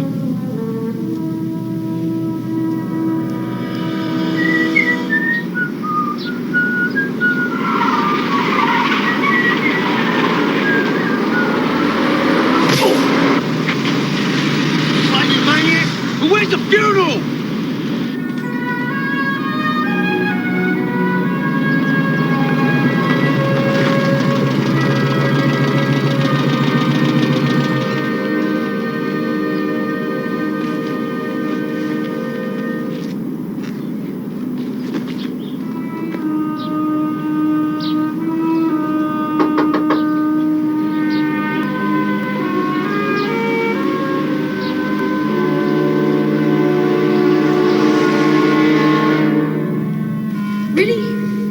They went to bed all right, but...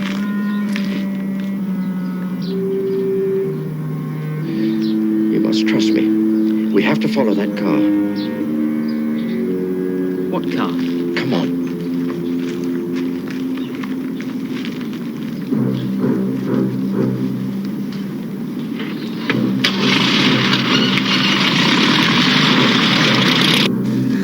I can't! Yes, I can! Just push up with your hands.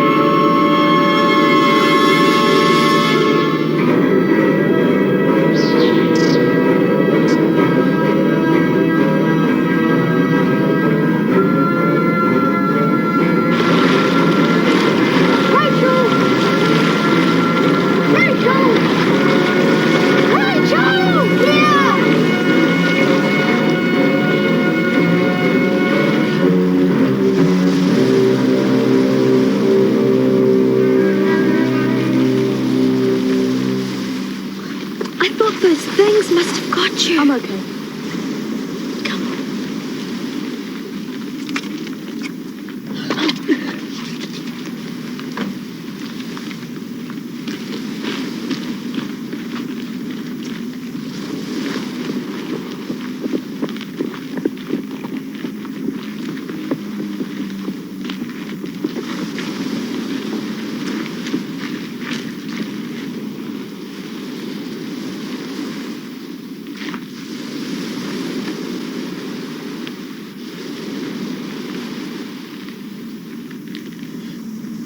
into the tunnels.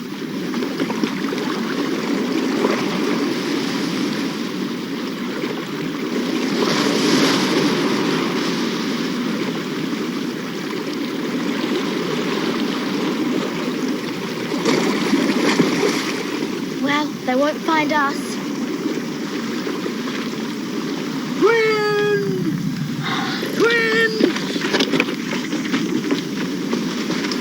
Where have you two been? Ricky, get their towels from their bags. Mr. Jones, you won't believe what we saw. You two aren't half going to cop it from Mum when you get home. Ricky. Sure. We thought we heard you calling us. Mr. Wilberforce, here's a creature There are of some things kind. down there, some sense. Tunnels. Later. It's the danger you're warning us about, isn't it? Part of it. And the other part? On Rangatoto. No. Below. The most terrible danger ever to face your world. Twins. How are you feeling? We're all right.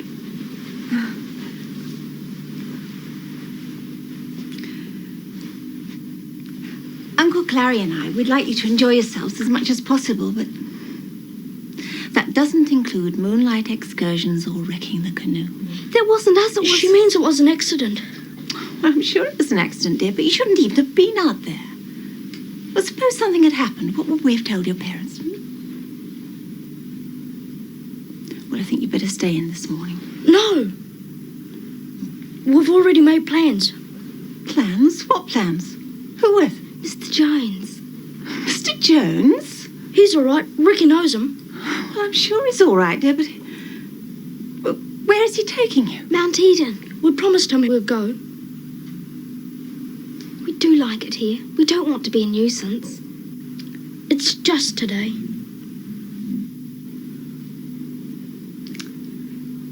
Well, all right. But in bed early tonight, and in future, at advance notice, okay?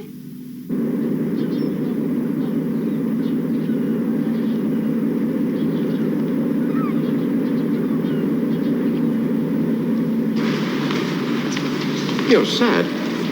We don't like secrets from Auntie and Uncle. And Ricky wants to know too. In time.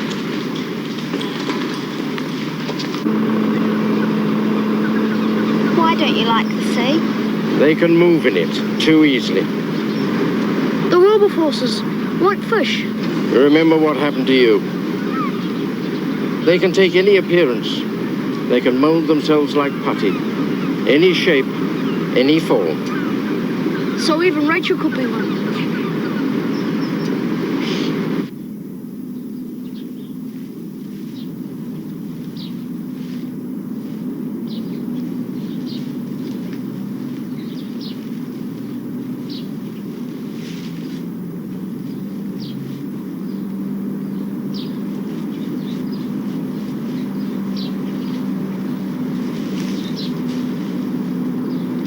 Why here?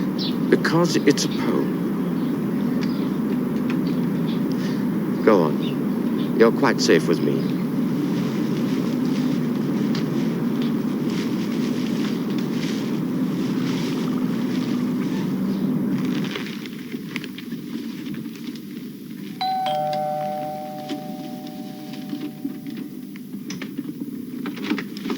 I have a parcel for the two children. Rachel and Theo from their For parents. the children.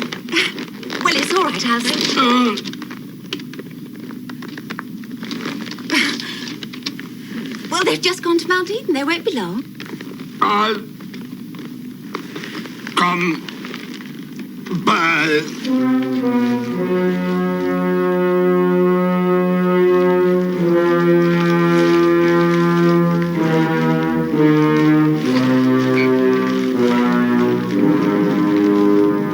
Mount Eden. Pull yourself together.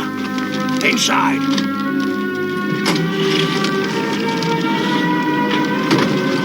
Mount Eden.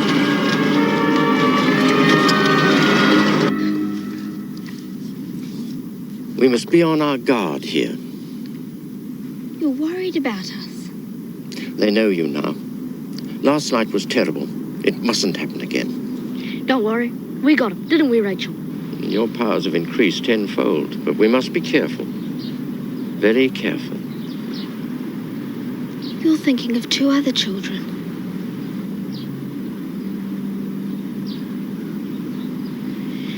Would they have really killed us? Why? Because we know their secrets. Because of these.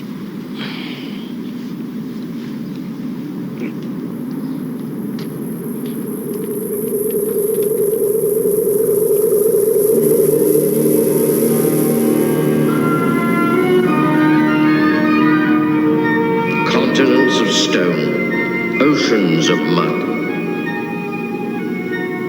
They had no name. They were simply alive, like your dinosaurs. What did they live on? The mud was full of minerals. They swam in their food. They would have died out, but The slugs we saw. they had no future. Their world was too barren. But they discovered the harmless worms in the sea. And over millions of years, a way of using them. A brain using a body. Apart, they were nothing. Together, they became a creature of destruction. They built a civilization and learnt the means of space travel.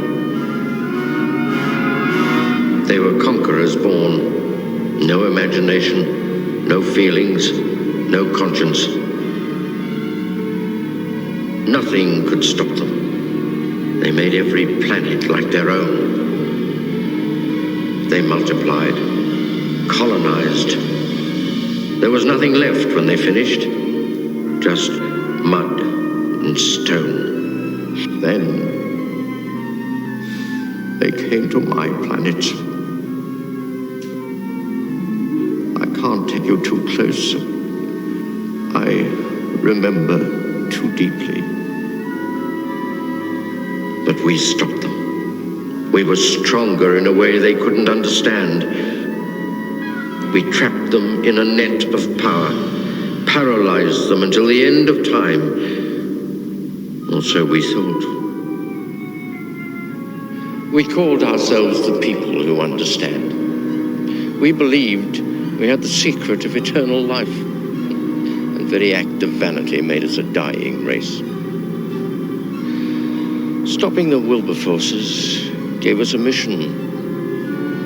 When it was gone, memory is painful. The people who understand. That's a lovely name. Our pride. Jones will do very well now. The Wilberforces. That's the nearest your Earth language could come to their real name. We call them the people of the mud, who conquer and multiply. And these ones? The last family. The last 7.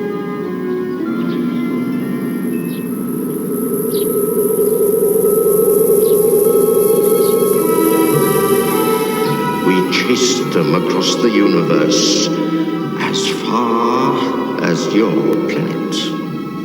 We found them here, under the volcanoes. We bound them as the others. We thought we had bound them forever. There's one under here. A worm body. Deep below, and very close to freedom. Can't we talk to the Wilberforces? You might as well talk to a school of sharks. They could find another planet. They want every planet. Even though they're the last family. Who multiply and conquer. Against the last Jones.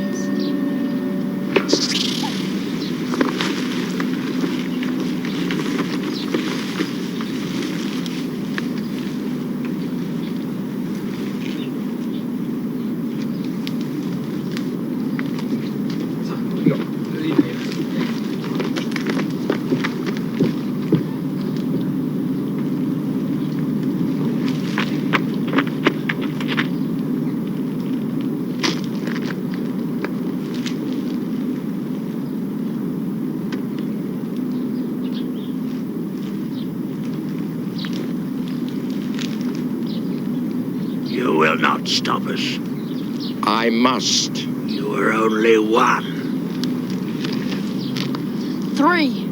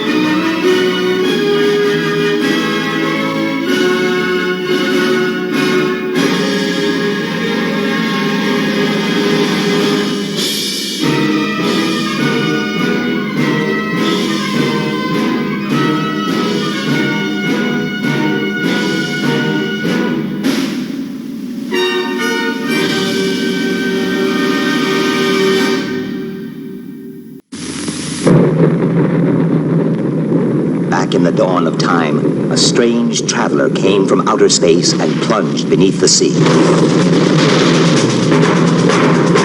Through the centuries, countless ships have disappeared without trace in the Bermuda Triangle. Yet there are men who still dare to probe the mysteries of these dangerous waters.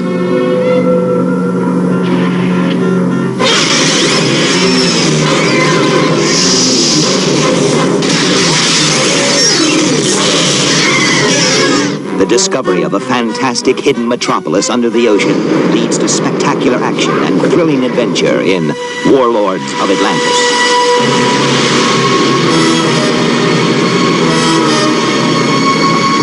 Where are you taking us? To safety.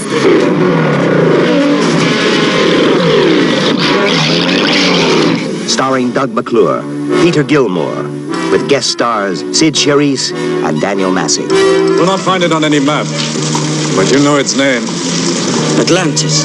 They defy an underwater world of tyranny and terror. From our dying planet, we journeyed across space. We brought our cities, our power and ambition. We are a master race. Can you help us get out of here? We're damned, mister. There's no escape. Let your mind join with us in the greatness of our quest. Serving the power of Atlantis. The power of Atlantis. Atlantis.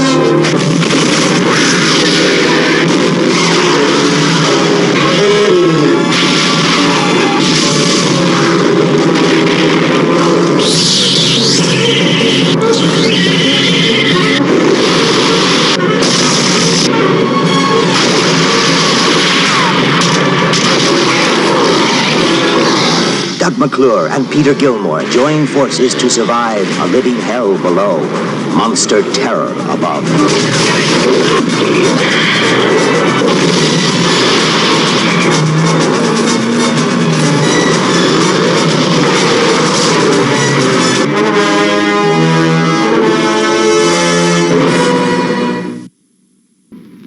Grandfather's here. Can't you tell him I'm sick? He'll pinch my cheek. I hate that. Maybe he won't. Hey, how was this sick? Huh? I brought you a special present. What is it? It was the book my father used to read to me when I was sick, and I used to read it to your father. And today, I'm going to read it to you. It was a time when life didn't seem so complicated. Marriage is what brings us together today. What? What? I'm killing myself once we reach the honeymoon suite. Wouldn't that be nice? A courtly age of gentle conversation. I will always come for you. But how can you be sure? This is true love. Oh no. Is this a kissing book? No. Actually, there was a lot of treachery, peril, and revenge. Prepare to die. Never go in against a Sicilian when death is on the line.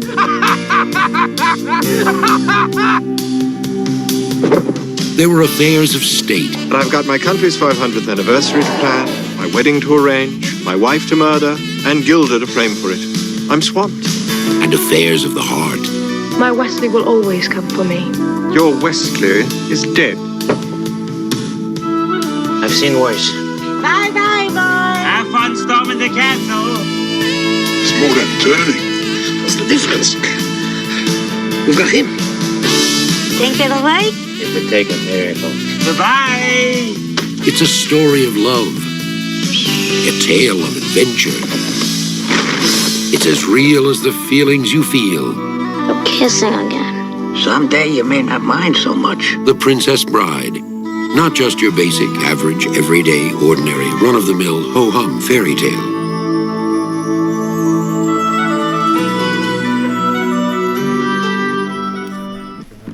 All right, so I hope you guys still like Under the Mountain. Yet again, I go back to the whole thing. New show, never heard of it before, found it, wanted to bring it to you guys, because that's how it's going to work. I mean, I don't remember seeing it on television. I don't know if you remember seeing it on television. If any of you guys saw it on television. I know some of you might have, some of you might be in New Zealand for all I know. That's the fun part. At least when I did public access, I had a very small range, but I had a decent amount of people in that small range. Gotta check my phone. I think I had I don't know, like 30-mile range from my TV station. And then we got on and it was fun. But being on YouTube, we can reach out and say hello to anybody all over the world. I keep seeing these other people go like, tell us where you're at. Tell us where you're from. Let's do that. Why don't you tell us where you're at? I know a lot of you are here. I know a lot of you are here in Ohio, which is insane to me because it's Ohio. So on that note, we're going to wrap it up for the evening and do all kinds of fun stuff. And actually, I'm not going to chill. I'm literally going to go work on other stuff because I already had fun yesterday. Didn't we have fun yesterday? Yeah. Yeah. We went to a concert. So, right? Well, I'd rather go see Stone Sour. Yep. But Stone Sour's not touring. Well, Corey Taylor was coming. Yep. We're going to go see Clutch? Starting at October. Yeah, in October. So, on that note, we guys, remember, like, share, subscribe, hit the bell icon for the notifications, all that fun stuff. Go over to patreon.com/group therapy. You can join up for free. Just join over there. I'm moving some stuff over there so you can see uncut episodes that YouTube made me take down. Plus bonus stuff over there. Plus you get access to the group therapy. Plus you get access to the Saturday morning serial episode with the Patreon bonus where you get a full another show at the end that I can't air on YouTube. It gets you shout outs. It gets you access to the show. And if you join for free, you get access to an ever-growing library of just old episodes that maybe YouTube made me take down. And some of you guys can't see some stuff because you're in another country. Some of the shows get bumped in this country or that country. We just had somebody complain that they couldn't watch Saturday morning serials.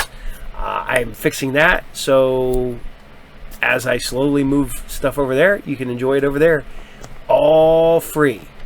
But if you want a bonus, it's only $5. That's it. It helps us out, helps us keep the computer going and hard drive and everything I need for silly stuff and all that funness. So on that note, I think we're done.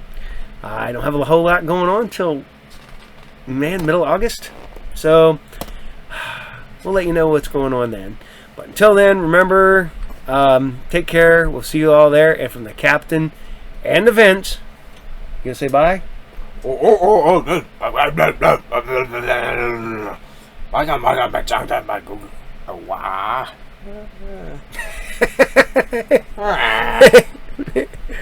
The captain and events. Bye.